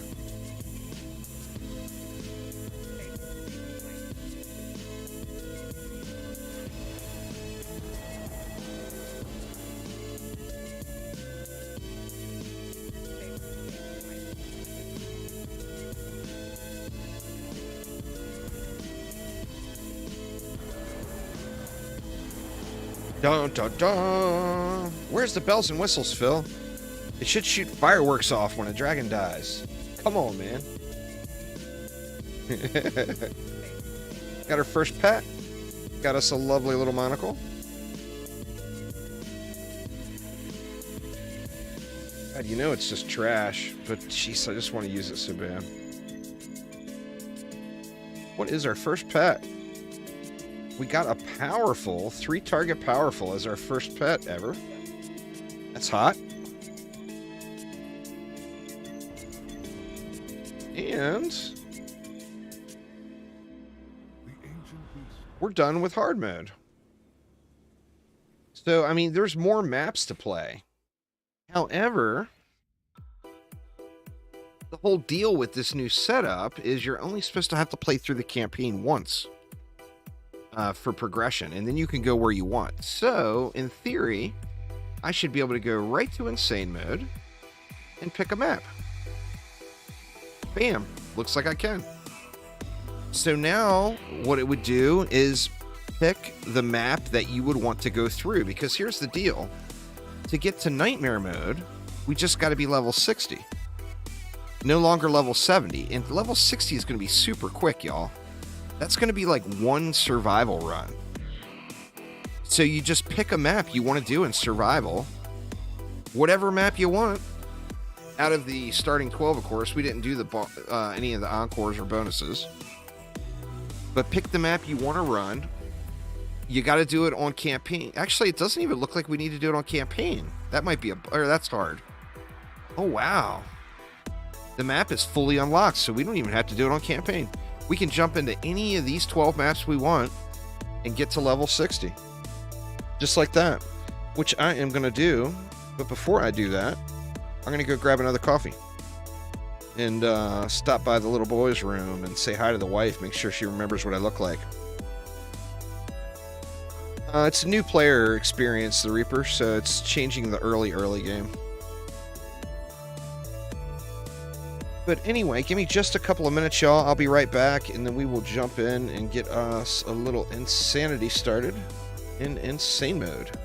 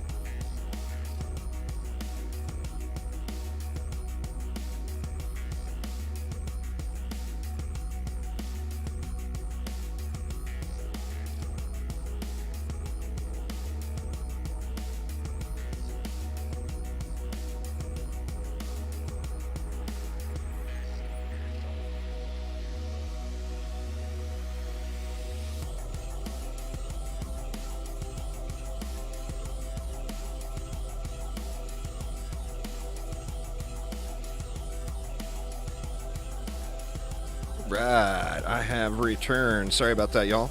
Okay, now here's the kicker. Here's the deal, is remember, now that we're going into insane mode, all loot or all maps are not created equal. The further along in insane survival you do, the better quality loot you're going to get. So ideally, you would want to do survival on an Act 3 map. Now, we all know the easiest map in the game on survival is Ancient Mines, without question. So if you want the easiest experience, you would do Ancient Mines. But Ancient Mines isn't going to be as much XP. It's going to be enough XP, but it's not going to be as much as doing an Act 3 map, and the loot's not going to be as good. And remember, the level requirements are removed now too. So getting a piece here versus getting a piece here, this piece is going to be better, but the level requirement is not going to be there. So you want to pick the map that you feel like you can beat, basically. Because you do want to get that giraffe. It would be nice going into nightmare mode with a giraffe as a stat stick for your DPS hero. So with that in mind, I think I'm going to go prom. We'll go hardcore. And let's try a little prom survival here.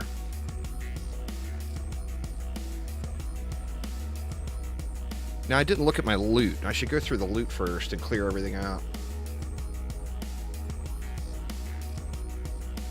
Looks like no serious upgrades. Well, I mean, except that big, huge upgrade. Spoke too soon. And then we got 42 more points to go in. Now, I mean, I want to think about those PDS again, but I'm going to do what I just feel like is the right thing to do, and that's just to go all power. So here,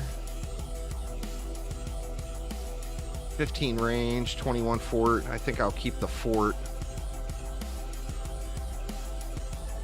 That one's power. Well, it's I'll give up fort for something. Actually, let's go range here. What do we want to do with the stats? Let's get up to 200 fort. That should make a nice thick ogre. And then we got another 35 to play with. Let's get the range and the rate up to at least 50. And then we'll dump everything else into power.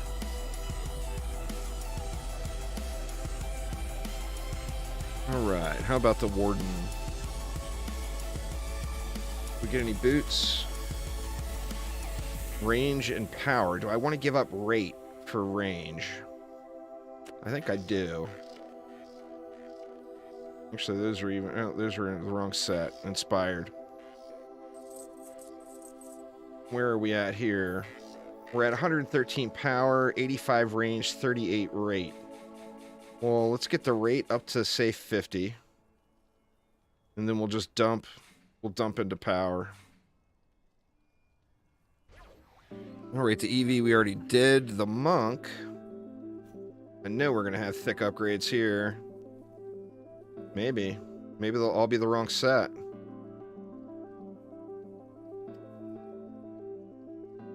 Wow. All those were the wrong set. I mean, I could put together a thundering set, it looks like. We need a chest. No Guardian's Grace chest out of all those. I mean, I could go with another set, but I'm gonna stick with it.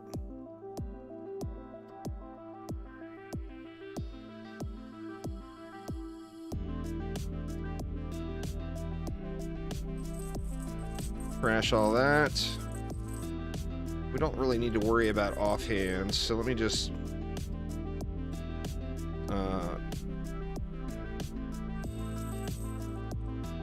shit, did I just screw up there? No, okay, good. We know we got the pet. Let's put the pet on our DPS hero just because it's 41 attack, which isn't huge, but it is an upgrade. Oh look, HP regen, that's a gift. We got some more runes.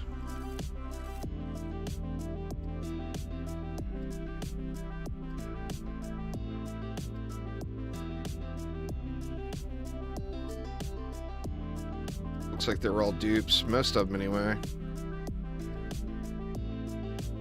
That's another thing to think about is runes. Oh, wow. Those are shiny. Let's use those. Alright. And then we got traps.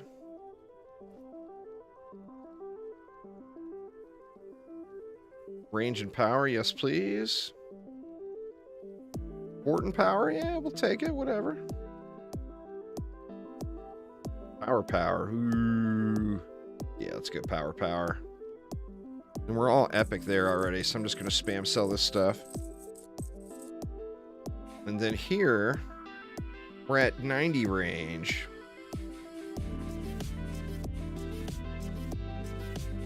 That's enough to get my fort to 50 and my range to 100. And then the apprentice I don't think I'm going to use yet, so I'm not going to bother with the apprentice. Let's take a look at the weapons. Did I need to replace a weapon? I don't remember.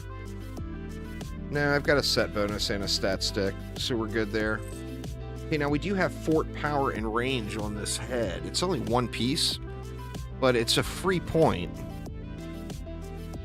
So, I mean, use your free points, you know? And we're going to basically build this the same way. I'm not sure if this is going to survive. In fact, I may have to move everything back to here, but the other deal is we're now on insane mode, so we're going to be getting huge upgrades. So I think we can get through the beginning here and then consider what we want to do from there.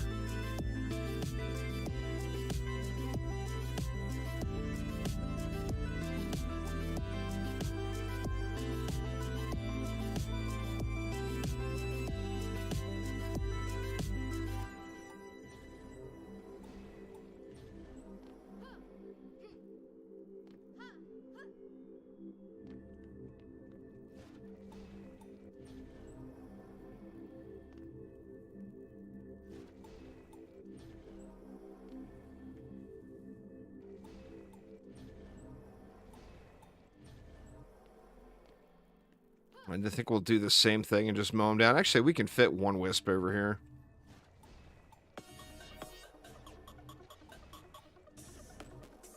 And then we're going to have to just mow down this first wave.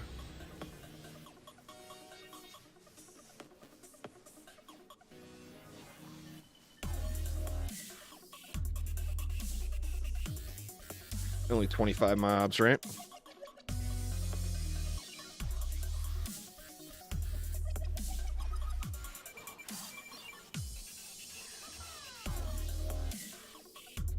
I'm on hardcore now, so I actually have to grab all the mana or it'll disappear.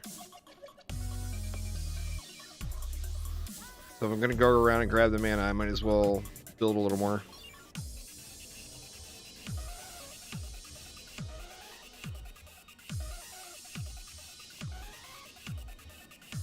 Now the upgrades aren't going to come for a while, of course.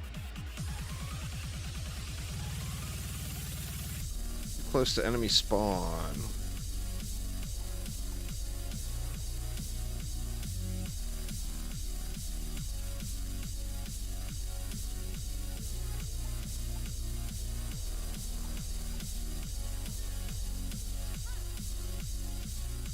And I think we got enough over here to go ahead and fix this side. So over here, we're going to slap down, let's actually go double ogres here since this lane is so wide.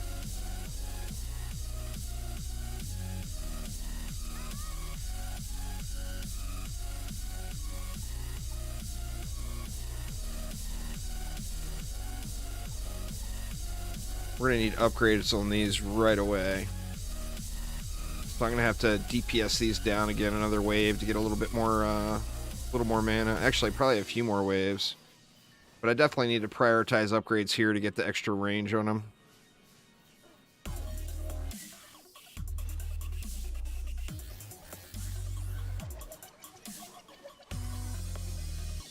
And still going off of that weapon from before hard mode throne room. It's just we upgraded it. It's now a beast. Now we'll probably end up replacing it by the end of this run because there'll be just so much better stuff.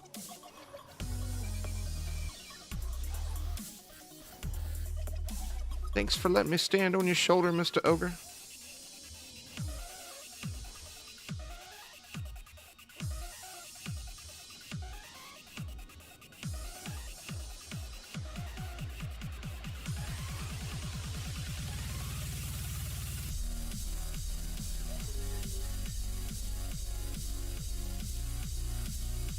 Alright, we know this is an ogre lane too, so let's just go ahead and get this lane set.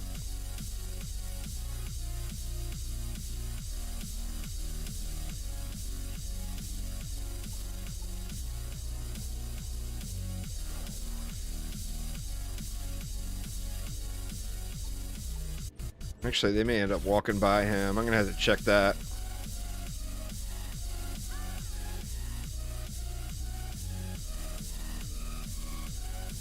Ooh, not close. Oh, I didn't put the roots back down. You just slap the roots right there.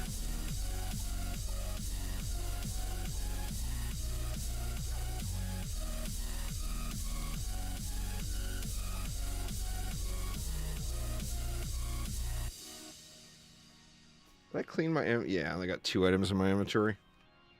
Like, it is cleaned out just fine. Alright, we want to slow him here, too.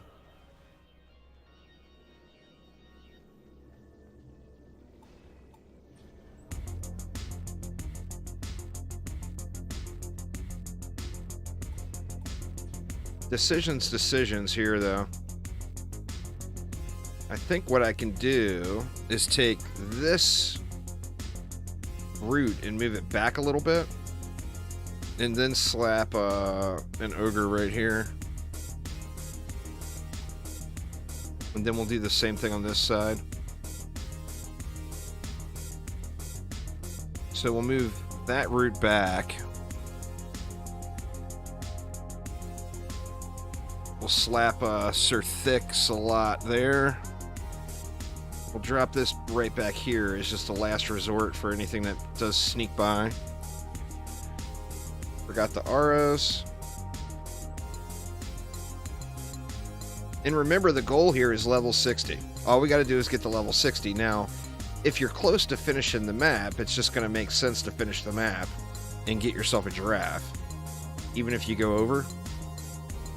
But the main goal is level 60.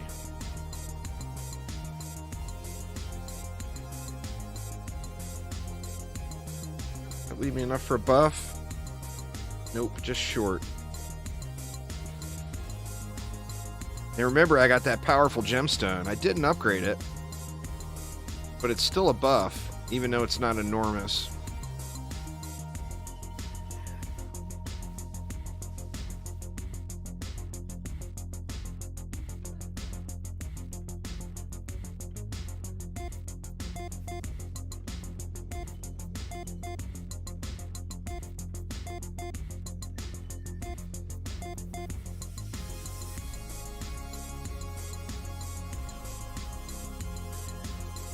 I don't know what to think about this. Because part of me is thinking I'm going to clear insane mode by running one map. Is that too little to do, or is that good? It's one of the two. I'm trying to think from a new player's perspective. Now, obviously, a new player wouldn't do it in one map, but you could if you wanted to. This is it. As soon as this map is over, I'm going to be a nightmare. Ooh. That might end up being good. Erupting Assault, though. That's a bummer.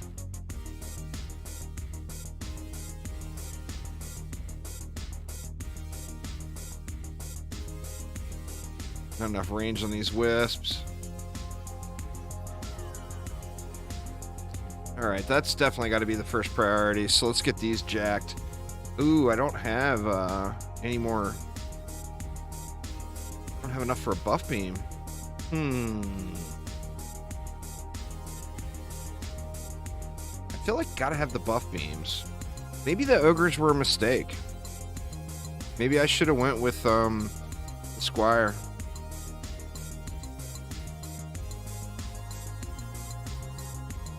Well, I mean, I know I can do single ogre here. It's going to leave a slight amount of sketch to it. But that's 5 DU right there.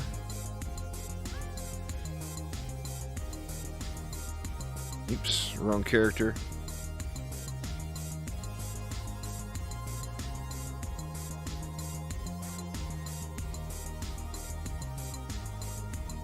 I think we're going to have to go with 5 instead of 6 on these lanes.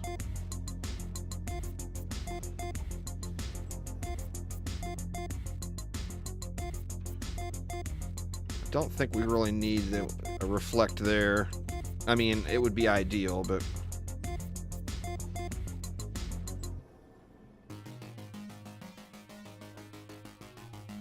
Oh, we already got a buff beam there. That's convenient.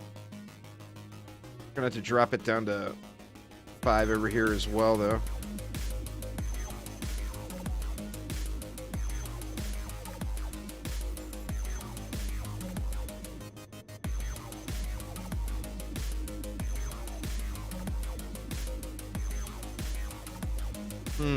Gonna have to reposition that last wisp, I think.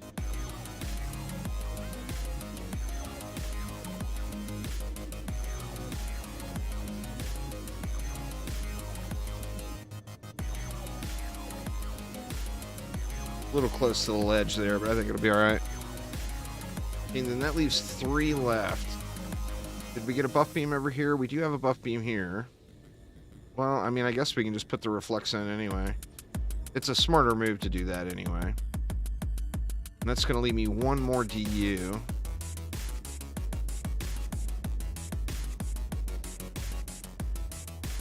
I think with 1, we'll go up here, because we are going to get ogres like mad out of this lane. And then the rest of the mana needs to get dumped into this. Yeah, that's true. Starting out with the rogue is quite nice. Oops. Didn't mean to snag that. I might as well look at it. It's not very good. Only 2 projectiles. We're gonna have mad upgrades. I'm gonna wait until like wave 15 to do another loot check. I might throw my points in, but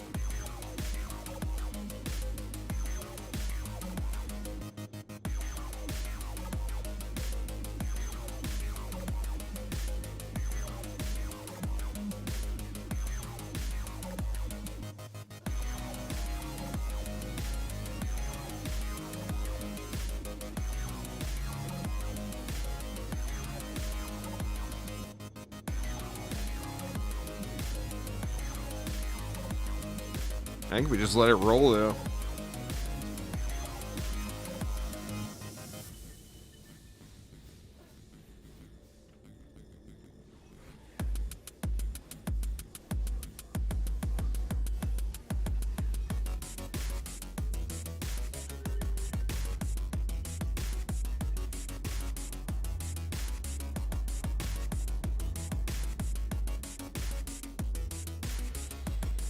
Gonna lose mana here, but I'd rather just get through this map than sit here and take forever to run it.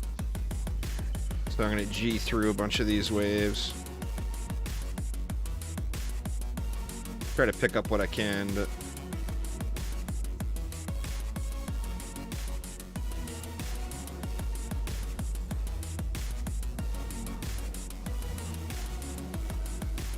yeah, pull down that up. There it is. It's like, where you at, decoy?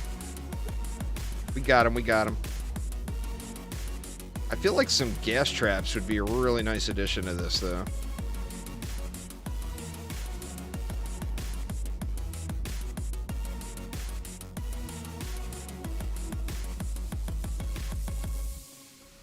But I mean, although I'm still pretty content with using the ogres, that's what? 1, 2, 3, 4. That's 16 DU that would free up if I used blockades instead of ogres. That's pretty substantial.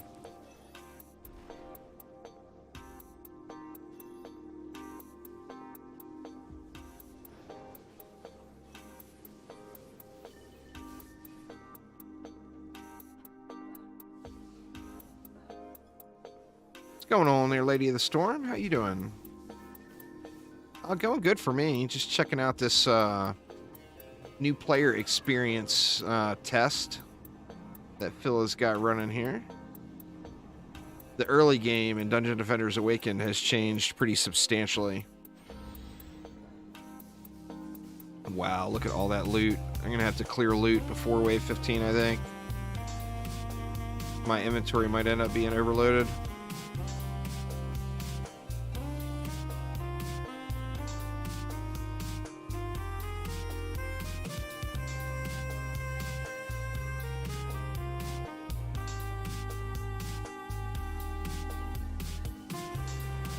I mean, we get into like wave 15, 18, 20 or whatever. I'm going to be getting like 1.5 levels per wave, I think.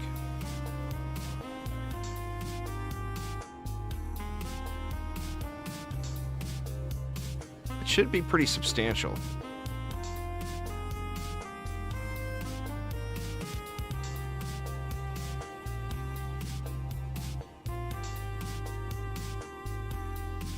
Farming a little Tornado Valley, huh? Nice, nice.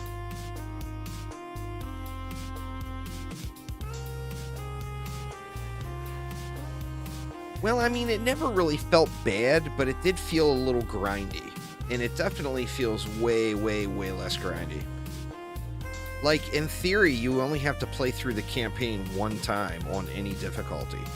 Like, I played through the campaign on hard mode, which the new hard mode will be the old insane mode, and there will be a new insane mode in the middle.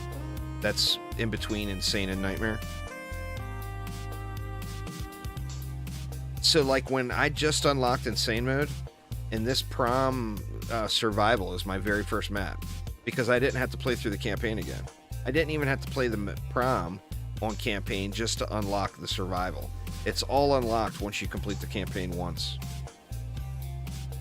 And I'm not sure, is that too much? I think that's what people want, though.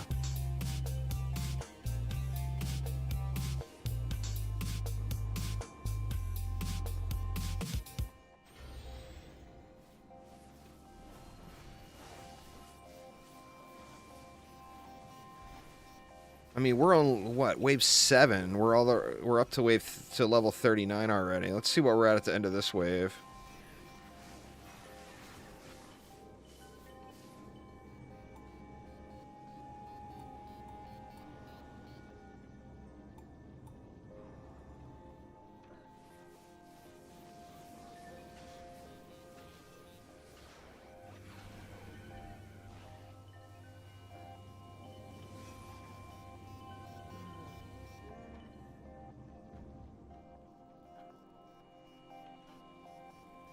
Yeah, I mean, it makes sense, and I guess people were saying that. They thought that the early game was too grindy, going through the campaign over and over and over.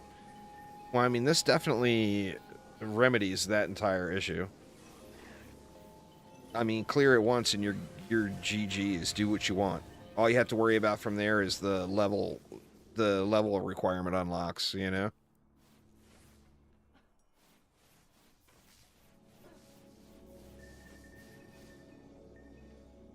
We're getting a lot of legendary gear now.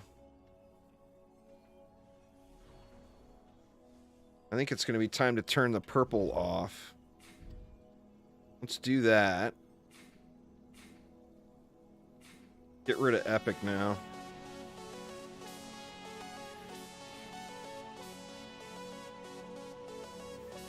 No, it's fully a new player experience PTR. You know, I mean, it makes sense. Right now, people are not happy with the early game. Like, a lot of new players start the game and quit because they don't like the early game. So, it makes sense for them to fix the early game. This is insane. This is my first insane mode map, Soft. It's crazy, man. You only play through the campaign one time. Like, I just finished the hard campaign, and bam, instantly right to prom survival. You can't go insane. You have to complete it on hard, but I don't think you could, to be honest. The new hard mode is the old insane mode. So just getting through it there was, I mean, not a huge challenge, but it was a slight challenge on certain maps.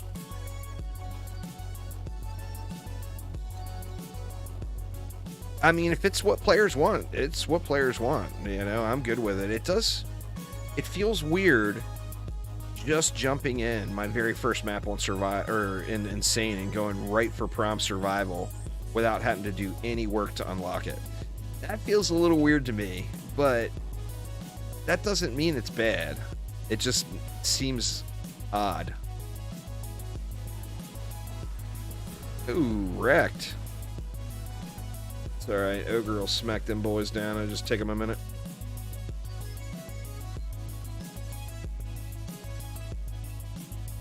I mean, if you were brand new... Oh, shit. We're getting pushed. We're going to lose it right here. It's a shame we weren't at least wave 10. Yeah, we lose. The bad build is bad. It sucks being wave 8 because it's not worth starting it at wave 8. So I'm going to have to start back at wave 1. So yeah, it was just too much right here. I think that's where like the explosive traps are really going to help out.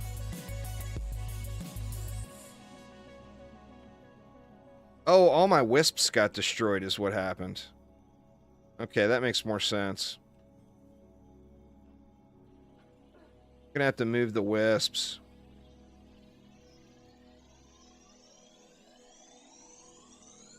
That's a bummer, man. Was so far in. I mean, like I said, it's just not worth starting on wave 8. You don't get any mana.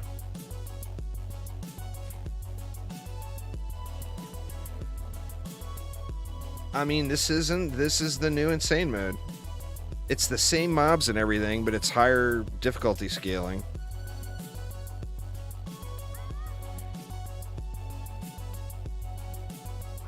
Alright, let's get back to it.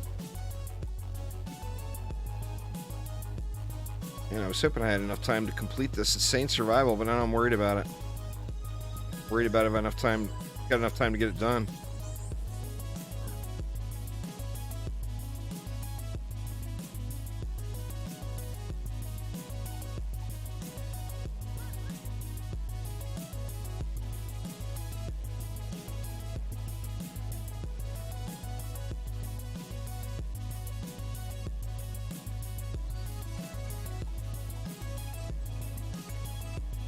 DPS monks are solid. That, and then you automatically, I mean, every group wants a active monk. So you're, you know, you'll be there to boost the team. It's not going to put out as much damage as some of the other heroes. But as far as group composition, as far as is it usable, yeah, it's very usable. But in a group composition, it's, you know, a commodity.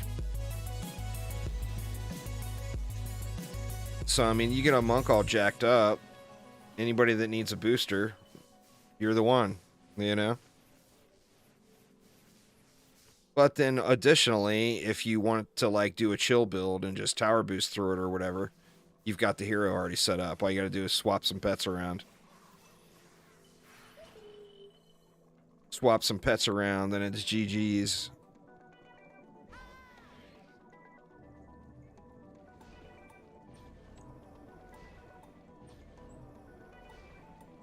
Let's go less on the wisps. We went...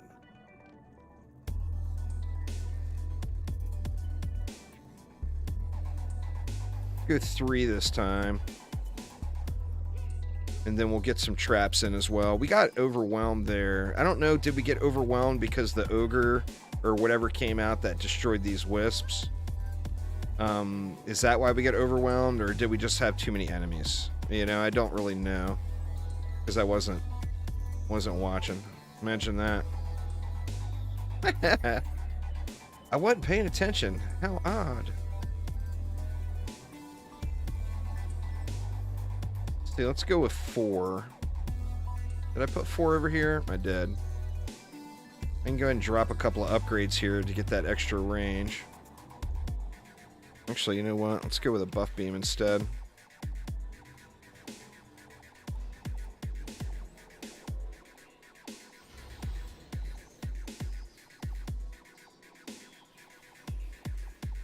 It looks like the wisps are getting up in the spawn now anyway. DPS monks are good. I mean, you get mana regen, you got 100% uptime on your boost. So the pets aren't going to do as much damage as a summoner. But you can, realistically, if you wanted to use a DPS pet, you could. But additionally, your boost is boosting your damage output considerably. And your party's damage output considerably. So, I mean, there's certainly nothing wrong with playing an active monk, for sure.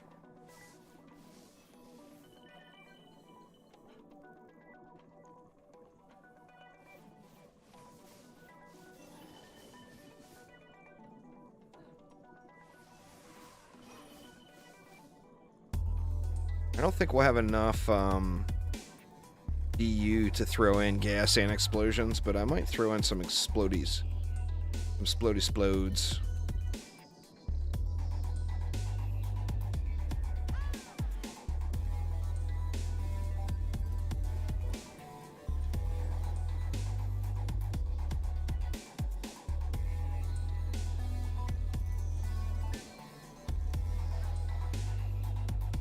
Or what about that proton stun? That's a thought now too. Because we got the stun rune for the proton beams. Might be able to do something with that.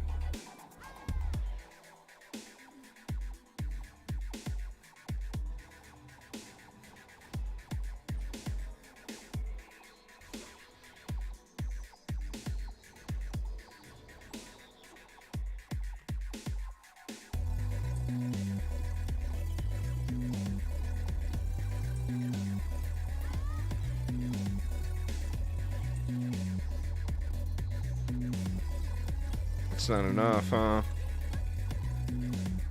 Let's just do this. It's a little risky.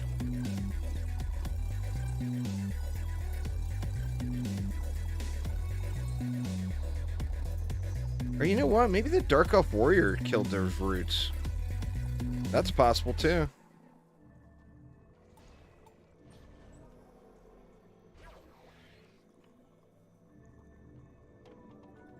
I'll have to watch it. Watch it this time.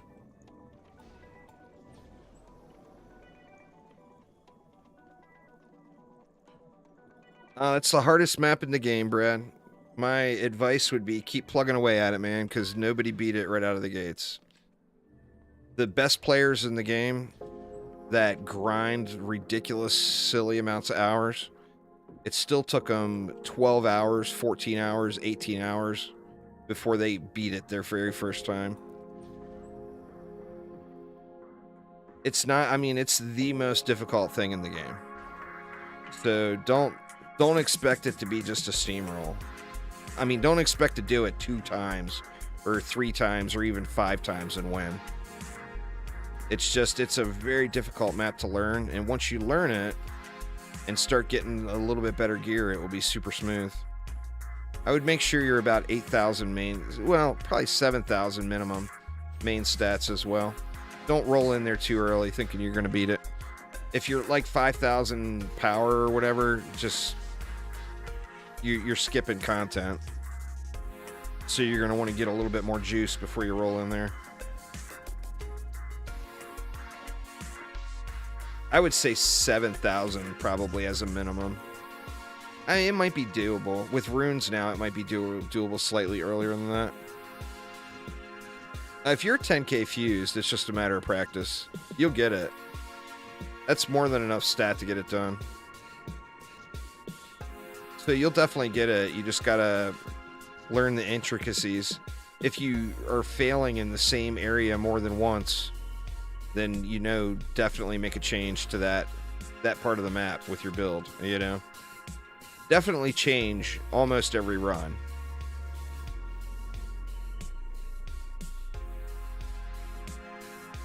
Ooh, immolation. We'll take that. We got an ogre over here, huh? Yep. Alright, so let's see. We got all our ensnares. We still need an ensnare there and there.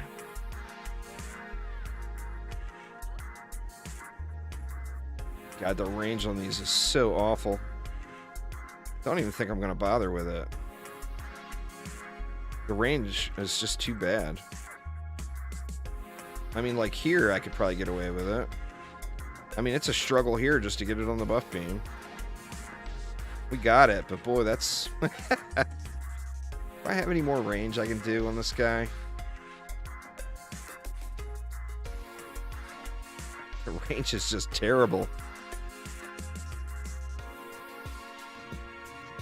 And then here, there's just no way. I mean, it's pointless to put it here. I mean, we could always throw another buff beam in. But I wanted more power, you know? I didn't want to have to split everything up.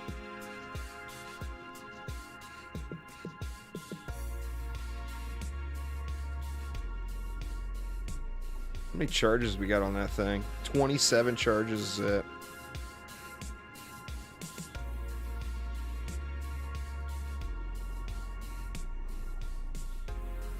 Wow. 49 at tier 4. We got 15 left. I mean,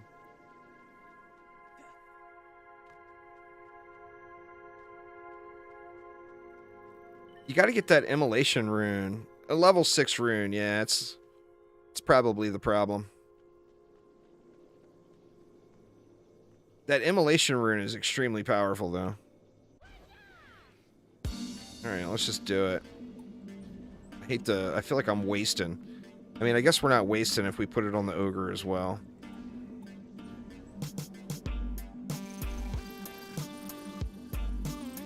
Then that leaves 9. I guess we could do the same thing here. I wouldn't be able to do it over there. Hopefully that's not where I lose.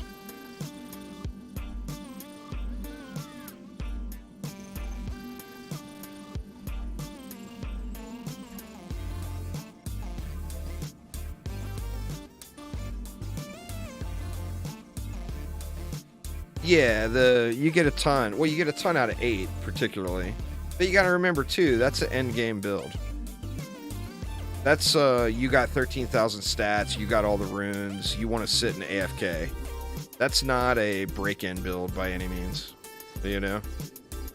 You gotta keep that in consideration as well. I mean, the easiest thing to do is just kill the ogres.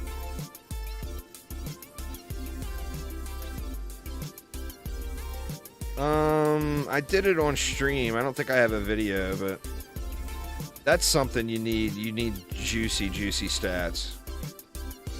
I can tell you guys, though, that if you guys remember when there was a bug with runes when they first dropped, and people were able to let the boss run, and the runes would keep dropping off the trash mobs.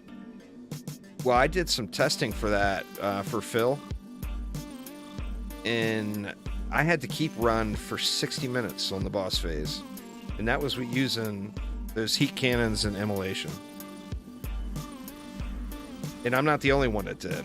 I know that other people did as well, or I know for sure one other person did. That means the Lichen King was rolling around the map for 1 hour before he timed out. A whole hour. And the flamethrowers with immolation did it. Alright, why do I have 3 left? What did I lose? I lost here. Or did I not ever put a buff beam here? Can't remember. I may have never put it in, or something may have smacked it. Doesn't look like anything would have smacked it.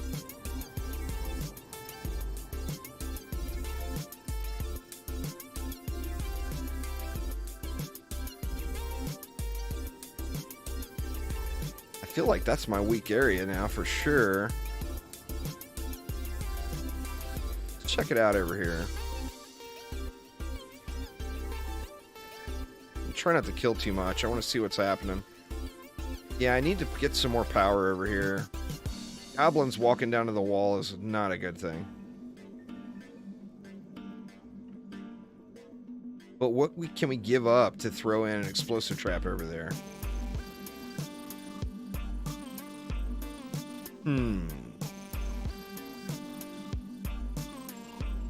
I mean, I hate to... I'm already at 4 here.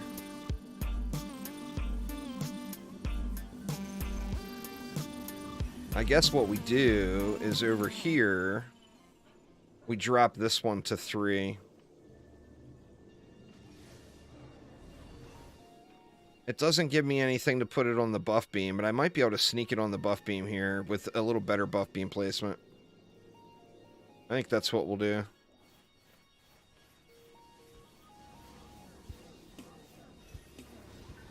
I don't feel like this is going to win. These ogres are not dying fast enough for me to be on wave 5.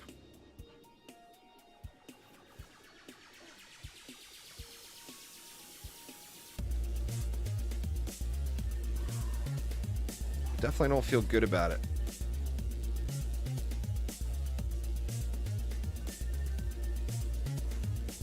And then the down part about using the traps, of course, is I'm going to have to upgrade it every wave. Now, did I get a rune for those traps? Oh, I did. Alright, I mean, it's only a 5% slow, but it's free. So, I mean, we'll take the free slow.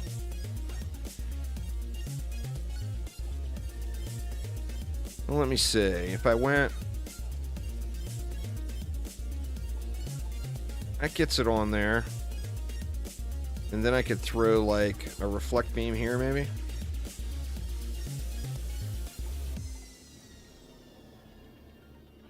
See how that holds up. We're already to level 41, though. We might not even need to finish this map. I mean, if it's close, I'm going to want to do it anyway. Like I said, for the giraffe.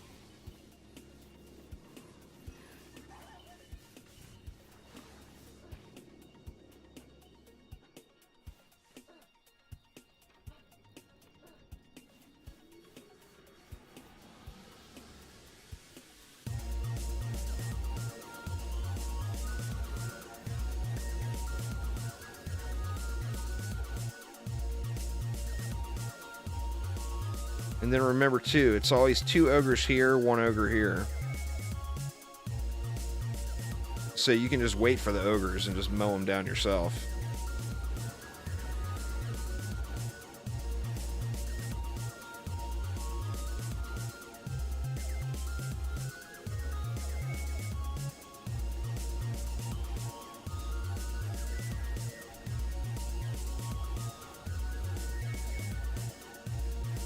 This one might be a little bit too challenging, though.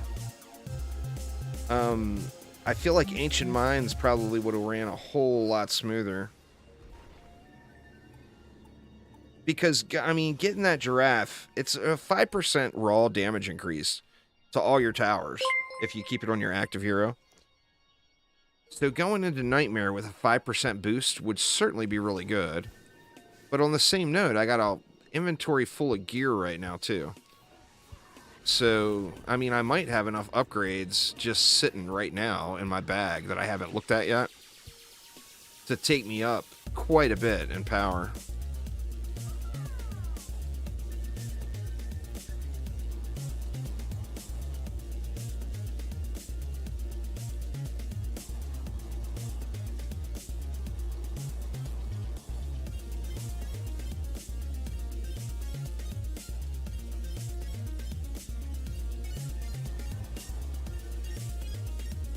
Making sure to be conscious of these traps because they do lose charges so quick.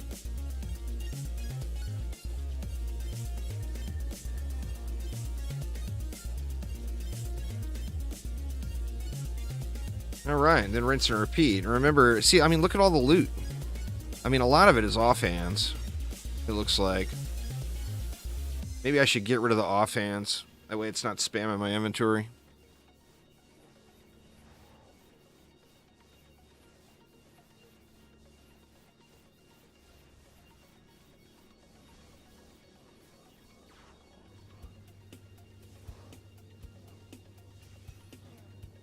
Laser beam. So 2 ogres there, 1 ogre here. That's something a new player wouldn't know either. But, you know, I mean, I can't completely remove... I guess I could have drank a lot of booze before I tried this. Head on up and get some of them Washington State special brownies or something. That may have helped me out a little. God, man, that's a thought. That would be terrible. But I could get away with it. I could get away with it with my wife.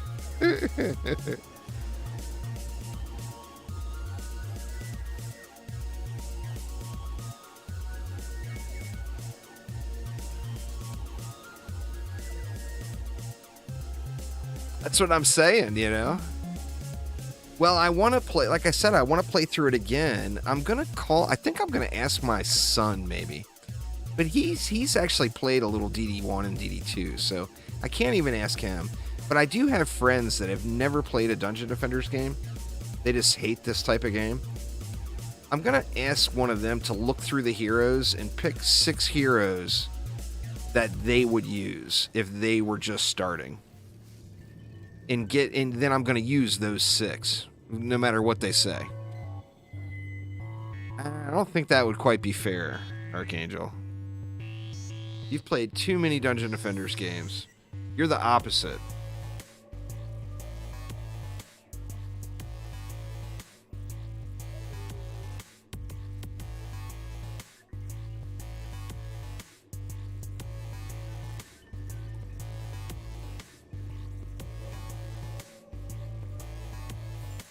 Alright, let me get rid of these offhands on the loot filter, because I'm not using any of those heroes.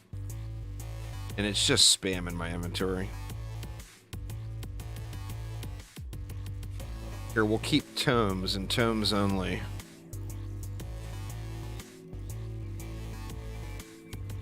Yeah, look, I got 3 pages of offhands here.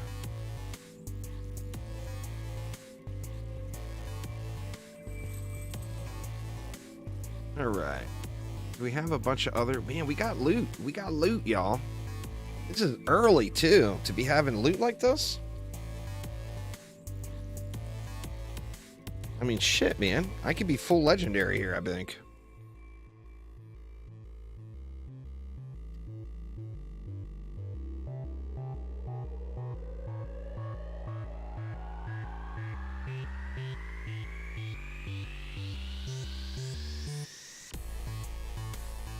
I mean, I think it's worth giving up that range. I mean, it's got power on it.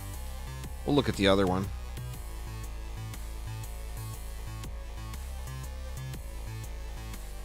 Nah, wrong set. So we good there anyway. 35 points. Alright, let's definitely at least take a look at the wisps as well. That's minor gear. I mean, that's not an enormous upgrade. That, however, that's pretty thick right there. No passive rolls, and still debatably an upgrade with no passive rolls.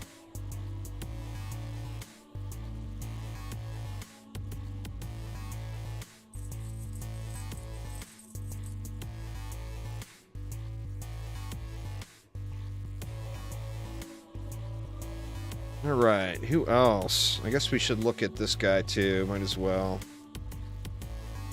Here it would be ideal to get double fort, I think.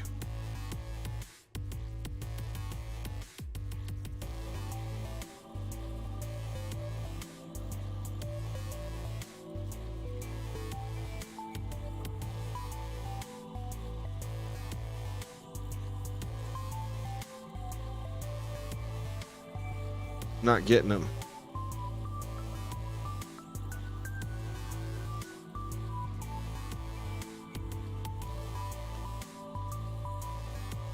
I mean, that's an upgrade, even though I'm not really using those stats. That one's got fort and rate. Just scrap all that stuff, but I also have some accessories. Anything with fort. Wow, nothing with fort. There's some bracers and a mask.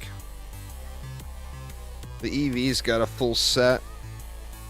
What do we got here? I mean, it's just free stats.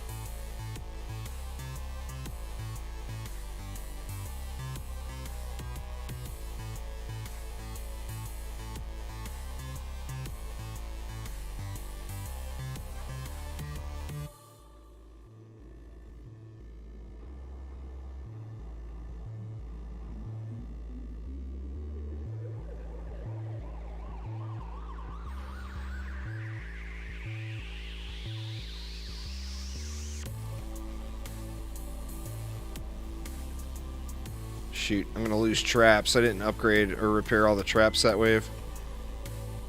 Let me check this one. I know I hit this one, right? Yeah, looks like I hit that one.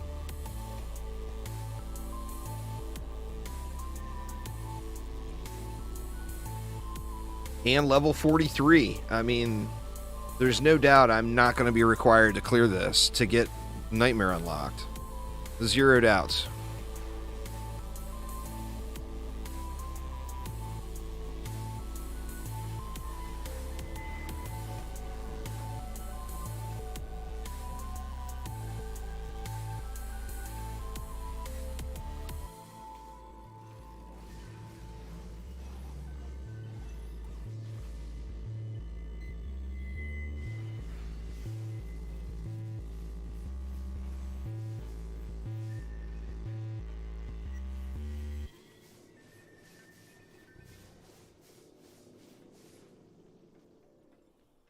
Alright, I ignored the ogres, didn't I?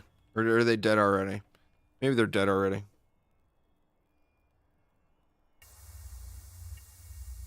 Look at all the legendary gear laying on the ground. Wave 8. Crazy. The upgrades. Just crazy.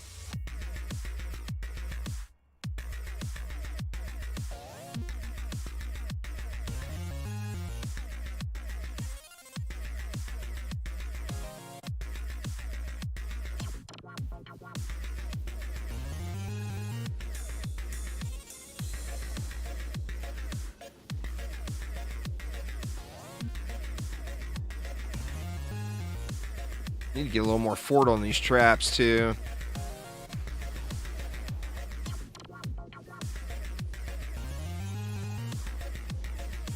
I don't want to have to sweat too hard just to upgrade traps or keep them alive, you know?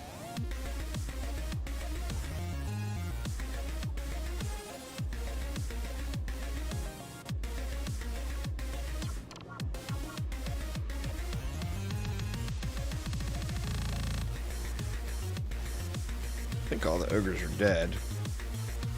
Only 100 mobs left. They gotta be. Yeah, look how low that trap gets, man. That's crazy. I'll take a look at my Huntress setup too. All right, THC Psycho, have a good evening.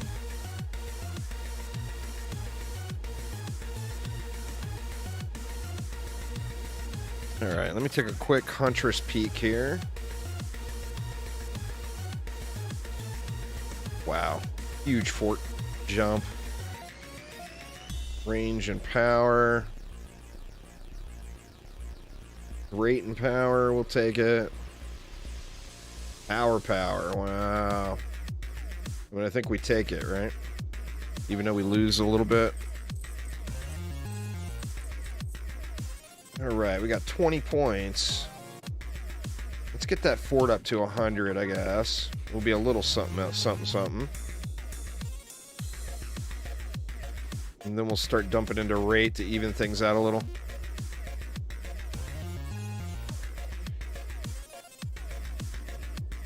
How many charges now? Now it's got 90 charges. That is way better.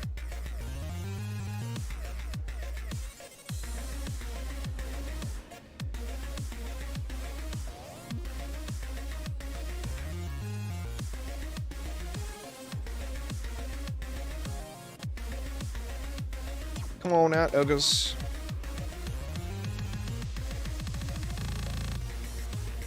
wanted to hit them both at the same time, but I don't want to give him a reason to walk away from the ogre.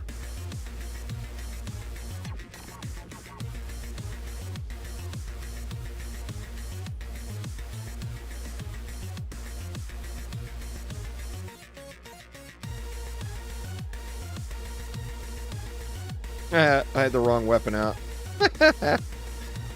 Oops. It still died.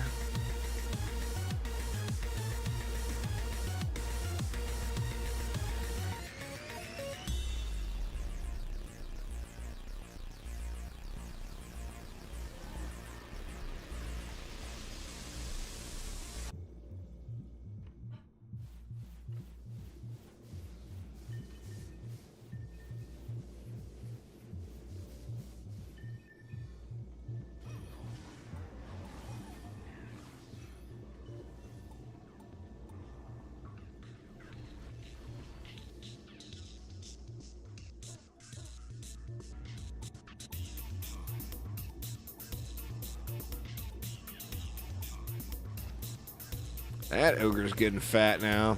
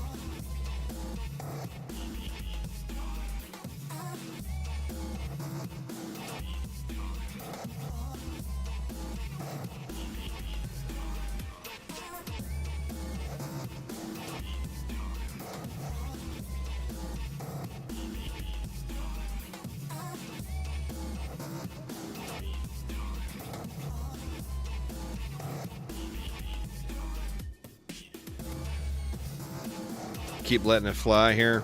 I want to try to get through as much as I can. Look at how much XP I'm getting now per wave, though. So we're just a tickle below 45.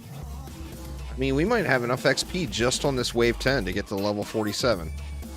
Maybe that's not realistic. Let's look. Let's look. See if I can remember to check at the end of the wave.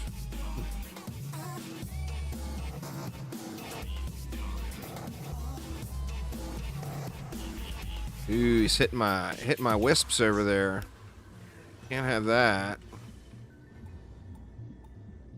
Looks like it was just one that was taking damage, but that's all it takes to get that buff beam out of there, you know?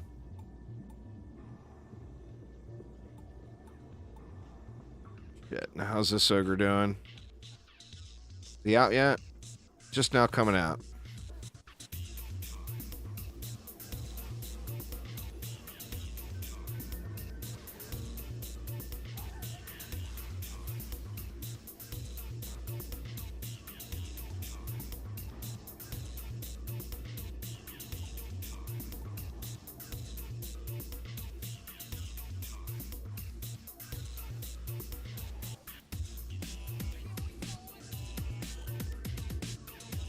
And remember, every wave, we're going to get a little bit more XP and a little bit more XP. It's going to keep stacking up.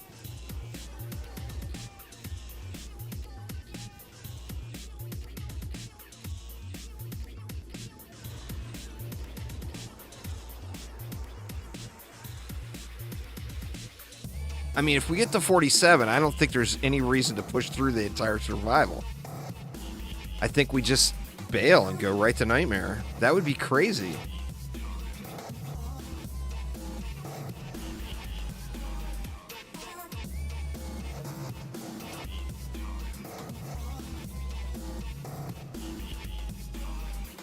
I think for Nightmare we'll do Ancient Mines, though.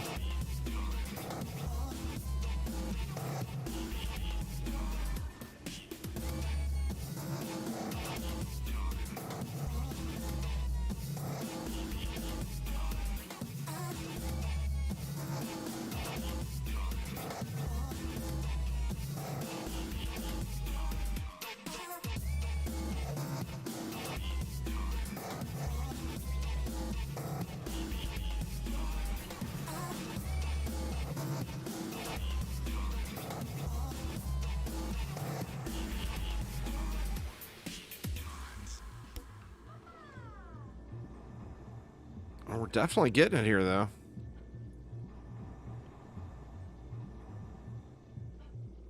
$47. That was more than a wave. What, at a level in an 8th or something? We got off of one wave? That's the power of survival right there. Let's see, we're barely 40, just barely into 47 now. Uh-oh. That's not going to help. Of course, if you take damage, that's an XP bonus. So you lose a little tickle of XP every time you take damage. It's not significant, but it does add up.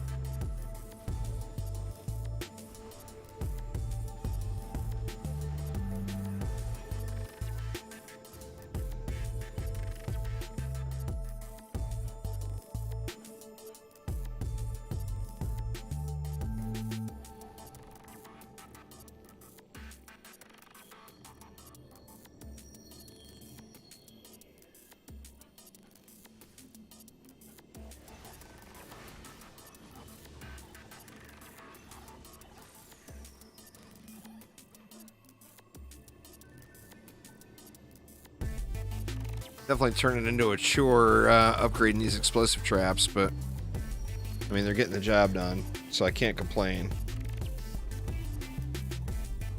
Nice combo with the Wisp for sure. Super strong single target damage with a nice AoE burst. Good stuff.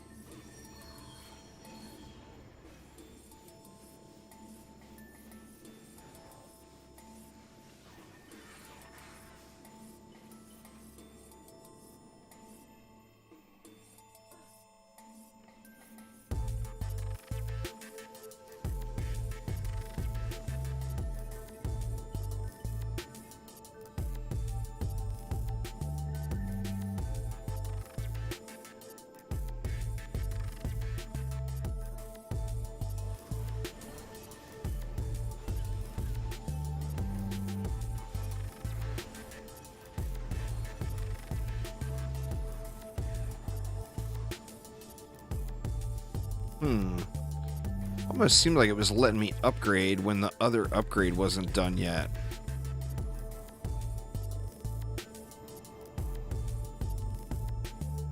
Yeah, look at that.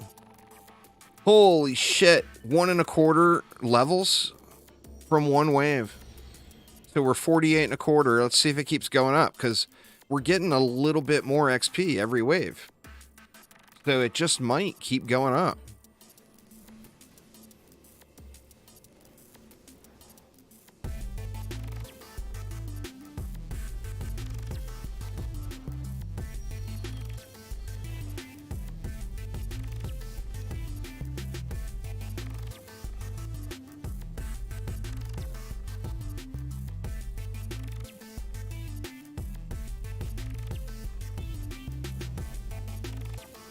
Now, of course, I need more and more XP every level too, but I think I'm gaining quicker than the deficit is each level.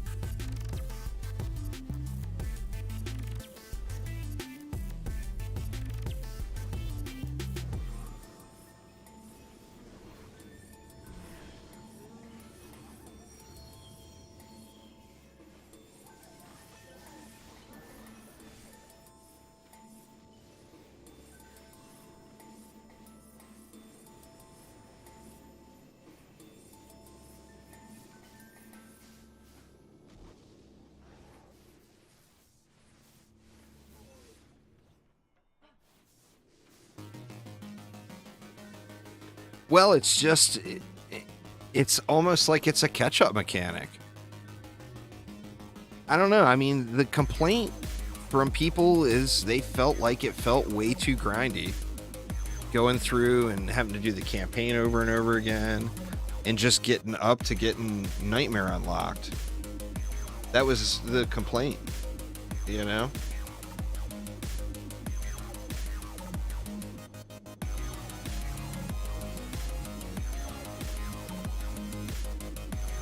And I feel like this is going super, super fast. I can tell you on my other playthroughs, I'm at 5 hours here. Now, I did take several breaks, and I was by no means trying to speed through it or rush it at all. But in 5 hours here, I'm like almost to Nightmare mode. And that's way, way quicker than previous playthroughs. Previous playthroughs, it was more like at the end of day 2, you know? I mean, you could realistically sit here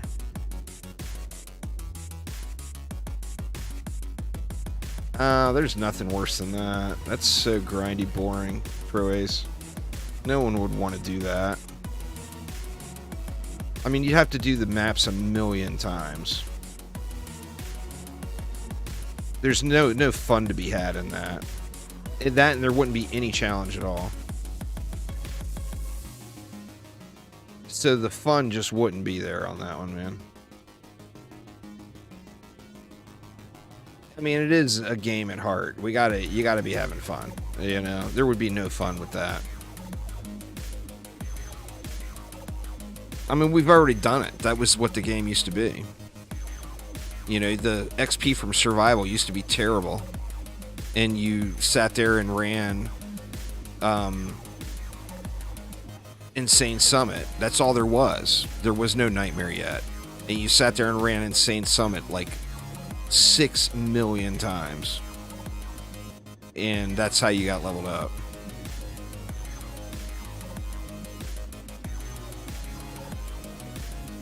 Yeah, but I mean, new players are going to do the survival. People like doing survival. Especially, I mean, how many like truly new players to the genre in general that never played another Dungeon Defenders game are gonna play this? I mean, there's gonna be a few for sure, but not very many. The bulk of the players that are gonna play this are gonna be people that played Dungeon Defenders 1 and feel and think that this is a remake. That's going to be the bulk of the players. I mean, they're going to discover quickly that it's not a remake.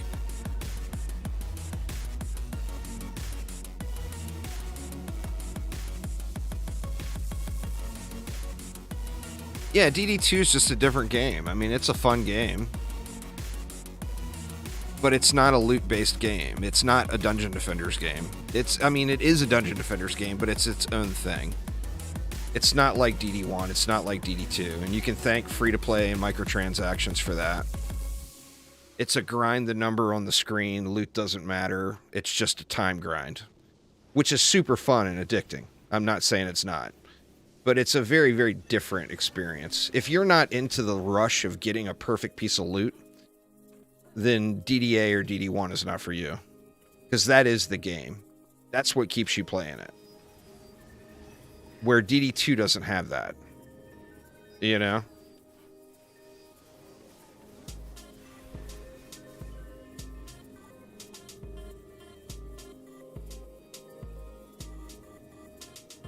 But there's nothing better than running over to loot that godly chest, knowing that the very next map that you clear might be that perfect piece that you've been wanting.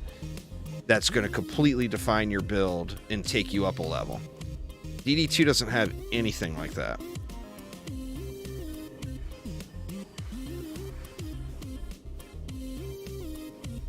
But, you know, on the same note, like I said, it's just a different grind.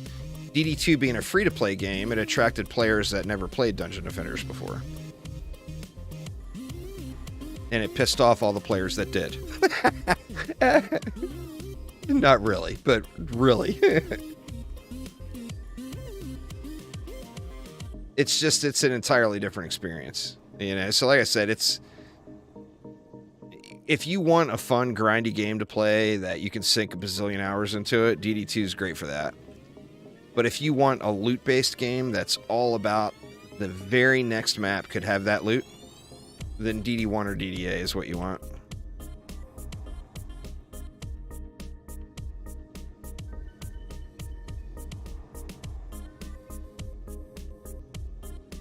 I don't know. You thank Twitch notifications for that.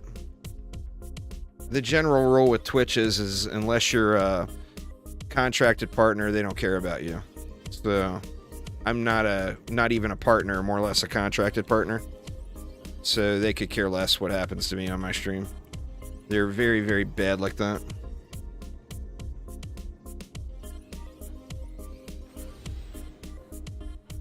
You started because a friend gifted you DD1. That's fair.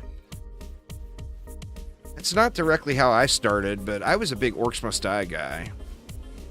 I just loved Orcs Must Die. And one of the guys that I played with Orcs Must Die with real regularly is like, dude, you got to check out Dungeon Defenders. And I played it, and I didn't like it the very first time. DD1. DD2 the first time, nobody liked it. It was absolute garbage back then. But I didn't like DD1. I didn't like the eye bleed and all the screaming graphics and all that stuff. But I never got far enough in to like get hooked on the loot grind, you know? So I stopped and went back to Orcs Must Die. I kept playing it, and my buddy again is like, dude, you know, you got to give this another chance. Play it a little longer. You're going to love it.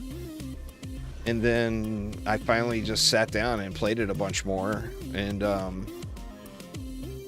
can't even remember what like the first really good piece of gear I got, but I ended up getting some weapon or pet or whatever that was like a really good roll for that difficulty, and like I got hooked after that.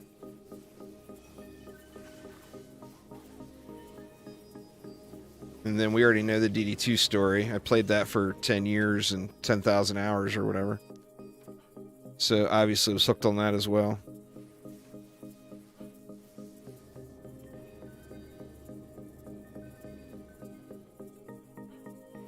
Going on there, Tattoo?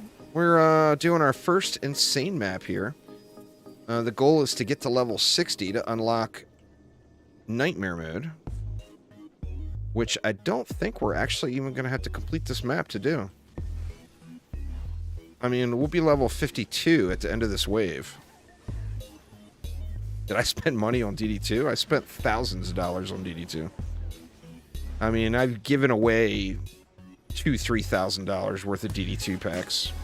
But yeah, I've spent a ton on DD2. I mean, I made 4,000 YouTube videos off of it.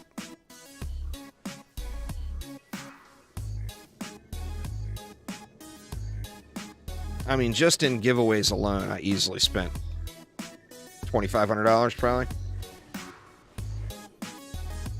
And then on my personal account, I bought every DLC the game has ever had, which is probably another $2,000.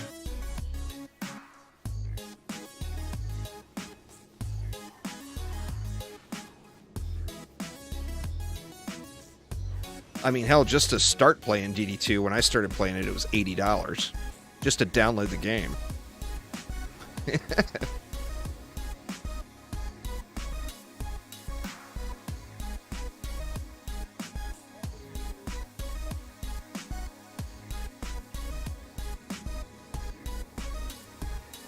And nowadays, I mean, I know people that just have spent ungodly amounts now that they've added so many microtransactions and everything.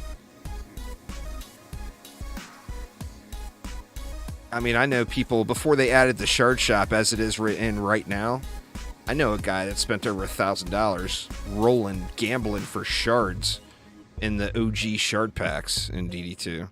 It's like, oh my god, dude. That wasn't me, thankfully. Now, of course, they made it so you can just buy them direct, but... Well, there was another pet. I It should have been a helping hand. Which, I mean, I'll look at it for the stat stick value of it. Because I'm not really getting any bonus out of this pet anyway, except the stats. 28 vitality. I think I'll stick with this gemstone. I mean, I'll still pick it up, but...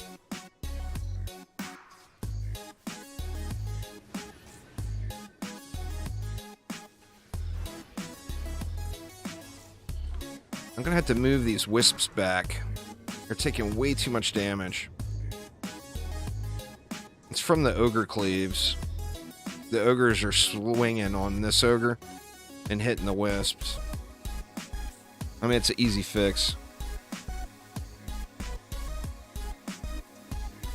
Well, this is... The PTR is all about the new player experience, so Nightmare is the same.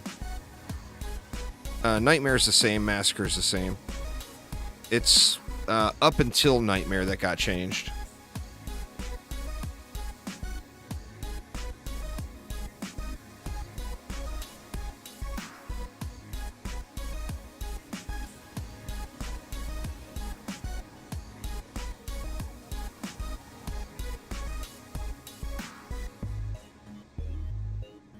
Oh, well, I'm like 30 minutes away from Nightmare right now, so the grind is nothing in comparison.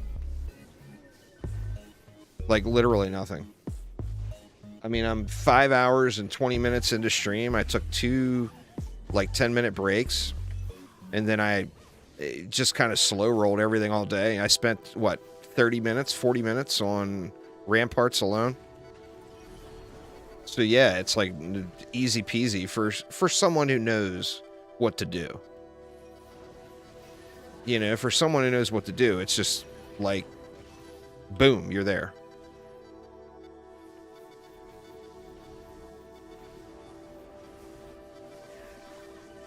Which, I mean, I think that's good and bad.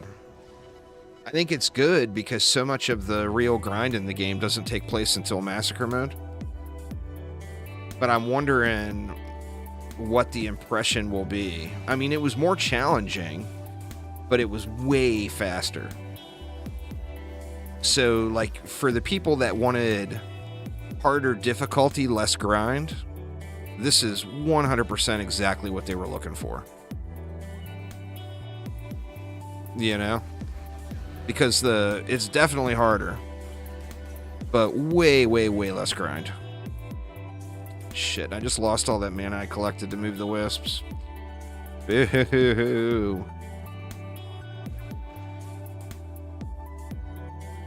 I mean, look at that. I just went... Was that like almost... That was like more than 1.5 levels. Or was that only half a level? I don't know. We'll look at it now because we're just barely... Just a tickle into a level 54. So we'll be able to look at it here after this wave and see.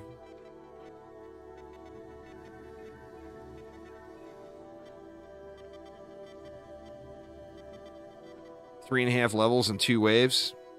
It's crazy, man.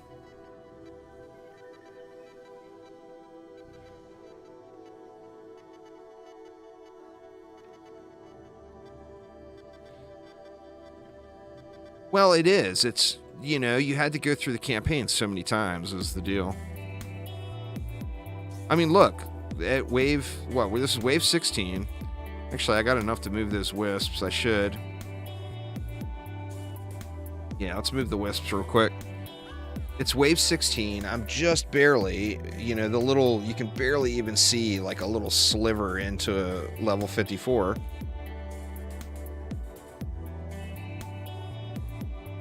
Let's move them just back here. Should be fine. I think that will be enough to get them out of cleave range.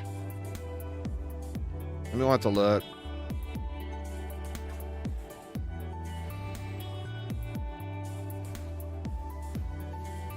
Let's see what I get off of wave 16.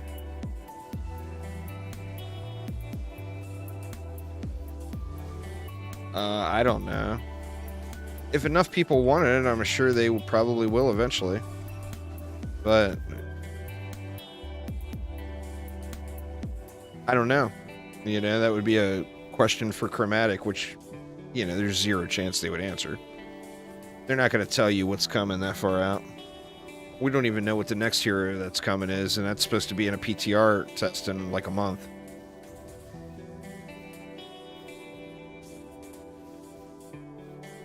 I mean, they don't know, to be honest. Well, I mean, the model is such a small part of it, is the thing. That and the model's not even fully rigged in DD2. It's just a cutscene from the carnival event. It's like the 3D animation isn't even fully rigged. Like the base model is there. I mean, everything, every single ounce of updates that DD2 has had for the last 3 years has all been assets that have already been in the game.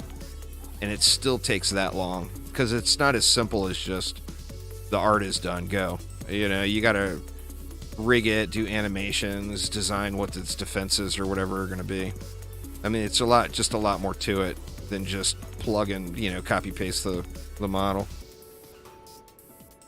I mean, this upcoming character, the engineer or the man in machine, that character has been done for literally 10 years as far as the art goes. Now, they did change it. They gave him that little drill arm.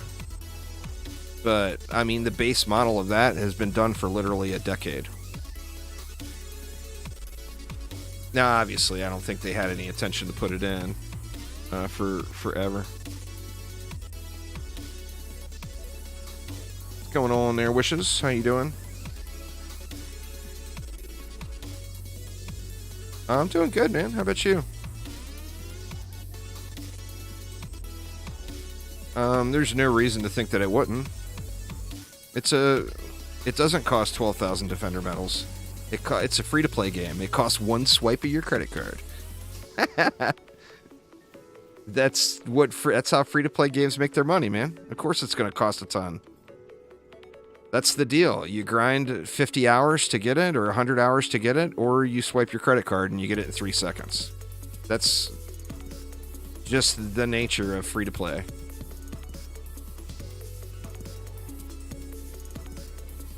Happy this game's on the Switch? Yeah, eventually it'll be caught up and get all the updates. Well, I mean, all the characters that released were 12,000 at the start, and then they got dropped down to 10k after a while. Not all of them, but the majority. Okay, now what level was I? Was I 54? I don't remember. I said, look at what level I am. Was I 54 then? Or was I 55 then? So did I get 3/4 of a level, or did I get almost 1 3/4 of a level?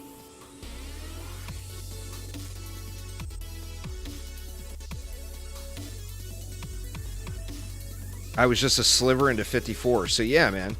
The XP is mad here. Just mad.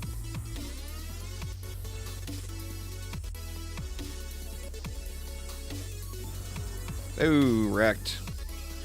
That's unfortunate. I done got delphed.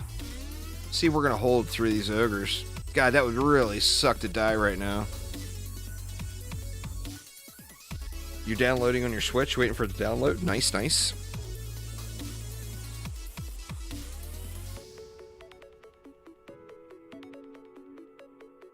It's not, on the Switch version isn't fully caught up to where the PC and console versions are, but it will. But all of the base game stuff is all there.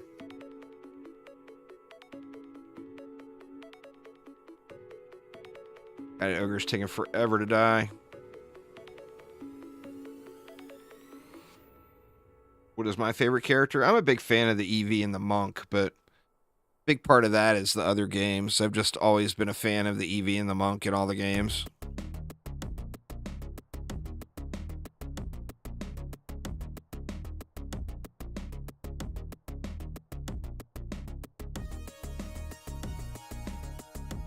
There was a hotfix on the recruit mode. I'll do it after stream. Did it say, was there a lot of, probably something buggy. Is the patch notes on it very long?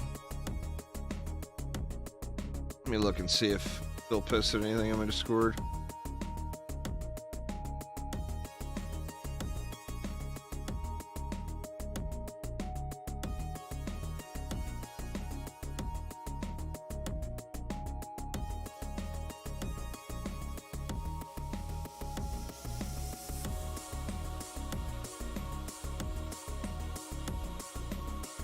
I don't see anything.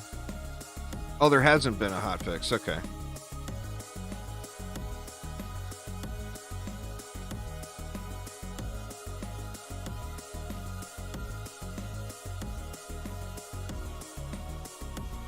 My opinion about the summoner is super strong. Fun character. I'm just, you know, like I said, everybody's got their favorites. Mine are just the monk and the EV. But the summoner is very, very good.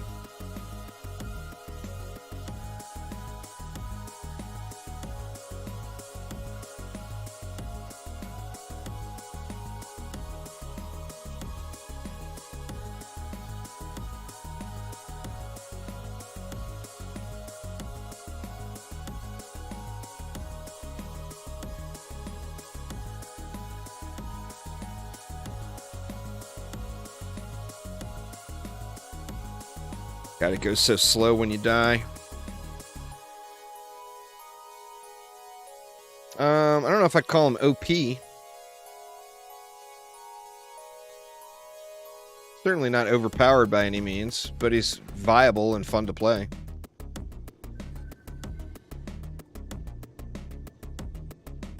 Two pets doesn't really mean much. Two pets is what makes him viable. Ooh, we lost stuff. Oh, that trap blew up and took my buff beam with it, is what happened.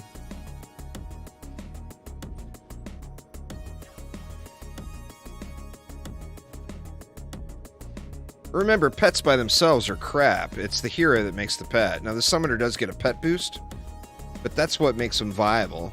It certainly doesn't make him OP. I mean, it's not as much damage as the rogue, the EV, the squire.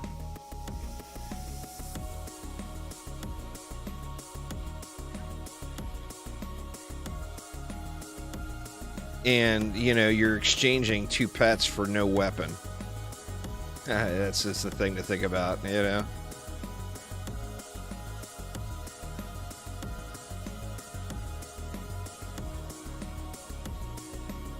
What's my favorite pet?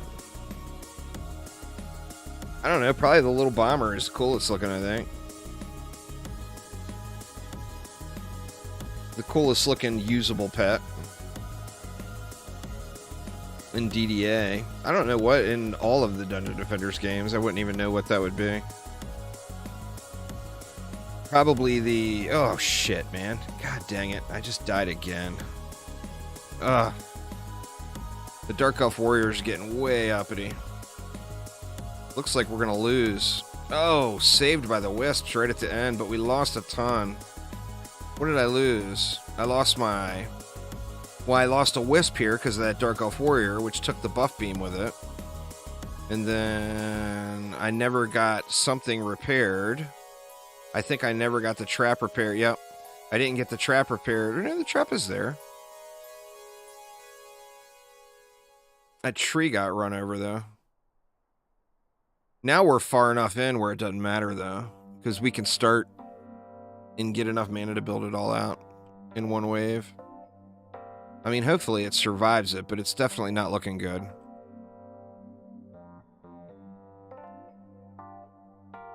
Definitely not looking good.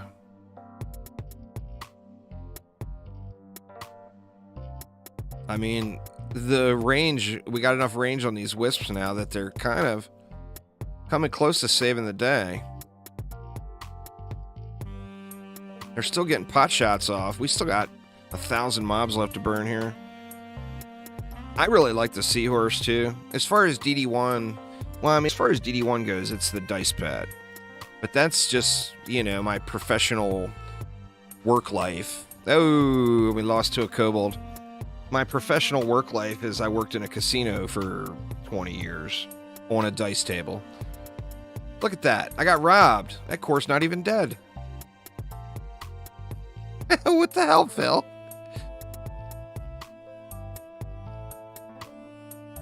I got straight up robbed.